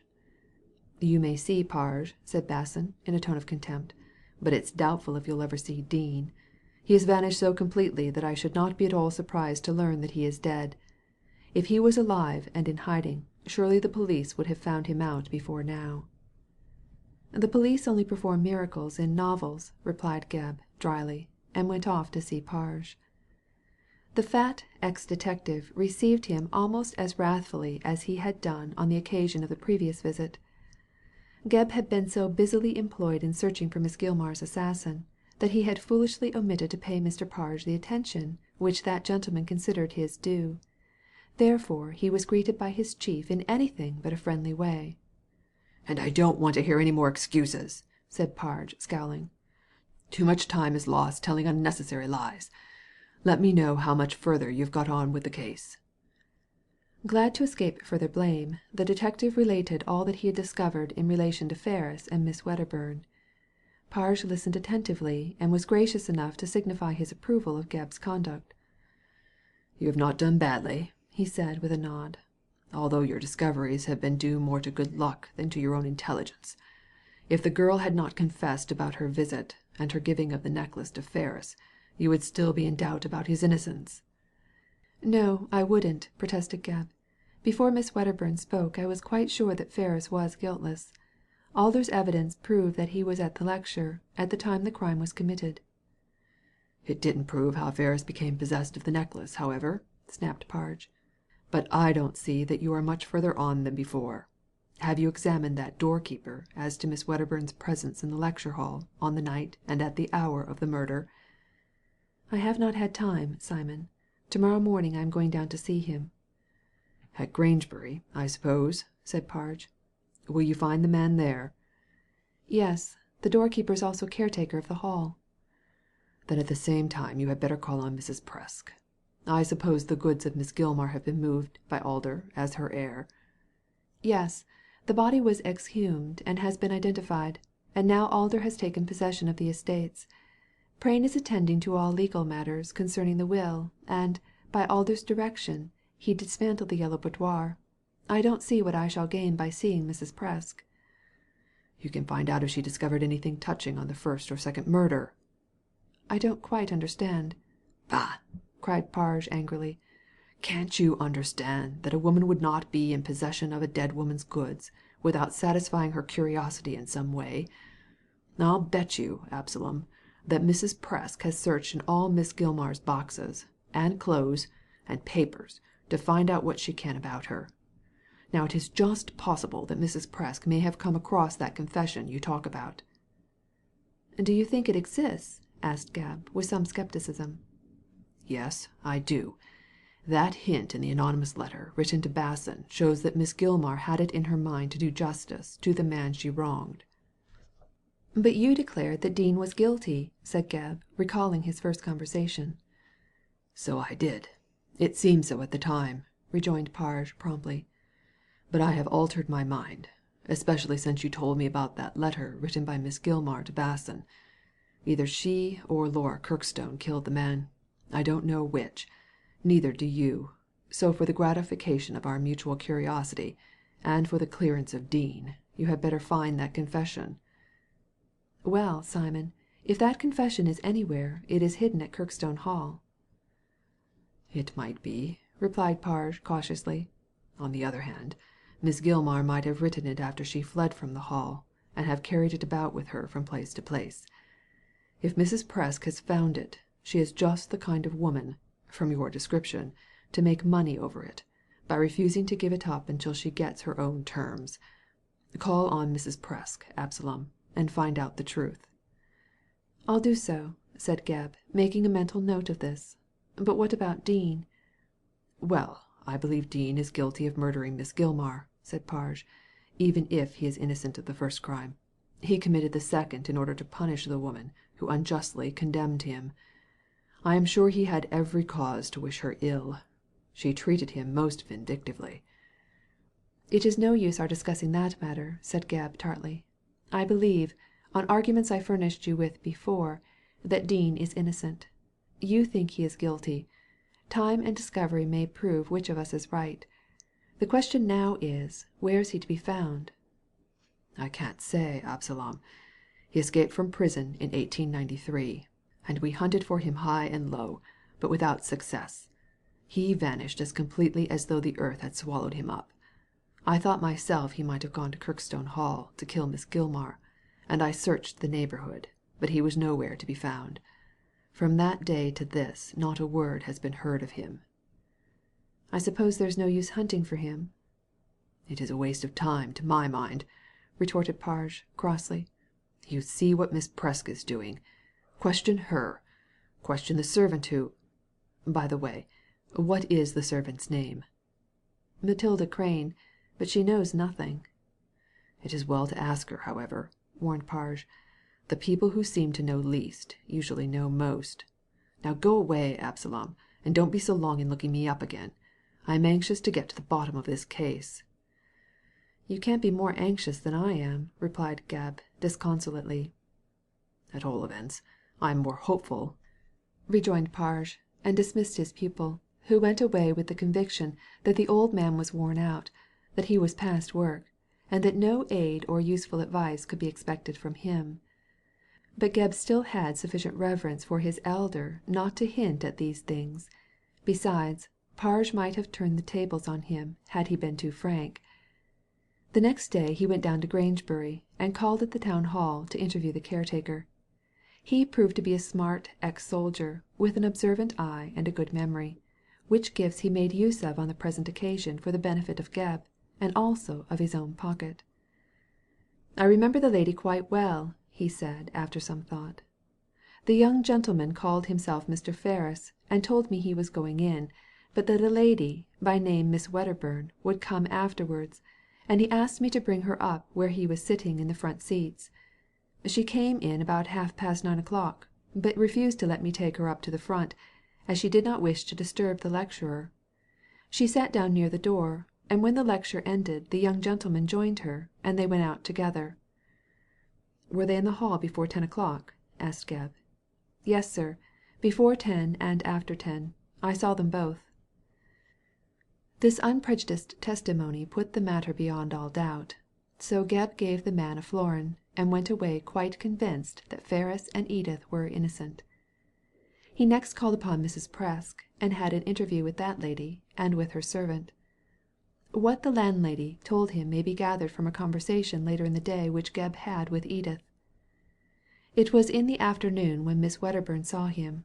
She was sitting with Arthur in the drawing-room of Miss Barrington at Bloomsbury, and they were anxiously discussing the case of Miss Gilmar's death when Gebb was announced. Neither Edith nor her lover was particularly glad to see the detective, as their associations with him had been anything but pleasant. However, Gebb took black looks and short answers as a portion of the ills incidental to his profession, and conversed with the pair in his most amiable and persuasive fashion. "I have been down to Grangebury to-day," he said, addressing Edith, "and I saw Mrs. Presk, the landlady of your late cousin. From her I obtained a railway ticket, and it is a piece of evidence of such importance that I have come to you and Mr. Ferris about it." "A railway ticket?" repeated Edith, looking puzzled. "From what station?" "The ticket," said Gebb, producing it from his pocket-book, "is dated the 24th of July, and is a return portion from London to Norminster." "It is not mine, then," cried Miss Wedderburn. "I did not take a return ticket." "But you came up on the 24th of July from Norminster, did you not?" "Certainly, to see Ellen, but I bought a single ticket, second class." "Second class," said the detective, looking at the ticket. "This is a third class return. Are you sure it isn't yours?" "Quite sure," said Edith, decisively. "Why should I deceive you about it?" "Why, indeed?" said Gebb, ironically, with a hint at her former deception. "Is it yours, Mr. Ferris?" Arthur shook his head. "No, if I had travelled at all it would have been third class, I admit, but I did not go to Norminster in the month of July." "I thought so," said Gebb, with an air of relief. "Then, as this ticket belongs to neither of you, some third person must have travelled from Norminster to Grangebury on the 24th of July. And I believe that person," added Gebb, emphatically, "to be the murderer of Miss Gilmar." "On what grounds?" cried Edith and Arthur together. "Because Mrs. Presk found this ticket in the Yellow Boudoir. It must have been dropped there by the assassin."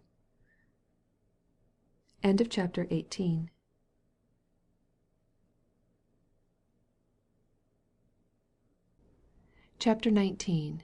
The unexpected occurs. Gebb found it impossible to discover the owner of that third-class railway ticket. He went himself to Norminster to find out, if possible, to whom it had been issued, but all in vain. The station-master had taken another situation in Scotland. The ticket clerk was absent on his annual holidays, and none of the porters could remember any particular person who had gone up to London on that particular day. On the whole, circumstances seemed to be against Gebb in following this clue, and after several vain attempts he gave it up, at all events for the present. This he confessed to Parge, who at once reproved him for faint-heartedness, and preached a lengthy sermon on the folly of being discouraged. "You don't expect roast ducks to fly into your mouth, do you?" said Parge, indignantly. "Of course, it is no easy task to hunt down a criminal. We'd have all the bad 'uns in gaol if such was the case. You've only been a week looking after this ticket business, yet you shy off because you can't find out about it straight away. You never were a detective, Absalom, and you never will be." "But just look here," cried the badgered Absalom. "What can I do? I've been—" "I know where you've been. To Norminster," growled Parge, "and I know what you've done. Nothing. You think I'm past work. I saw that the other day. Well, from natural infirmity, or too much fat, so I am, but in no wise else, Absalom, so don't you believe it. If I was in your shoes, which I ain't, I'd write up to that station-master in Scotland, and ask him if he knows of any particular person as left Norminster that day. It ain't a big place, and if he's a sharp one, he might remember." "I've written to the station-master," cried Gebb, crossly. "Oh, have you?" replied Parge, rather disappointed. "Then I'll be bound you don't know what you're going to do about that ticket clerk." "Yes, I do. I'm going to wait till he comes back, and then question him at once. In about a week, I'll know all those two know, though I dare say it won't be much. And you look here, Simon," cried Gebb, warming up. "It's all very well your pitching into me over this case, but is it an easy one? 'Cause if you say it is, it ain't. I never in my born days came across such a corker of a case as this one. Who would have thought that Ferris and the girl would be mixed up in it? Yet they were. And who would have thought them guilty? Everybody. And were they guilty? You know they weren't. Can you find Dean? No, you can't, though you tried yourself when his trail was still fresh. Then how the devil do you expect me to find him after all these years? It's very easy to sit in your chair and pick holes, Simon, but when you come to work the case for yourself, you'll be as up a tree as I am at this blessed moment." "I don't deny that the case is hard, Absalom." "Hard!" echoed Gebb with scorn. "It's the most unnatural case that ever was. I've only got one blessed clue after all my hard work, and that's the railway ticket, which so far as I can see is about as much good as a clock would be to a baby." "Why don't you question Mrs. Presk?" "I have questioned her, and the servant too, and beyond the ticket she don't know a blessed thing." "Can't Basson help you? Or Mr. Alder? Or Mr. Ferris?" "No, none of the three. They don't know who killed Miss Gilmar, and if it comes to a point, Simon, I don't see why they should know." "It's queer that the lot of them, including the girl, should have been in Grangebury on the very night of the murder," said Parge, with a musing air. "It's a coincidence, that's all," retorted Gebb. "And you know very well in our profession there's no end of coincidences, though if you write them in a book people tell you they're impossible. You can't accuse any one of the three of killing the old woman, as they were all in the lecture hall the whole evening. You know all about Ferris and Miss Wedderburn. Well, it couldn't have been them. Mr. Basson was lecturing. It couldn't have been him. Mr. Alder was looking after the money and the house, so as to get plenty of cash in for his friend, so it couldn't have been him. If not them, who is guilty?" "Well, Dean must be the criminal." "I don't believe it," replied Gebb, obstinately. "And if he is, he'll not be hanged, for old Nick himself couldn't hunt him out. By the way, Simon, what kind of a man was he to look at, to the naked eye, so to speak?" "I don't know what he'll be like now," replied Parge, briskly, "but he was uncommonly good looking in the dock, I can tell you. Just the man to take a woman's fancy. Tall, and dark, and smiling." "Any particular mark?" asked Gebb, professionally. "Well, he wasn't scarred or scratched in any way that I know of," replied Parge, reflectively, "but he had a frown." "Get along, everyone's got a frown," said Gebb, in a disgusted tone. "Not of his sort," was Parge's answer. "Since sitting here, Absalom, I've been reading a heap of books I never read before. Amongst others was one called Redgauntlet by a baronet, Sir Walter Scott. Know it?" "No, I don't. What has it got to do with Dean?" "There was a fellow in it," said Parge, following his own reflections, "as had a horseshoe mark over his nose when he frowned.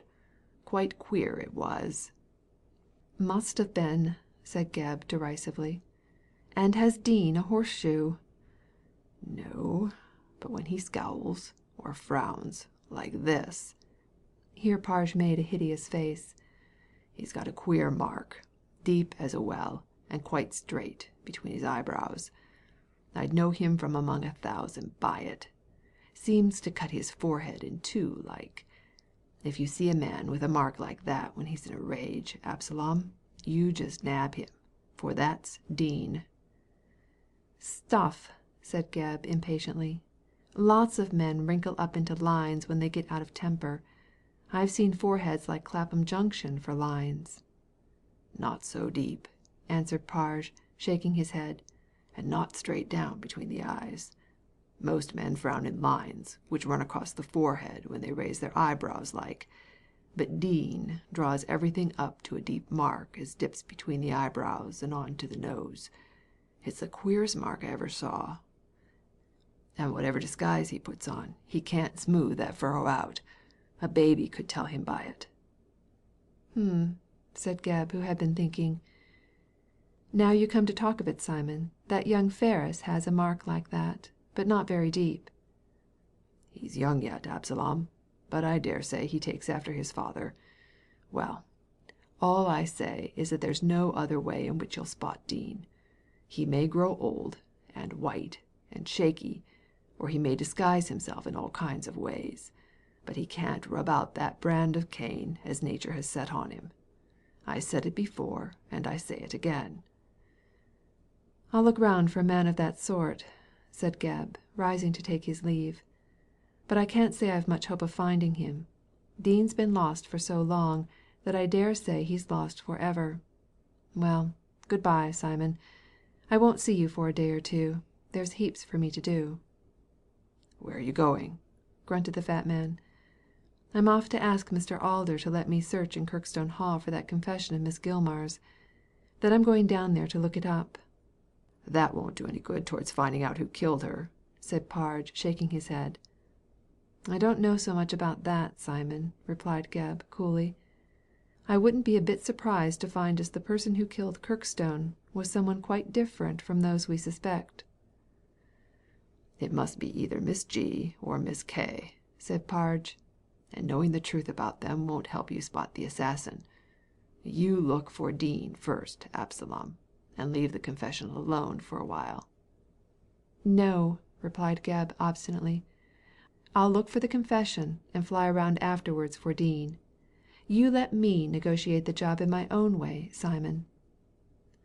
With this determination, of which Parge by no means approved, but was unable to hinder, Gebb went off to make his last venture in solving the mystery. By this time he was in a furious rage at his many failures, and swore under his breath that come what might he would hunt down and punish the unknown assassin of the wretched old woman who had been strangled in Paradise Row. He had 3 designs in his head, one of which he hoped might serve to attain the much desired end. Firstly, he intended to search for the confession of Miss Gilmar, in the belief that it might throw some light on the later case. Secondly, he resolved to follow the clue of the railway ticket, and learn who had come up from Norminster on that fatal night to visit Miss Gilmar, since such person, on the evidence of the ticket found in the yellow boudoir, was undoubtedly her murderer. Thirdly, he was bent upon making another search round the pawn shops to see if any of the other jewels taken from the body had been turned into money. The appearance of the necklace was accounted for by Edith, as she had received it from the old woman before the assassin had arrived. But the rings, bracelets, and hair ornaments were still missing. Sooner or later, in order to benefit by his crime, the murderer would seek to turn them into cash when he thought the storm had blown over. Then was the time to trace and capture him. The French have a proverb which runs in English, that nothing is certain but the unforeseen, and certainly Gebb proved the truth of this when he arrived at Alder's lodgings. As yet the barrister, pending the administration of the estate, had not moved from his rooms in the Temple, but he intended to do so shortly, and had already engaged handsome chambers in Half Moon Street. These, however, he was never destined to occupy, for on the very day Gebb called to see him he met with an accident which seemed likely to result in his death. As one pleasure to be gained from his riches, Alder had purchased a horse, shortly after coming into his fortune, and every morning went riding in the Row. He was a good rider, but not having indulged in the exercise for some years, by reason of his impecuniosity, he had lost a portion of his skill, with the result that the horse, a fiery animal with tricks of which Alder was ignorant, bolted unexpectedly and threw his rider against the rails. Alder fell across them with such force that he had injured his spine, and was now lying in his rooms in a crippled condition. "Do you think he'll get over it?" asked Gebb, when Alder's servant was relating the occurrence. "No, sir," answered the man, shaking his head. "The doctor says he's bound to die sooner or later. The spine is injured, and my poor master can't feel anything below his waist. It's death in life already, and the end is sure to come." "Can I see him?" asked the detective, after some thought. No, sir. The doctor left word that he was to see no one." With this Gebb was forced to be content, and as already he had obtained Alder's permission to search the Hall, he went away rather low-spirited. It seemed hard that the man should come to an untimely end, just when he inherited his kingdom. Moreover, he had behaved very well in defending Ferris in the face of all evidence, and releasing him from prison. Therefore Gebb thought it just as well to send a line to the artist and Edith, so that they might come forward in their turn to do what they could for the man who had acted so generously towards them both. "It's hard lines," said Gebb to himself when he had posted his letter. "I do call it hard. Alder gained a fortune, it is true, but he lost the woman he wished to marry, and now he loses his life. It's a queer world, that gives a man a pleasure only to take it away from him again. I don't understand the workings of Providence nohow." With this philosophical reflection, Gebb went home to make his plans before going down to Norminster the next day. He had little hope of success, however, and now that Alder was dying, he wondered, if he did capture the murderer, if the reward would still be paid to him. "Of course it will," he said to himself on reflection, "for if Alder dies, Miss Wedderburn becomes mistress of the Hall."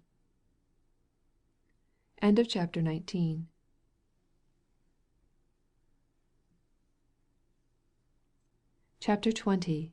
A Needle in a Haystack. It was a bright and sunny day when Gebb found himself once more at Kirkstone Hall. In the sunshine the building looked grim and desolate.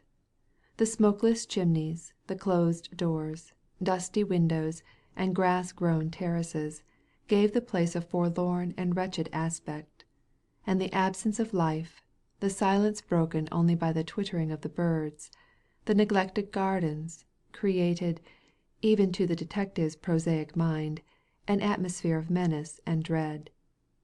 It looked like a place with a history, and Gebb wondered if Miss Wedderburn, on becoming its mistress, would care to inhabit it again.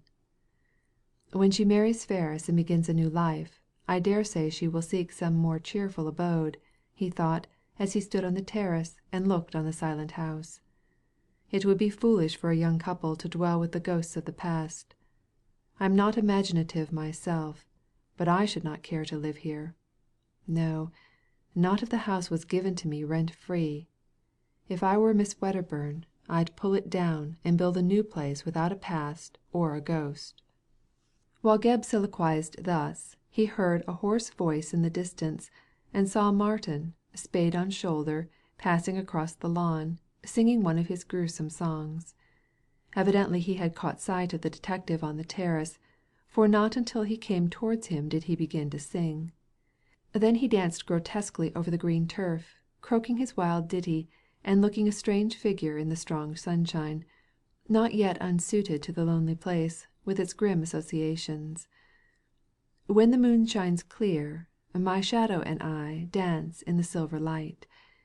When the moon lies hid in the cloudy sky, my shadow with her takes flight. And I remain in the falling rain, calling upon my shadow in vain. Oh, shadow dear, I wait you here, alone in the lonely night." When he came close to Gebb he stopped his song and dance suddenly, and looked inquiringly at the detective with his head on one side. "What do you want?" he croaked. "There's nothing here but death and misery." "I've come to look over the house, Martin. Can you show me over it?"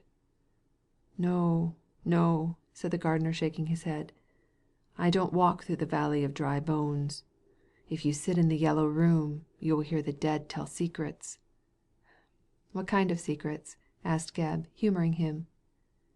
"How the sister killed the brother, and how she who killed them both laughed and laughed. But she died at the last in deep despair, when Satan caught her in his snare." Gebb looked fixedly at the man. He had been in the house at the time of the Kirkstone murder, so it might be that his poor wits retained a memory of the tragedy. Was it possible that light could be thrown on its darkness by this madman? The detective asked himself that question once or twice, as he listened to the poor creature rambling on, how Laura had killed her brother at the instigation of Miss Gilmar. "And is Mr. Dean innocent?" he asked suddenly. God and his saints know he had no hand in it," cried Martin, with a remarkably sane look on his face. "A woman ruined one, a woman slew the other, and the poor soul lies in chains, in chains," and he fell to weeping as though his heart would break with sorrow and pain. "I wonder if this is the truth," thought Gebb. "Perhaps, after all, Laura did murder her brother, and Miss Gilmar, to save her, denounced Dean. But there is no sense to be got out of this lunatic. His evidence would not stand in a court of law. The only thing is to search for that confession, so the sooner I set to work the better. Martin," he said aloud, "can you show me over the house?" "Not I, not I. Ask old Jane. Come, and I'll take you to old Jane." And shouldering his spade again, Martin walked off round the corner of the terrace, singing: "God is far away, alas, the devil is beside us, and as we wander through the world, he's the one to guide us. He gives with grin the wage of sin, and when the fiend hath paid us, we stand outside the gates of hell, with Christ alone to aid us." Old Jane proved to be a grim and elderly female in a rusty black dress and still rustier bonnet. She came out of a side door, and wiping her hands on a coarse apron, curtsied to Gebb, while Martin, introducing the pair with a regal wave of the hand, danced off round the corner. "What may you be pleased to want?" asked the old Jane, when the scarecrow gardener had disappeared. "I've received permission from Mr. Alder to look over the house," replied the detective, "and I wish you to show it to me." "There ain't much to see, sir," croaked the ancient dame. "It's all dust and darkness. I doubt if my old legs would carry me over it." "Oh, well, I can go by myself, Jane," said Gebb, cheerfully. "Miss Grix, if you please," snapped Jane, indignantly. "I only allows Miss Edith to call me by my first name. Poor, pretty dear, she's gone away for ever." "I wouldn't be too sure of that," rejoined Gebb, dryly. "Mr. Alder has met with an accident and may die, in which case Miss Wedderburn would return here as mistress." "Mr. Alder's ill, is he?" said Jane, in no very regretful tone. "And may die? Ah, well," with a lachrymose whine, "all flesh is grass, that it is. And if Miss Edith does come back, I hope she'll shut up the Yeller Room." "For what reason, Mrs. Grix?" "'Cause it's haunted by spirits," replied Mrs. Grix, with a mysterious look. "I've heard the two of 'em quarrelling there." "Which two? What two?" asked Gebb, who began to think that the old lady had been at the bottle. "Miss Gilmar and the master. They 'aunts the Yeller Room and fights. I knows it, 'cause I sleeps here all alone, save for Martin as lives in the back part. And I hear voices, that I do." "I wonder you are not more afraid of that madman than of ghosts." Miss Grix smiled in a cunning and significant manner. "Oh, I ain't afraid of Martin, sir. No one as knows him fears him." "And why?" asked Gebb, sharply. This question Mrs. Grix did not choose to hear, but mumbling and shaking her old head, hobbled along the passages to the direction of the Yellow Room. She ushered Gebb into this with a chuckle, and threw open the shutters to let the sunlight shine on the faded and time-worn decorations of the room. "I s'pose you'll want to see this first," said Mrs. Grix. "Most folks like to see a room as a murder's been done in. There's a stain of blood over in that corner. Master's blood, which Miss Gilmar would never let be wiped out. I dessay master comes and looks at it, and he wishes he had his body again. He was an awful bad one, and mean." Mrs. Grix lifted up a pair of dirty and trembling hands. "They was both of 'em skinflints," she said with a nod. "Whom are you speaking of, Mrs. Grix?" "Of Miss Gilmar and Mr. Kirkstone, sir." "Did you know them?" "Did I know them?" echoed the hag, with scorn. "Of course I knowed them, and a bad lot the pair of 'em was. They gave Miss Laura a fine time, I can tell you. I wonder she didn't go off with Mr. Dean, I do." "Were you here when the murder took place?" asked Gebb. "Lor' bless your 'eart, I saw the 'ole of it," croaked Mrs. Grix.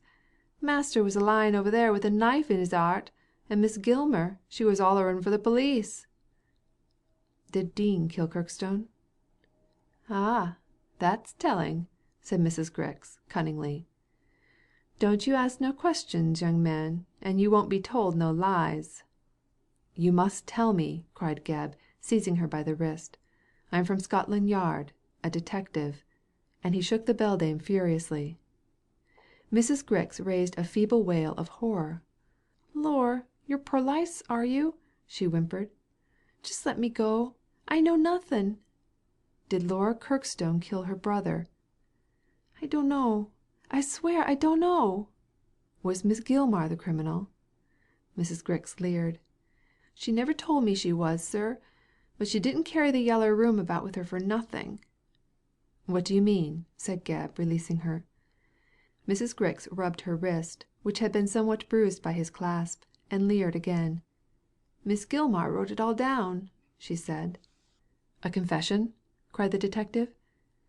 "I dunno what you call it, sir. But I know she wrote it down, 'cause she said to me, 'It'll be all right when I'm dead.' Well, she are dead," said Mrs. Grix, "and it ain't all right, unless she left the writing behind her." "Where is that confession?" "I dunno. I wish I did. There's money in it. I've hunted all over the 'ouse, and I can't come across it nohow." "Well, Mrs. Grix, what is your opinion? Was it Dean, or Miss Gilmar, or Laura who killed the man?" "You look about for the paper, lovey," said Mrs. Grix, coaxingly, "and it'll tell ye all." "You tell me." "But I don't know for certain." "Never mind. What is your opinion?" "Will you give me money for it?" "That depends on your information." "Then I shan't tell ye," cried Mrs. Grix, backing towards the door. "You can look for what she wrote. I shan't help you. Keep me for the workhouse, and maybe I'll tell you summat to make you wink. But not now, not now. Old Jane Grix ain't no fool, lovey. No, no." Gebb made a step forward to detain her, but Mrs. Grix hobbled through the door and vanished in the darkness as mysteriously as any of the ghosts she had been talking about. At all events, when the detective slipped out of the Yellow Room and into the twilight of the passage, his eyes were somewhat dazzled by the sunlight and glare of colour within, and he saw nothing for a moment. Mrs. Grix was quicker on her old feet than he supposed, and in some way hobbled out of sight into one of the numerous passages, so that when Gebb's eyes became accustomed to the gloom he did not know into which one she had gone. Also he heard rapidly retreating footsteps, not the heavy hobble of the old woman, but rather the light, dancing step of Martin.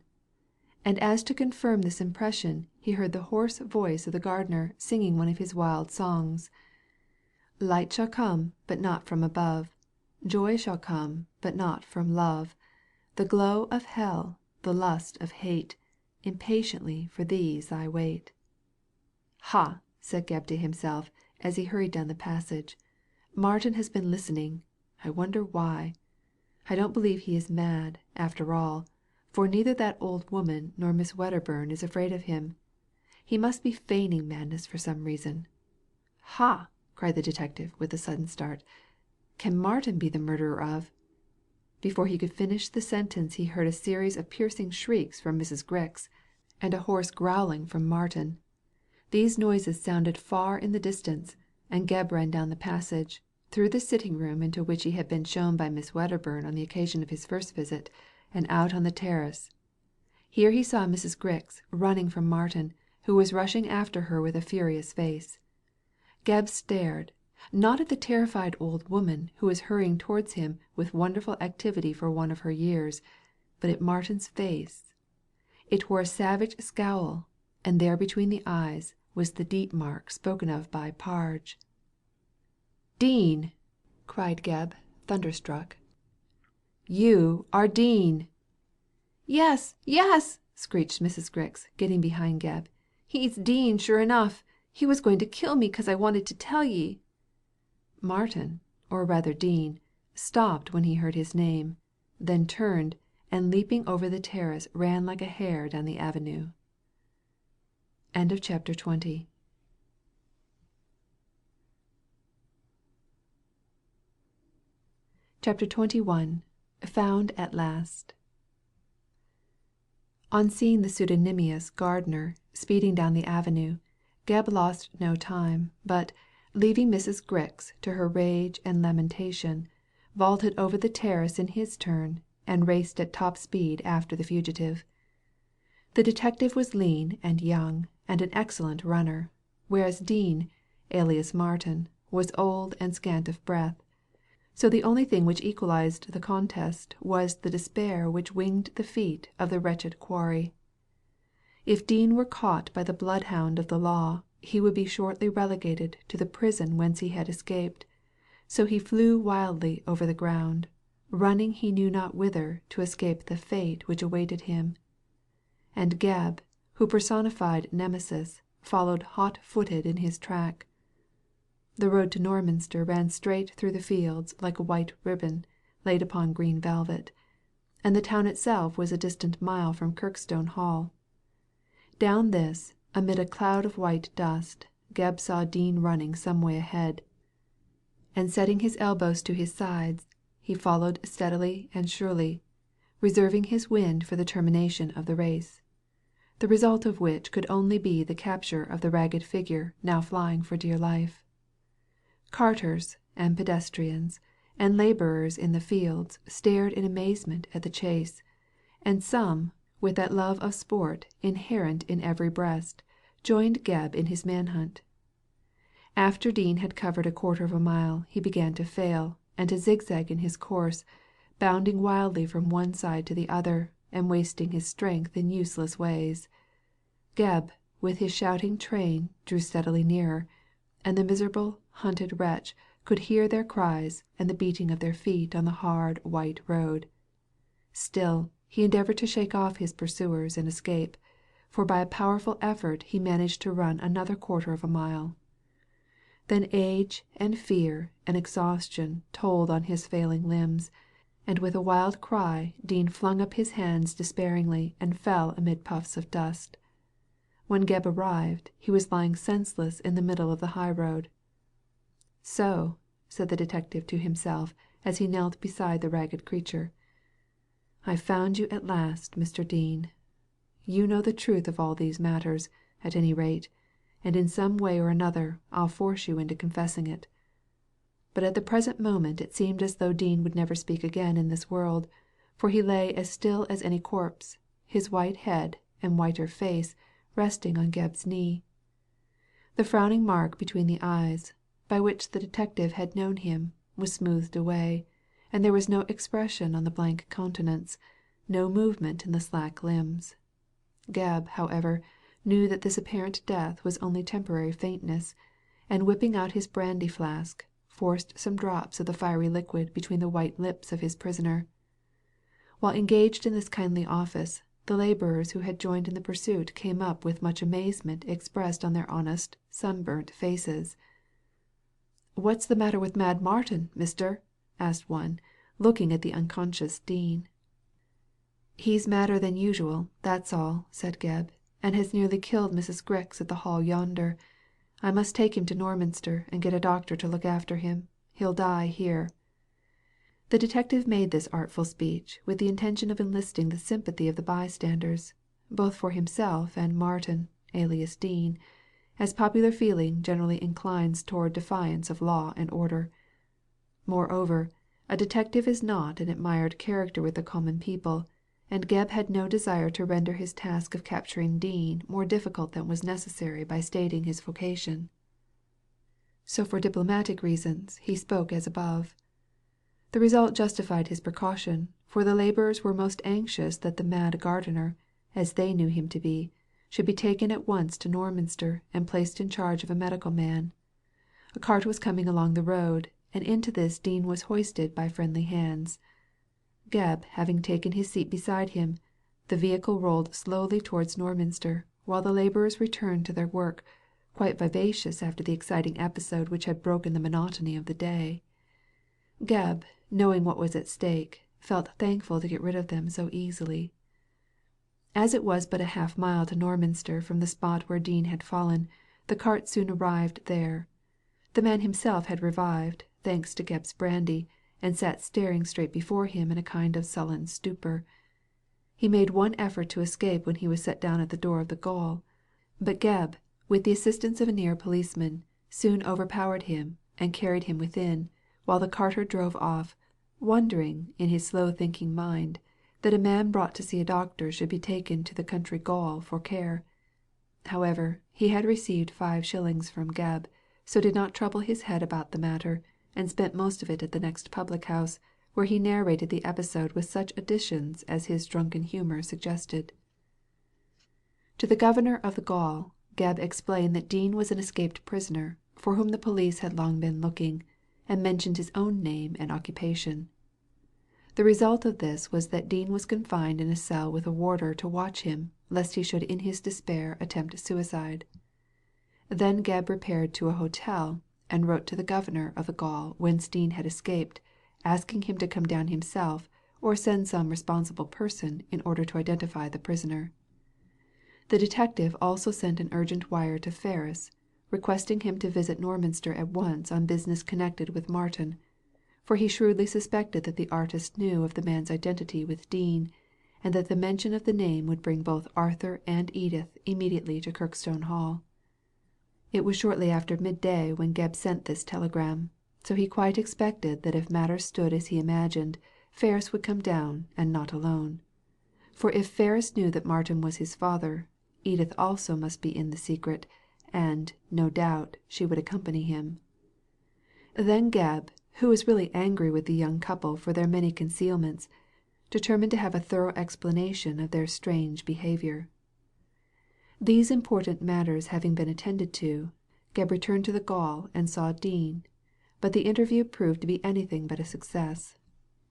Whether the man was mad or not Gebb could not decide without evidence, but certainly his present sullen silence formed a strange contrast to his former excitement. He neither talked recklessly nor sang his wild songs.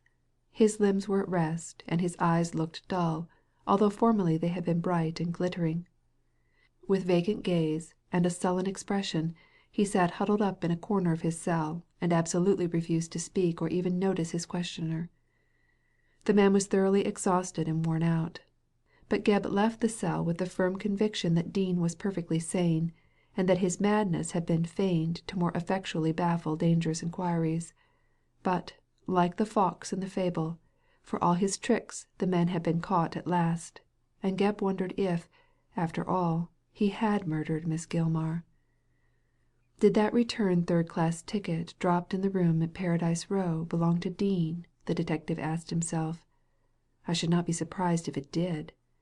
As Miss Wedderburn denies that it is hers, Dean, under the name of Martin, is the only person who could have used it. In that case he must have remained in London all night, for, as the crime was committed at 10 o'clock, he could not have caught a return train so late to Norminster. Now, Mrs. Grix lives in the Hall, so she is the most likely person to let me know if Dean was absent on the 24th of July. I'll see her at once and get to know all I can, pending the arrival of Ferris and Miss Wedderburn. They may deny Dean's complicity in the crime, so I must be prepared to baffle them.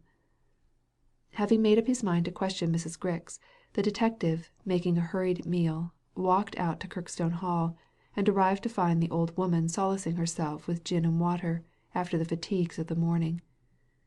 She was excessively nervous when Gebb reappeared, as she was conscious that she had said too much in her rage with Martin, and now guessed that she was about to be thoroughly examined touching all she knew concerning him. Mrs. Grix, to save her own skin, was quite prepared to equivocate, and Gebb guessed as much, for he went to work with her in a severe official way which frightened her considerably. Now, Mrs. Grix, said he, when they were comfortably established in the kitchen, I've come to ask you a few questions. I don't know nothing. I don't, protested Mrs. Grix, beginning her tactics. You know a great deal, replied Gebb sharply, and if you don't answer me truthfully, I'll arrest you on suspicion and put you in gaol 'longside Dean. So now you know. Lauk a mussy, squealed Mrs. Grix. Have you put him in prison? Yes, I have. So you tell me the truth, or I'll put you in also. I'll speak out, sir, cried the old wretch, much terrified. I don't want to go to prison. I've done nothing." "You have spied and listened and searched," retorted Gebb, "all for the sake of gaining possession of other people's secrets and extracting blackmail when possible. Now you answer my questions, or it will be the worse for you." "I'm willing, sir," said Mrs. Grix, meekly. "But I don't know as much as you think. I only suspects like." "Can you tell me who killed Kirkstone?" asked the detective. "That's one thing I don't know for certain," replied the dame. "But if you arsk me, sir, I believe as Miss Gilmar did." "On what grounds do you suspect her?" "Because she wrote out summat telling the truth and hid it, and she wouldn't have done that, unless she were guilty. Then she were in love with Mr. Dean, and Mr. Kirkstone wanted him to marry Miss Laura. So I thinks as Miss Ellen got 'em both out of the way. She was a clever one, was Miss Ellen." "Do you know where the confession is?" "No, I don't. Martin was always hunting for it to clear himself, but if he found it he didn't tell me." "And Martin is Dean?" "Yes, he is. It ain't no good telling lies, lovey. He is Dean." "I thought there was a gardener here at the time of the murder called Martin." "There was," replied Mrs. Grix coolly, "and he was queer, too, I tell you, but not as queer as this Martin. I knowed he was Dean as soon as I clapped eyes on him, though he was sorely altered from the 'andsome man he was." "Then he impersonated Martin to save himself from the police?" "He did. He's no more mad than I am. But he thought it was safer to pretend being crazy. His songs was awful," said Mrs. Grix, shuddering. "Did Miss Wedderburn know the truth?" "Of course, sir. And when she knowed as I knowed, she told me to 'old my tongue, and paid me for doing it. But she didn't give much, lovely." "Did Mr. Ferris know?" "Seeing as Mr. Dean's his own born father, which I knowed for listening to 'em talking, he did." "Did Dean kill Miss Gilmar?" Mrs. Grix did not reply to this question with her former glibness. "I don't rightly know of that," she said slowly. "If he did, it wasn't here, for Miss Ellen was in London this long time." "Was Dean ever in London while he stayed here under the name of Martin?"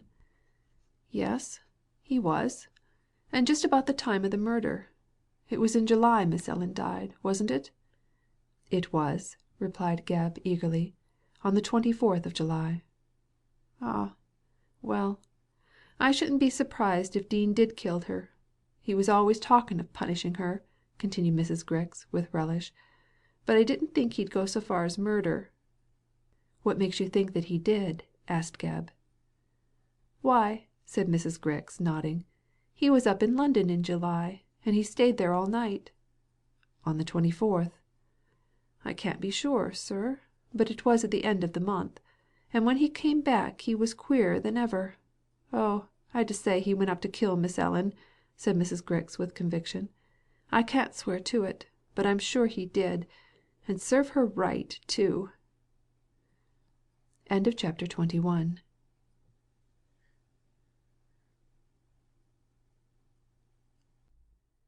XXII. A secret hoard. On concluding the examination of Mrs. Grix, which lasted some time owing to the inherent objection of that lady to speak the truth, Gebb spent the afternoon in searching the house for Miss Gilmar's confession. By this time he had quite adopted the opinion of Mrs. Grix regarding the guilt of the former housekeeper, and, on the same authority, he was certain that she had written out and hidden away an account of her crime. The question was, where was it concealed? For the house was so large and rambling, and dusty and dusky, that Gebb almost despaired of finding the paper.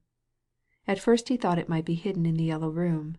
In that fatal apartment the crime had been committed, and, to keep her perpetually in mind of Dean's threat against her life, the wretched woman had lived during her concealment in a precisely similar apartment, decorated and furnished in the same manner. So, seeing that she had attached such importance to it, the probability was that she had hidden the paper within its precincts. But a strict examination of floor, walls, carpet, hangings, and furniture proved that the confession was not there. Gebb was disgusted at this result, and turned his attention to the rest of the house. In the few hours he had to himself he examined nearly every room in the place, not forgetting the sleeping apartments of Dean and Mrs. Grix, which were situated in the back part of the house. He made several discoveries of more or less importance, but the object of his search he failed to find. Towards 5 o'clock he gave up hunting for this needle in a haystack, for the search was quite as difficult and impossible, and repaired hot and dusty to Mrs. Grix. From the old woman he obtained water to wash in, and a brush for his clothes, and afterwards she supplied him with a cold supper and beer. Just as Gebb finished this, feeling very refreshed, he heard the sound of voices, and stepped on to the terrace to find that Ferris and Edith had arrived. They both looked pale and nervous, and the grim way in which the detective eyed them inspired neither with confidence. "We are here, you see," said Ferris, as Edith seemed unwilling to speak, "but neither Miss Wedderburn nor myself can guess the reason of your very peremptory telegram." "I think you know the reason very well," said Gebb, grimly, "else you would not be here. However, there is no need to talk secrets in the open, so if you will come with me to the Yellow Boudoir, we can speak more at our ease, and perhaps more openly," finished the detective with a dry cough. Edith looked at her lover in a quick, terrified manner, but judged it wiser to make no remark, and the two meekly followed Gebb into the Yellow Room. Here they sat down side by side on the primrose-hued couch, while Gebb, after glancing outside to see that Mrs. Grix was not listening, closed and locked the door. Then he drew a chair in front of the couch and surveyed the pair in no very friendly manner. "Well, Miss Wedderburn and Mr. Ferris," he said, with very much displeasure, "it seems I have to find out things for myself." "What things?" asked Edith, flushing, for, not knowing the extent of Gebb's knowledge, neither she nor Ferris was prepared to speak freely. "Things which you know, Miss Wedderburn, and about which you could have informed me. If I had known then what I know now," added Gebb with emphasis, "I might have had less trouble and more result in this murder case." "I don't understand you," faltered Ferris doubtfully. "You may understand me better when I tell you that your father is in prison again." "My father? Dean?" "Yes, Dean, or Martin, whichever you like to call him." "Do you mean to say that Mad Martin, the gardener, is really Mr. Dean?" said Edith, making a final attempt to baffle Gebb. "Yes, Miss Wedderburn, I do. And why should you, or Mr. Ferris there, pretend ignorance of what you know to be true? I recognized Dean myself from a description given by Parge. No one can mistake that mark between the eyes when he frowns, which mark, I see, Mr. Ferris has at this moment. And to make sure that Martin is Dean, I have the evidence of Mrs. Grix." "Mrs. Grix? Has she told you?" "She has told me everything," interrupted Gebb, "and Dean tried to punish her for talking. Then he ran away, and I chased him to Norminster, where he now lies in gaol." "But he is mad," said Ferris eagerly. "Who is mad?" demanded Gebb, turning on him. "Your father, or Martin the gardener?" Ferris made a despairing gesture. "Since you know so much," he said in low tones, "I admit that the two are one and the same. Martin is really my father, Marmaduke Dean, who has been concealed here, but he is insane." "He is nothing of the sort, Mr. Ferris. His insanity was feigned for the better baffling of the police. Neither you nor Miss Wedderburn can deceive me any longer. You have kept silence, you have told untruths, and altogether have given me endless trouble, but now I must insist on your speaking out, both of you. This time I know so much that you cannot deceive me, and I'll force you to speak." "Suppose we refuse?" cried Edith, indignant at this rough speech. "If you do, I'll arrest you both as accessories after the fact to the murder of Miss Gilmar." "Ah, you look afraid. But I know. Dean murdered that woman, and you are both aware of it." "My father is innocent," cried Arthur with a groan. "If he is, what was he doing at Grangebury on the evening of the murder? Why did he stay in London all night?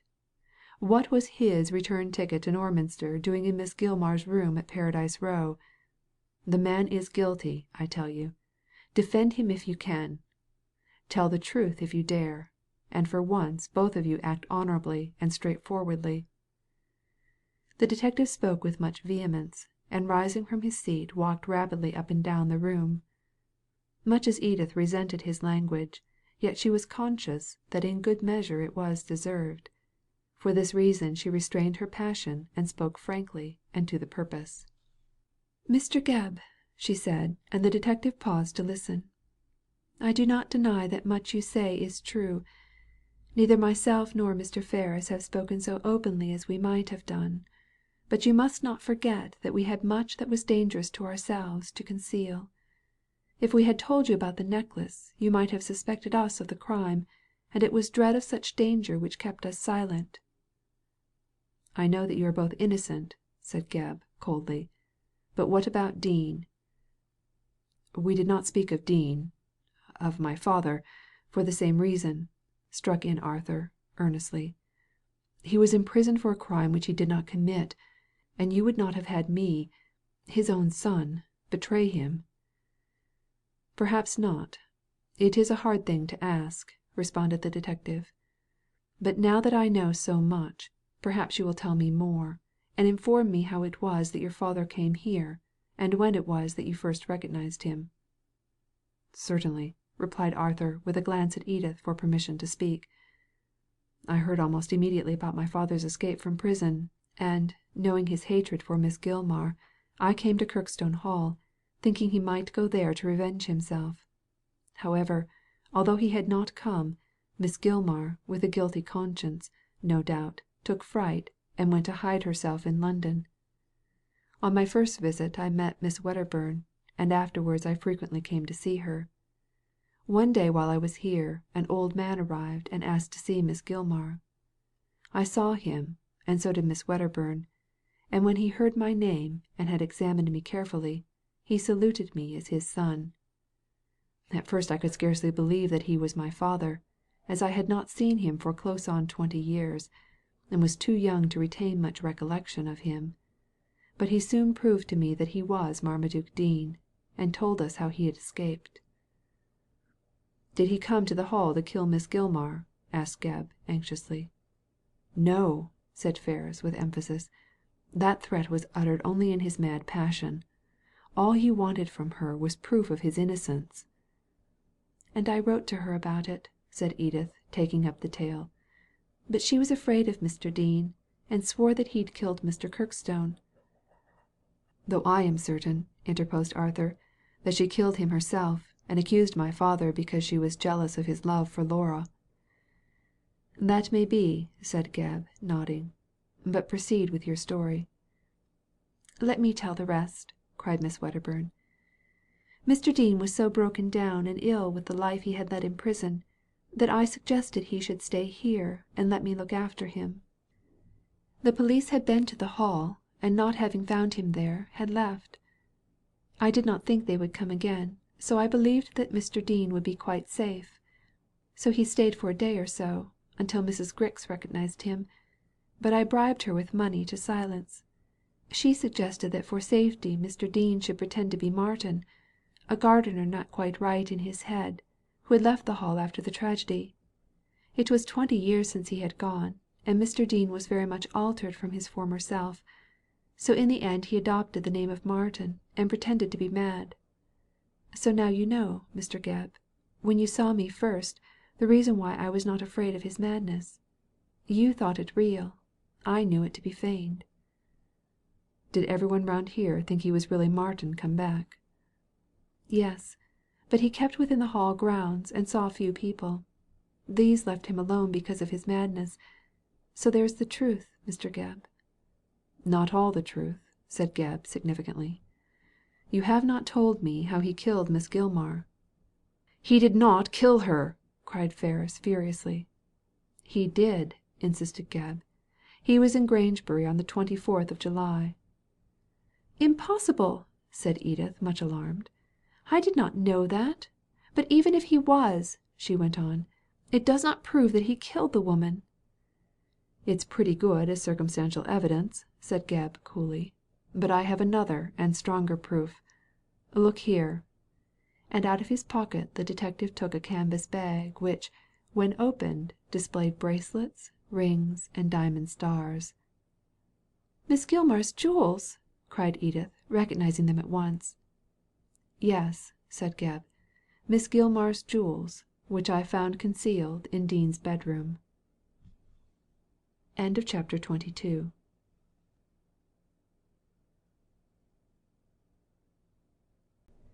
Chapter 23.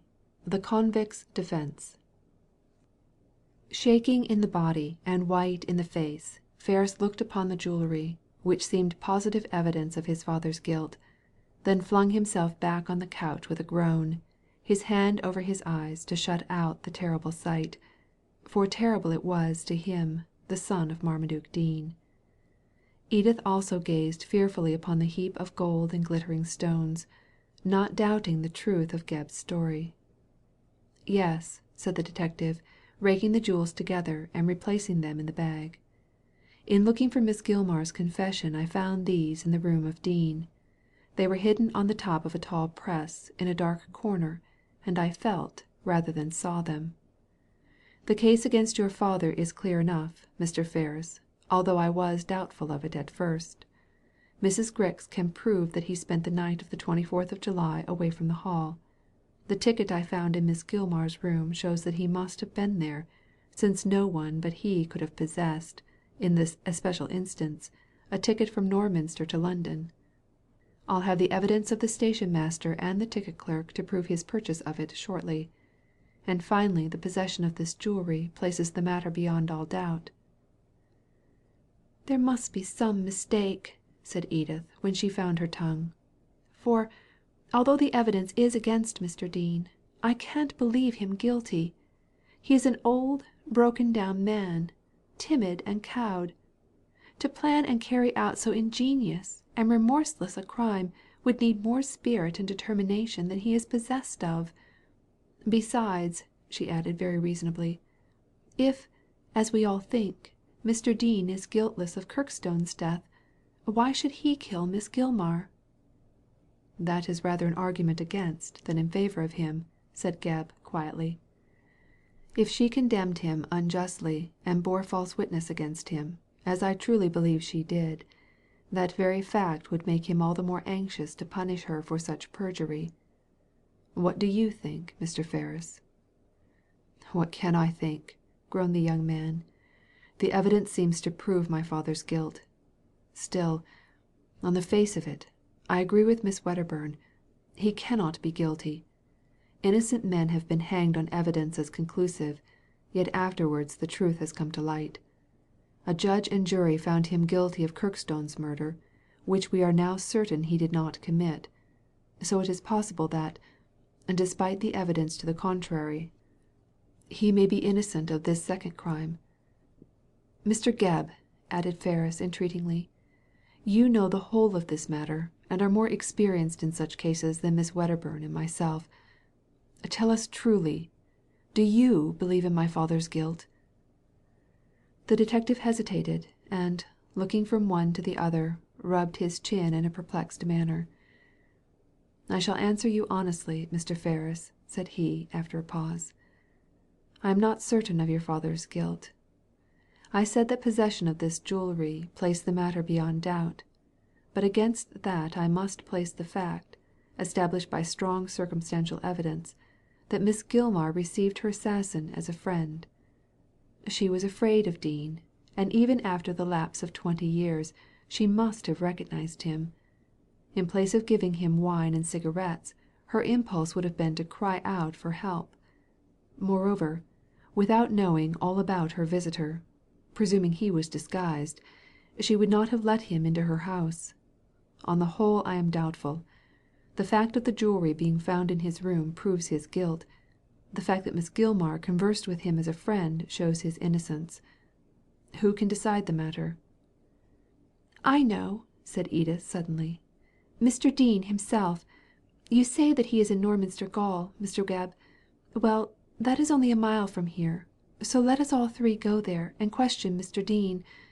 With this evidence for and against him, he must either declare his innocence or admit his guilt." "It is the most straightforward course," said Gebb, with a nod. "What do you say, Mr. Ferris?" "I am content to abide by my father's word," replied Arthur, rising. "Anything is better than this uncertainty. Let us go to Norminster Gaol." "It's rather late," said Gebb, glancing at his watch. "However, I dare say we shall have no difficulty in seeing the prisoner. Come along." In the then tumble-down, deserted condition of Kirkstone Hall, there was no vehicle obtainable, but the evening was pleasant, and Norminster no great distance away, so the three walked briskly along the road in the cool, grey twilight. Conversing about the case made the way seem short, and they soon arrived in the little town and halted before the gates of Gaol. A word from Gebb procured them instant admittance, and they were shown into the presence of the governor, a retired major, with a bluff manner and a twinkling eye which was not unobservant of Edith's good looks.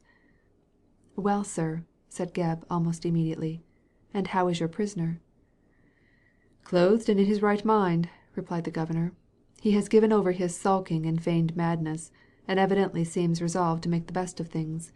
Indeed, I shouldn't be surprised, Mr. Gebb, if he intended to make you his father confessor, for he has asked several times after you." "Good," said Gebb, rubbing his hands. "This looks like business. He has thrown up the sponge." "Will you see him now?" asked the governor, with a side glance at Edith. "At once, if you please. And I wish this lady and gentleman to be admitted with me." "Well, it's hardly regular to admit strangers at this hour, Mr. Gebb," said the major. "Still, as you captured the man, and as it is well for you to hear his confession, if he wishes to make it, I am content to accede to your request. Have you any interest in the matter?" he asked, looking at Edith inquisitively. "Yes, the man was hidden in my place under the name of Martin," she replied with a blush, not deeming it wise to further enlighten the governor. "Indeed? You are Miss Wedderburn, of the Hall? I thought so. Well, go along, all of you, but don't remain more than a half hour with the prisoner. I have to lock up for the night shortly, and I may be tempted to keep so fair a lady in my castle, you know." Laughing at his own mild joke, the governor gave his visitors over to the guidance of a warder, and they were soon ushered into a cell, where they found Dean sitting on his bed, chatting cheerfully with the man who watched him. He sprang up to receive them, and after the warder had exchanged a few words with the watcher, they both withdrew, leaving the lamp in the cell. Gebb was much gratified by this mark of the governor's trust, and spoke to Dean with great complacency. "I see you have come to your senses, Mr. Dean," he said civilly enough, but with point. "It is about time, I think." "As you say, about time," replied Dean, who had been greeting Edith and his son. "I have given over fighting against the injustice of the world. I was condemned, an innocent man, some 20 years ago, and I escaped from my prison in the vain hope of getting Ellen Gilmar to prove my innocence. But she is dead, and I am again in the hands of, I won't say justice, but injustice." "But why did you kill Miss Gilmar?" asked Gebb, for Ferris and Edith sat quietly, letting him conduct the conversation as the most capable person. "I did not kill Miss Gilmar," replied Dean, firmly and sadly. "God knows who sent that wicked woman to her last account, but it was not I." "Yet you uttered a threat against her." "I did, in my first wrath at the injustice of my sentence. But nearly 20 years of imprisonment removed revenge from my heart. I came down to Kirkstone Hall, not to kill her, but to implore her to tell the truth and free me from undeserved shame. But she had fled, thinking in her guilty mind that I intended to harm her. I told Miss Wedderburn that I did not, also I mean Mr. Ferris." "You can call him Arthur," said Gebb, coolly. "I know that he is your son." "Is this so?" asked Dean, looking with some surprise at Ferris. "Yes, father. I told Mr. Gebb the truth, or rather I admitted it, as he had already learned my relationship to you from Prain. He knows everything, and we have come to ask you to right yourself in his eyes, to confess." "Confess? Arthur? Do you believe that I killed Kirkstone?" "No," said Arthur, with conviction. "I do not." "And you, Edith," said Dean, looking at the girl, "is it your opinion that I am guilty of Miss Gilmar's death?" "No," replied Edith in her turn. "Appearances are against you, but I truly believe you to be guiltless." "And so I am, for—" "Before you go on," interrupted Gebb, looking up, "I think it will be best for you to approach this matter with more particularity. Were you not at Grangebury on the night of the 24th of July?" "Yes," admitted Dean, promptly. "I was. I went to see Mr. Basson, who had been my counsel." "About what?" "About the confession of Miss Gilmar." "What?" cried Gebb in surprise. "You found it?" "I found it on the 20th of July, concealed in the yellow boudoir, where Ellen Gilmar had hidden it. I know now who killed Kirkstone." "Miss Laura?" cried the detective, knowing Dean's belief. "No. Miss Gilmar herself was the murderess." "Well, I never," said Gebb, and looked at Edith and her lover, who were not much astonished. "And where's the confession now?" "Mr. Alder has it," was the unexpected reply. "Alder? Why, he believes you to be guilty. He said so several times." "I asked him to," replied Dean, quickly. "Mr. Alder has been a good friend to me all through." "He has been a good friend to us all," said Edith, touching Arthur's hand. "Does Mr. Alder know who you are?" "Yes. He had been present at my trial, you know, and, in spite of my altered appearance, he recognized me on one of his visits to the Hall. I begged him to keep my secret, and he did. I asked him to talk of me as guilty, so that I might be the more effectually concealed." "I don't see how that would help you," interrupted Gebb, sharply. "Why not? If Alder had gone about insisting that I was innocent, you might have suspected that he had seen me lately, while by stating what everybody believed no questions would be asked." "True enough," said Gebb, his brow clearing. "But I confess this disjointed information of yours puzzles me not a little. Suppose you tell us the whole story from the time you first masqueraded as Mad Martin." "Certainly," asserted Dean, readily. "I intended to do so, as I wish you to help me establish my innocence. Also, I owe it to my son and Miss Wedderburn to relate things I formerly kept from them." "We are all attention," said Edith, and leaned forward eagerly. "When I was feigning madness at the Hall," said Dean, glancing at his three auditors, "I was wondering all the time how I could prove my innocence of Kirkstone's murder. One night Mrs. Grix, who had found out my true name, told me that Miss Gilmar had written a confession of the crime, and, as she believed, had hidden it in the house. She gathered this from some words let fall by Miss Gilmar. Thenceforth it became the aim of my life to find that confession. But although I looked everywhere, I could not discover it. Then Mr. Alder came visiting at the Hall, as you know, Edith, and he guessed who I was. Feeling that I could not deceive him, I confessed that I was really Marmaduke Dean, and consulted him as to the possibility of proving my innocence. Alder scoffed at the idea of a confession being in existence, as he said if Miss Gilmar were guilty she would not put down the fact in black and white. He advised me to consult Basson, who had been my counsel, and see if I could not be cleared, but this I was afraid to do, lest Basson should hand me over to the police." "Oh, he would never have done that," said Gebb, remembering the personality of Basson. "He is good nature itself." "So Alder said," continued Dean. "Still, I was too afraid to venture, and remained in hiding at the Hall, thankful that Alder kept my secret. I must say that in every way he acted like a true friend, for he could easily have given warning about me to the authorities." "I wonder he did not do so for Miss Gilmar's sake," said Gebb. "Had he deemed me guilty he would have done so," cried Dean, quickly. "But I told him the whole facts of the case, and declared that Laura, being possessed of the knife, had killed her brother. Alder in the end said he believed in my innocence, but he declined to look upon Laura as the assassin. He fancied that Miss Gilmar had committed the crime, and to shield herself, and punish me for not being in love with her, she accused me. Still, he declined to believe that she had confessed her guilt in writing. I was certain, however, from what Mrs. Grix had said, that she had, and "This is all very well," interrupted Gebb quickly, "but it does not explain your visit to Grangebury."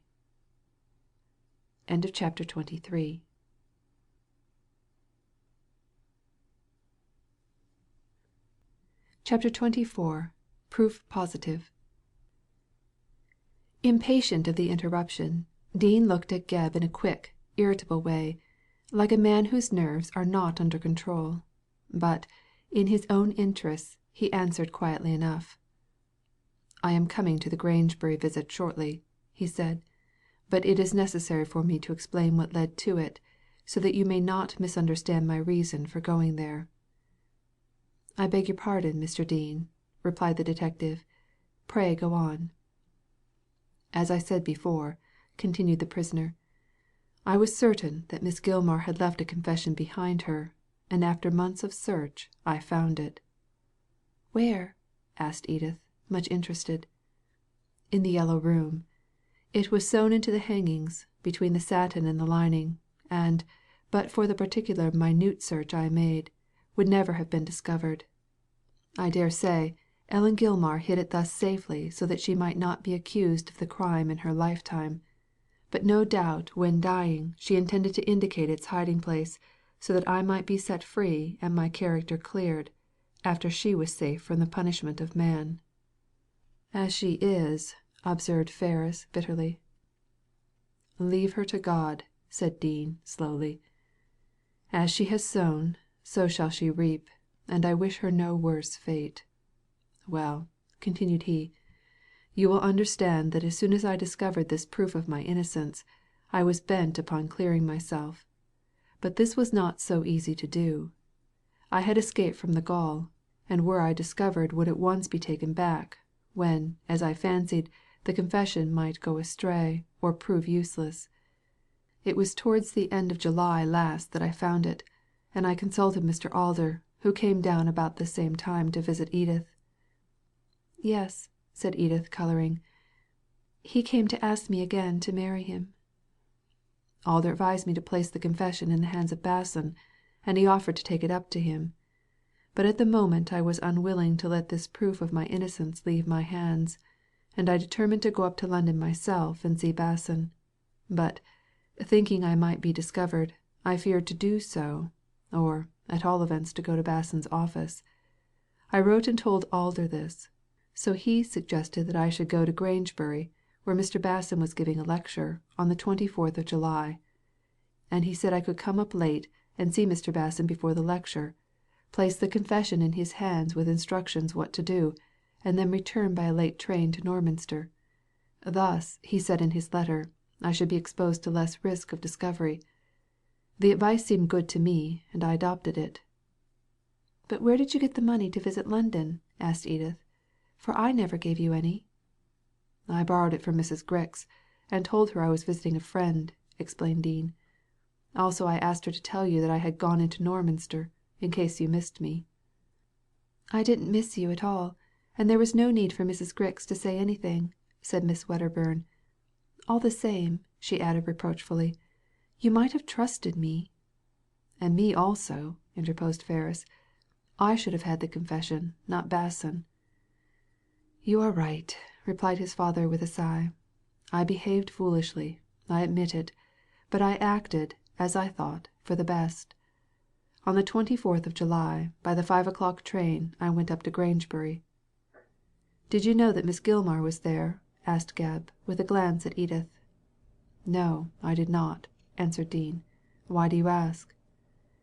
"Because Miss Wedderburn knew of Miss Gilmar's whereabouts." "That is true enough," responded Edith calmly. "But I did not think it necessary at the time to tell Mr. Dean. No one but myself, and later on Arthur, knew that Miss Gilmar was lodging in Paradise Row. Continue, Mr. Dean." "I arrived at Grangebury about 6 o'clock, and went to a public house where I had some tea, and made myself as respectable as possible to go to the lecture. I intended to see Mr. Basson before it began, and then take the 9 o'clock train to Norminster." "Had you a return ticket?" asked Gebb, remembering the one found in the Yellow Room. Yes, a third-class return. However, in the public-house I fell asleep, being worn out with trouble and fatigue. I did not waken until it was nearly 9 o'clock, and then went to the town hall. Mr. Basson was already on the platform, so I could not speak to him. Yet I was anxious to get back to Norminster on that night, as I did not want Edith to know I had been in London." "But why?" said Edith. "You must have been aware that you could trust me." "I wished you to know nothing, my dear, until Basson proved my innocence," replied Dean, sadly. "But I should have trusted you. I see it now. However, I did not go back that night, for I lost my ticket." "Where did you lose it?" asked Gebb, eagerly, for this was a most important point. Dean shook his head. "I can't say," he replied. "I saw Mr. Alder at the door of the town hall, and told him that I was going back, but gave him the confession, and asked him to show it to Basson. He tried to get me to remain, but I was bent on returning, and knew that the confession was safe in his hands. I ran to the station, but there I found I had lost my ticket, where I know not. I had no money to buy another, so I went back to the town hall and saw Mr. Alder again about 9:30 o'clock. Then, to my surprise, I saw Edith enter the hall."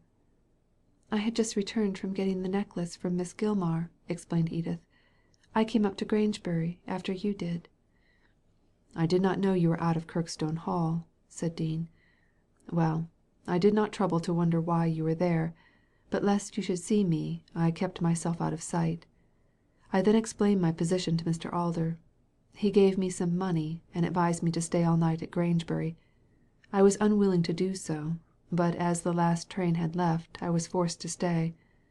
I slept in the public-house where I had been before, and left by the early train next morning." "Did you hear of the murder before you left?" "No, as I departed early. So you see, Mr. Gebb, I can prove an alibi, for at the time of the murder, 10 o'clock it was, the paper said, I was asleep in the public-house. The keeper of it can prove that I was." "What is the name of the public-house?"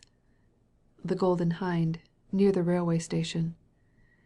Gebb noted this name in his pocket-book and rose to his feet. "So this is all you have to tell me," said he, briskly. "All, and enough too. I don't know who killed Ellen Gilmar. It was not I." "If the hotel keeper can prove your alibi, that will be all right, Mr. Dean. But this confession, you say Mr. Alder has it?" "Yes, but I asked him to make no use of it," replied Dean, "for, as I was in Grangebury on the very night, about the very hour, that Ellen was murdered, I was afraid, if Alder acted on the confession, I might be accused of the second crime. Certainly I had a defence, but the evidence was so strong against me that I did not wish to risk appearing." "Do you know who killed Miss Gilmar?" "No," cried Dean, vehemently, "I do not." "Then what about these?" said Gebb, and suddenly produced the jewels of Miss Gilmar. "These ornaments belong to the dead woman. They were taken off her body by the wretch who killed her. I found them hidden in your room at Kirkstone Hall. Yet you swear that you do not know the name of the assassin. What am I to understand by this contradiction?" "It's a plot to ruin me," said Dean, becoming very pale. "I did not know that these jewels were in my room. I never saw them before. Edith, Arthur, what do you know of this?" "We know nothing," they said simultaneously. "Come, Mr. Dean," said Gebb, imperiously. "These ornaments would not have been hidden in your room without your knowledge. If your alibi is to be believed you are innocent, but on this evidence you must know who is guilty." Dean gave a long sigh, and lapsed into his old sullen manner. "I know nothing about them," he said in a piteous tone. "Some one must have put them there. I don't know who. I have told you the truth, but even that will not help one, and I shall be condemned for the second time, an innocent man. Oh, God is cruel, cruel," and the tears ran down his cheeks. After that there was little more to be said. The old man was ill and feeble. For the moment he had braced himself to tell his story, and the hope of being righted had given him unnatural strength. but now that it was told, nature claimed her own. And Dean fell back on his bed, thoroughly exhausted. Ferris desired to stay beside his father, but when the warder came back they would not permit this, and in the end the three left the prison. In the street Gebb turned to speak a few words to Edith before leaving for town, as he had decided to do. "What are your intentions?" he asked. "I shall stay here until to-morrow," she replied. "I am too exhausted to return to London to-night. But I must go up in the morning, as I promised to see Mr. Alder." "Alder?" repeated Gebb, who had half forgotten the man. "How is he?" "Very ill. Dying, they say. And he sent for me to see him. I could not go to-day, as I came here with Arthur to see what had been done about his father. Do you think he is innocent?" "Yes, I do," replied Gebb. "But I am puzzled about the jewels. I cannot help thinking that Dean knows something about them, but he won't speak." "He may to-morrow morning," said Ferris quickly. "I think he is too exhausted to-night to remember much more. His memory has been severely taxed to-day, you know. I shall speak to him to-morrow, and whatever he tells me I shall tell you, Mr. Gebb." "Very well," replied Gebb, dubiously, and walked briskly to the railway station, as he was anxious to reach London, to see Parge and tell him what he had discovered. Also, he desired the advice of Parge regarding the jewels, for despite Arthur's promise, he did not trust him altogether. The young man had deceived him before, and should occasion arise might do so again. So Gebb determined to act independently of anything which might be said by Dean in the morning. He was surrounded on all sides by people who, with their own ends to gain, were more or less unscrupulous, so it behooved him to be wary. Otherwise he would never pluck out the heart of this mystery. On arriving in town Gebb went to his office, and there found 3 letters for him. 2 from the station master and the ticket clerk of Norminster Station were corroborative of Dean's visit to town on the evening of the 24th of July, for both stated that Mad Martin, the gardener of Kirkstone Hall, had purchased a return ticket and had left for London by the 5 o'clock train. But knowing what he did, this evidence came too late to enlighten Gebb in any degree, so he tossed the letters aside and opened the 3rd one. It proved to be from Parge, requesting him to call and see him at once on important business concerning the Grangebury murder case, these latter words being underlined. "He has found out something," thought Gebb. "I wonder what it is. Another mare's nest, I expect. However, we'll see. I'll call to-morrow." At 10 o'clock next morning he was in Pimlico, and in the presence of Mr. Parge, who received him with a look of subdued triumph. "Well, Absalom," said he, "have you discovered who killed Miss Gilmar?" "No, I haven't, Simon. Have you?" "Yes. I found out the truth from — who do you think?" "I don't know," said Gebb impatiently. "Mrs. Presk, perhaps." "No, not from the mistress, but from the maid, Matilda Crane." Gebb looked at the ex-detective in amazement. "Why, what did she know about it?" "She knew who visited Miss Gilmar on the night of the murder. I said you had not examined that girl properly, Absalom, so I sent for her to put a few questions myself. Then I discovered that she had found, cast into the grate, among other papers, a letter written by the assassin to Miss Gilmar. Here it is." Gebb took the bit of paper handed to him and read as follows: "Dear Miss Gilmar, I wish to see you on the evening of the 24th of July, between 9 and 10 o'clock, about some information touching Dean. Get rid of everyone in the house at that time, and expect me for certain. It will be better for us to be alone. Burn this. Yours truly, John Alder." "Alder!" repeated Gebb in amazement. "Alder!" "Yes, it was Alder who murdered that wretched woman." End of chapter 24.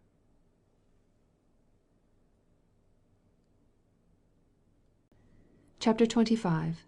How the deed was done. Gebb quite agreed with Parge regarding the guilt of Alder, and on looking back over the collective evidence, he wondered that he had not suspected him before. No wonder he had come forward to defend Ferris, for bad as he was, The man had some conscience, and did not wish to see a guiltless person hanged for his crime, even though that person was his rival in love. What Gebb could not understand was, why Alder had been so kind to Dean, and it was to ascertain this, amongst other things, that he left Parge as soon as he was able, and went off to Alder's rooms. The man was dying, and for the clearance of all persons concerned in the matter, it was absolutely necessary that he should make a confession of his guilt, even at the 11th hour. "I could tell you much that I have discovered," said Gebb, slipping the incriminating letter into his pocket. "But as Alder is dying there is no time to be lost in getting him to confess." "I agree with you," replied Parge, promptly. "I knew that he was dying, as I saw an account of his accident in the papers. Get him to confess, and for that purpose take Mr. Basson with you as a witness. Then come back to me and tell me everything. I wish to write out all details concerning this very extraordinary case, and put the report in my collection." "It certainly merits it," replied Gebb, putting on his hat. "And I dare say this confession will be the most wonderful of all. By the way, why did not the servant give up the letter before?" "Because she is a cunning, artful little minx," burst out Parge, in great wrath, "and wished to make money over it. She found it, as I told you, while cleaning out the grate, when the room was stripped by Alder. The letter was torn across, as Miss Gilmore evidently did not think it worth while to adopt Alder's advice and burn it. It was lucky she did not, or her death would have gone unavenged. As it is—" "As it is, the man will escape the law," interrupted Gebb. "But I dare say he'll be punished somehow. I'm sure he deserves to be. Did Mrs. Presk know of Tilda's discovery?" "No. Tilda kept her discovery to herself, and intended to sell her information to the highest bidder. It took me 2 hours to wring the truth and the letter out of her, but I did it in the end, and for the evidence I paid her £5. "I've no doubt Miss Wedderburn will pay you when she comes into the estate." "What, the £5?" exclaimed Parge, wrathfully. "Why, I expect the reward." "But the reward was to be paid by Alder himself," argued Gebb. "And although it was a blind, you can hardly expect the man to pay for his own detection." "His next heir must pay it," said the detective, doggedly. "Miss Wedderburn is the next heir." "Then I'll apply to her," cried Parge. "I'm going to be paid for my trouble." "Seems to me, Simon, I've had all the trouble," said Gebb, dryly. "You've sat in your armchair and done nothing." "I found out the truth, if you call that nothing," retorted Parge, growing red. "I've used my brains, which is more than you have done. There is life in the old dog yet, Absalom." "And temper also," rejoined Gebb, who was rather sore about the reward. "Eh, Simon? Well, well, we'll argue the matter hereafter. I must go to Alder." "Don't forget to take Basson." "No, I won't. But if you're right about Alder, you're wrong about Dean. He did not kill Kirkstone." "Then who did?" grunted Parge, rather displeased. "Miss Gilmar herself," retorted Gebb, and departed swiftly, leaving to his friend this, to him, indigestible morsel. Parge raged a trifle after Gebb had gone, as he did not like to be put in the wrong, but when he recollected his triumph in the new murder case, he was quite content to set it against his failure in the old one. So he sat placidly in his armchair and enjoyed his success and the prospect of getting £200 with so little trouble, all of which was satisfactory to his wife also, as it kept Parge in a good temper for one entire day, a state of things which was little less than miraculous in the frequently disturbed household. In the meantime Gebb, with a desperate fear in his heart that he might be too late, went as quick as a hansom cab could travel to Basson's rooms. Keeping the cab at the door, he ran up the long staircase so quickly that he arrived at the top with failing breath and beating heart. The perennial legend, back in 5 minutes, was still on the barrister's door, and Gebb on knocking was again greeted by the boy in the small suit. This latter admitted that his master was at home, but stated that he could not be seen. "'Cause he ain't well," exclaimed Cerberus. "He's had a shock." "What kind of shock? An accident?" asked Gebb. "No," replied the boy, after some consideration. "Not that sort of shock. Quite another kind." "Well, I'm sorry to disturb Mr. Basson," said Gebb, "but you must take him my card and tell him that I must see him. It's a matter of life and death." The boy still seemed unwilling, but Gebb thrust the card into his hand and insisted, so in the end it was taken to Basson. In less than a minute Cerberus returned with the information that his master would see Mr. Gebb at once. With a nod the detective stepped into the dingy inner office, and found Mr. Basson with his arms on the mantelpiece, and his head bent down on them in an attitude of dejection. When he heard the footstep of his visitor, and firm, quick, businesslike footsteps they were, he turned slowly and displayed a very pale face and eyes so red that they looked as though he had been crying. "What is the matter?" asked Gebb, rather taken aback by this evidence of grief. "I've had a shock," replied Basson, using the very same words as his small clerk had done. "Nothing serious, I hope?" "Serious in one way, not in another. Still, I am glad to see you. If you had not come to me I should have paid you a visit in the course of the day. You have a right to know." "Know what?" demanded Gebb, beginning to feel uncomfortable, he knew not why. "That Alder is dead." "Dead!" Gebb, with a burst of anger unusual in one of his self-control, dashed his hat to the floor. "By—" he used a strong word. "So he escaped me after all." "What?" cried Basson, leaning forward in the chair he had flung himself into. "You know?" "I know that Alder killed Miss Gilmar. I heard it this morning. I have the evidence of his own handwriting to prove his guilt. When did you hear of it? How did you hear of it?" "I heard all about it at 8 o'clock this morning, shortly before Alder died." "Then he confessed his crime?" "He did. I was sent for at 7 o'clock at his particular request, and he told me the whole story. In order to clear any innocent person who might be suspected, I wrote down what he said and got him to sign it. The doctor and myself were the witnesses, and the confession is locked in my desk yonder. I was coming round to your office later on in order to place it in your hands. How did you find out the truth?" "It's a long story, Mr. Basson. I'll tell it to you some other time. But I learned that he killed his cousin, and I came here to get you to go with me and force him to confess." "He did so voluntarily," said Basson, sadly, "and made what reparation he could for his wickedness. Do you wonder that I received a shock, Mr. Gebb? It was terrible to hear a man I had known so long, whom I had liked so much, confess himself a murderer." "It is terrible, I grant you," replied Gebb, somewhat moved by the grief of the old Bohemian. "I should never have thought it of him myself, as is proved by the fact that I never suspected him. He seemed a kindly, honest, pleasant gentleman. Perhaps, however, there is the excuse that he did the deed in a fit of rage. From what I have heard of Miss Gilmar she was a woman to irritate an archangel." Basson shook his head. "There is not even that excuse," he said. "The crime was committed in cold blood. He planned it and carried it out in the most ruthless manner." "But why in heaven's name did he desire the death of his wretched cousin?" "Money, Mr. Gebb. Money. Alder was desperately hard up, on the verge of bankruptcy, and as his cousin refused to help him, he killed her. To gain her wealth was the motive of the act. Well," added Basson with a sigh, "he did not enjoy his ill-gotten gains long, for in the midst of his prosperity the hand of God struck him down." "You have the confession, you say?" "Here it is." Basson unlocked the drawer of his desk and took out a sheet, or to be precise, several sheets of paper, and handed them to Gebb.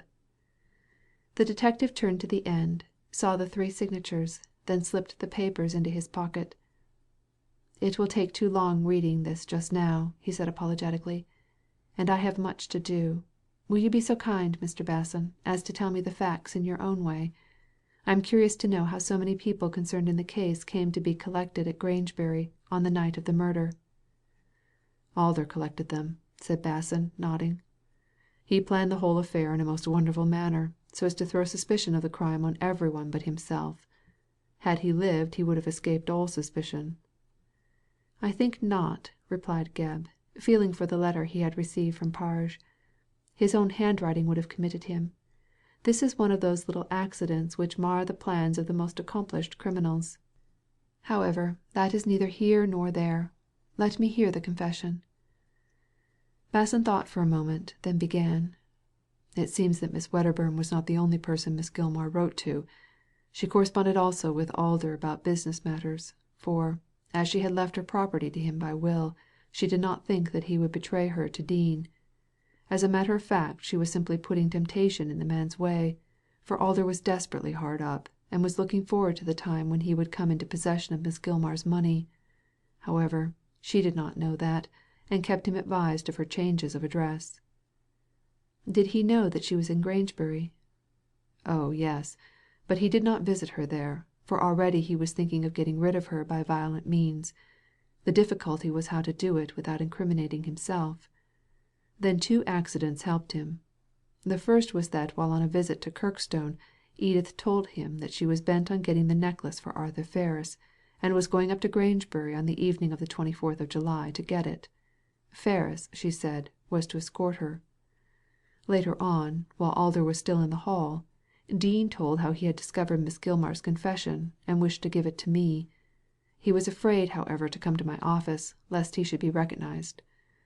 Afterwards Alder induced me to lecture at Grangebury, and wrote to Dean telling him to come up and see me there. Then he gave Ferris tickets for my lecture, and told him he could wait for Miss Wedderburn in the town hall while she went to see Miss Gilmar. So now you see, Mr. Gebb, that on the 24th of July Alder had these 3 people likely to be suspected on the spot." "A very ingenious idea," said Gebb. "I suppose he didn't care on whom suspicion fell." "I don't think he did," admitted Basson, candidly. "But he preferred to be guided by circumstances, and he really wanted the suspicion to fall upon Dean, as he had threatened to kill Miss Gilmar. Well, you know about Arthur and Edith." "Yes, I know that he waited in the town hall, that she got the necklace and joined him later, and that they both returned to London. Also, I know that Dean came up, and as he was too late to see you, gave the confession to Alder. But I don't know how Alder managed to get away from the hall without suspicion." "Oh, that was easy," replied Basson. "He was busy seeing after the tickets on my behalf, and looking at the house, so none of the attendants knew where he was at the moment, but believed him to be in another part of the town hall.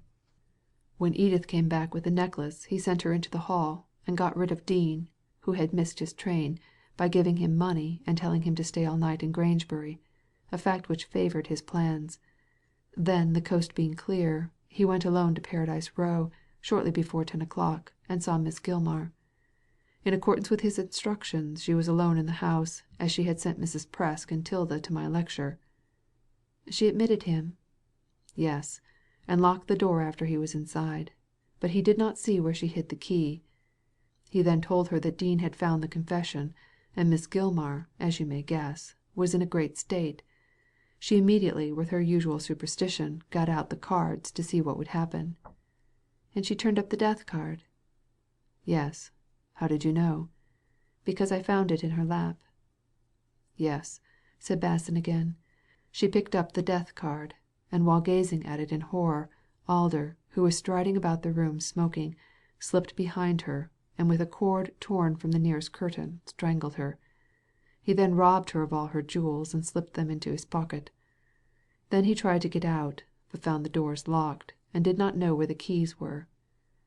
"Mrs. Presk had the key of the back door, and Miss Gilmar that of the front," said Gebb. "Quite so, but Alder did not know that. He did not dare to get out by the window, lest he should be taken for a burglar and arrested. So he stepped down to the kitchen, and waited till Mrs. Presk came home. He heard her go upstairs, and then call Tilda, so that he knew the crime had been discovered.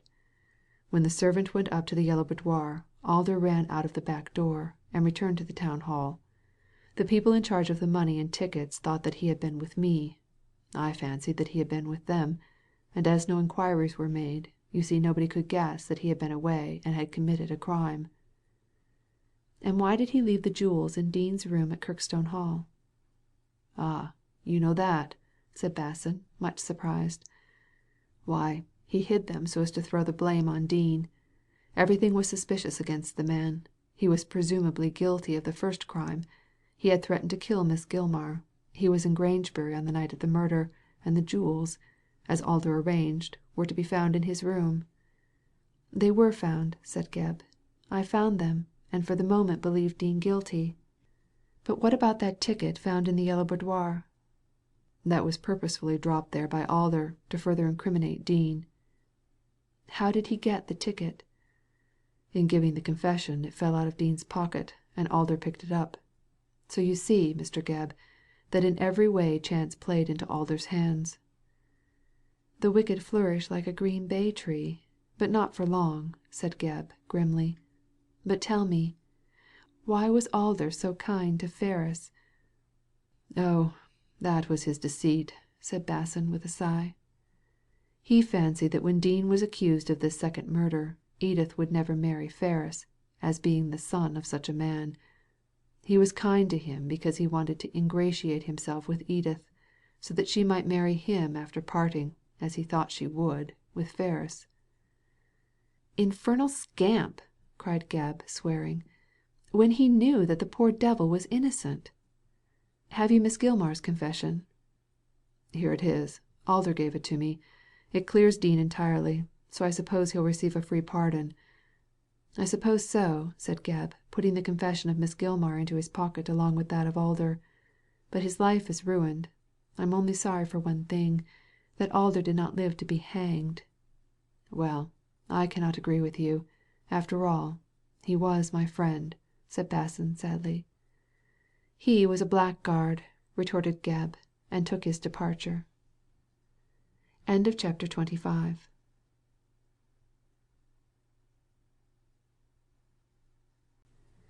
XXVI. The End of It All. 1 month after the death of John Alder, the two detectives, Parge and Gebb, sat in the room of the former, discussing the now solved mystery of the Grangebury murder case. On the tables there lay a cheque for £200 made payable to Absalom Gebb, and signed by Edith Wedderburn. The conversation was mostly about this cheque, and how it should be divided between them, so as to compensate each with due fairness. The matter was a delicate one, and could not be settled without some sharp words on either side. "After all, Simon," remonstrated Gebb in vexed tones, "I did most of the work, and deserve the reward for my pains." "You don't deserve all of it," retorted Parge, captiously. "I don't claim all of it. I say divide it into two parts of £100 each. That will pay me, and much more than compensate you." "I don't know so much about that," grunted the fat man. "I've done a deal of thinking over the case, I can tell you, and it was me who found out the murderer. So in justice I ought to have the whole £200. Gebb snatched up the cheque and slipped it into his pocket. "If you talk like that you won't have a single penny," he cried wrathfully, for he was disgusted with the avarice of his coadjutor. In the goodness of her heart Miss Wedderburn considered that she should pay the reward out of the estate, and did so. To me. There was no word of you, Mr. Parge, when she signed this cheque." "I dare say not," growled Simon savagely. "That's gratitude, that is. Yet if it hadn't been for me, her father-in-law-to-be would have swung for a murder as he didn't commit." "Don't you make any mistake about that, Simon," replied Gebb, dryly. "Mr. Dean could have proved his innocence without you in both cases. The confession of Miss Gilmar shows that she killed Kirkstone, and the evidence of the hotel keeper of the Golden Hind proves that Dean slept there at the very hour of the murder. He would have been declared innocent even if you hadn't discovered the truth." "Well, I did, anyhow," declared the other sulkily. "So did Mr. Basson, if you come to that." "Rubbish!" cried Parge. "He only heard the confession of Alder." "Well, and didn't that reveal the truth? As a matter of fact, in the face of that confession Miss Wedderburn need not have paid the reward to anyone. However, she thought that I deserved payment for all my work, so she gave me this money. It is only because you are a pal, and because I know you've helped in the matter, that I give you £50 for yourself." £50? roared the fat man, growing purple with rage. "You said 100 just now." "So I did, but I've taken off 50 for your greediness, Simon. I don't need to give you a single stiver, if it comes to that." "I'll never help you again." "Much I care," retorted Gebb. "I can get on without you. And I can't say as I care to work with a man as doesn't know when his friend is doing him a good turn. You say another word, Simon Parge, and I'll reduce your reward to £25." If Parge had been able to move he would no doubt have fallen on Gebb, but chained as he was to his chair, he could do nothing but glare at his junior with a fierce eye and a very red face. He knew very well that Gebb was acting in the most generous manner in offering to share the reward, so, fearful of losing all by opening his mouth too wide, he sulkily signified that half a loaf was better than none. "I dare say it is," said Gebb, tartly, "but you only get a quarter of a loaf. I brought 2 £50 notes with me, but as you have been so avaricious you shall only have one. There it is," and Gebb clapped a Bank of England note into the hand of Parge, which closed on it readily enough. "And you keep 150, he said with a frown. "I do, and I've earned it, Simon, by the sweat of my brow. But now that I've behaved towards you a deal better than you deserve, I'll go and bank my money. You'll not see me here again in a hurry." "No, no," cried Parge, seeing that his greed had carried him too far, and softened by the money, which, after all, had been earned very easily. "Don't go, Absalom. I can't do without you." "Haven't I been generous, Simon?" "Yes, you have. Don't take a man up so short. Sit down and have a pipe and a glass of grog, and talk over the case." With some dignity Gebb accepted the olive branch thus held out, and resumed his seat. Afterward Parge seemed so repentant of his late behaviour that the dignity of Absalom disappeared altogether, and moreover, the whisky and tobacco proved strong aids to patching up the quarrel. In 10 minutes the pair were chatting together in the most amicable fashion. "Well, Absalom," said Parge, with a most plethoric grunt. "and how does the matter of that Grangebury case stand now? You know I'm shut up here, and never hear a word of what's going on. Tell me the latest news." "Miss Wedderburn has inherited the Kirkstone property." "She owns the Hall, then?" "Yes, she inherits the Hall, and also Miss Gilmar's personal property. It was left to Alder first, and failing him to Miss Wedderburn, so she is now a rich woman, and I dare say will make a better use of her money than the old skinflint who left it to her." "She'll buy a husband with it, I suppose," said Parge, ill-naturedly. "Don't you make any mistake," contradicted Gebb, friendly to both Edith and Arthur.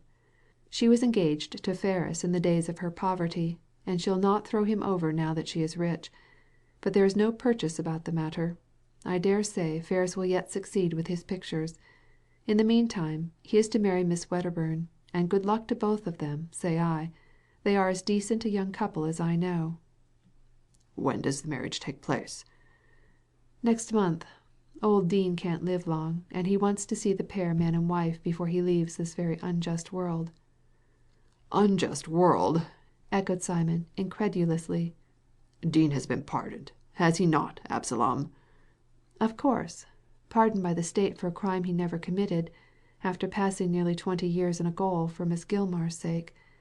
I don't wonder the old fellow is dying. He is worn out with trouble and a sense of harsh injustice. He has one foot in the grave now, and I expect he'll drop into it as soon as his son marries Edith Wedderburn." "And he didn't kill Kirkstone after all?" "No," replied Gebb, with something of a dismal air. "It appears from the confession left by Miss Gilmar that she struck the blow. Do you remember the bowie knife mentioned in the evidence as belonging to Dean?" "Yes, the knife with which the man was killed," said Parge. "The sister borrowed it from Dean, didn't she?" "Yes, and it appears that in her rage against Ellen Gilmar for presuming to love Dean, she threatened her upstairs with the knife, while Kirkstone and Dean were quarrelling in the smoking room. Ellen wrenched the knife away and said she would take it at once to Dean in the Yellow Room. She went down with it, and found that having quarrelled, Dean and Kirkstone had parted, the former having gone up to bed. Ellen entered with the knife in her hand and laid it on the table. Then Kirkstone, who was in a bad temper, began to insult her. She retorted, and in a short space of time they were at it hard. Then when Miss Gilmar said something unusually cutting to Kirkstone, he rushed at her to strike her. She snatched up the knife to defend herself and held it point out. In his blind rage he dashed against it, and the point pierced his heart. He fell dead on the spot. "Oh," said Parge, reflectively. "Then it really was an accident." Yes, but Miss Gilmar was so terrified that she hardly knew what to do. Then, remembering that the knife belonged to Dean, and that he had been fighting with Kirkstone, also that he despised her love, she determined to inculpate him, so as to avenge herself and save her own life. She ran upstairs and told him that Kirkstone wished to see him again in the Yellow Room. Dean fell into the snare, and came down only to find Kirkstone dead with the knife in his heart. Then he was seized with a panic and fled back to his room, whence he was dragged when that wicked old woman accused him of the murder. "Didn't Dean suspect her?" No, he fancied that Laura, to whom he had lent his knife, had struck the blow. But afterwards, when reviewing the circumstances in prison, it occurred to him that Miss Gilmar might be guilty. "But how did Miss Gilmar quieten Laura?" Easily enough. She told her that Dean had taken the knife and had killed Kirkstone. But it seems to me," said Gebb, meditatively, "that if Laura had only given her evidence clearly, the truth about the knife would have been found out." "I dare say," rejoined Parge, tartly. "But if you had been in charge of the case, as I was, you would have found out, when too late, that Laura, being weak-witted and under the thumb of Ellen Gilmar, was afraid to tell the absolute truth." "Nevertheless, the case was muddled," insisted Gebb. "Absalom," cried Parge, fiercely, "you can take the best part of the reward if you choose, but you shan't throw discredit on my past work. I conducted the Kirkstone murder case to the best of my ability." "And punished the wrong man." "That was the force of circumstances." "That was the want of getting the necessary evidence," retorted Gebb, with some heat. "However, we have improved since then in detective matters, as in others." "Oh, have you?" growled Parge. "Then why did you arrest the wrong man in the person of Ferris?" "You have me there, Simon. You have me there," laughed Gebb, which admission put Parge into a great good humour. "And criminals nowadays are just as stupid as they were in my youth," he said, waving his pipe. "For instance, why did Alder kill Miss Gilmar?" "Because he wanted her money." "Well, by threatening her with Dean, he could have got her to allow him a good income. There was no need for him to strangle her." "Perhaps not, and especially in poor Mrs. Presk's front parlour. She hasn't been able to let it since. And, to make matters worse, Matilda Crane has gone away with the £5 you gave her." "Mrs. Presk had better give up the house at once," said Parge, nodding. "No one will occupy a room in which a murder has taken place. 'Tain't natural to live with ghosts. What about that yellow boudoir at Kirkstone Hall?" "Oh, Mr. and Mrs. Ferris are going to pull it down when they come back from their honeymoon. I expect they will build another wing." "By the way, is Ferris going to stick to that name?" "Well, no, but all the same he isn't going to call himself Dean." "Then he is going to take his wife's name, I suppose," suggested Parge. Gebb shook his head. "By the will of that ancestor who left the Hall to his descendants, all who live in it not being Kirkstones have to take that name. If Alder had lived he would have called himself John Kirkstone." "Like the one that was murdered. A bad omen." "Well, he never had a chance of changing his name. But I expect Ferris and Miss Wedderburn will call themselves Mr. and Mrs. Arthur Kirkstone." "Well," said Parge, raising his glass, "I hope they will be lucky." "So do I," responded Gebb, "if only because they paid this £200. "Of which I only got 50, grumbled Parge. And so got the last word after all. End of chapter 26. And The End of The Lady from Nowhere by Fergus Hume.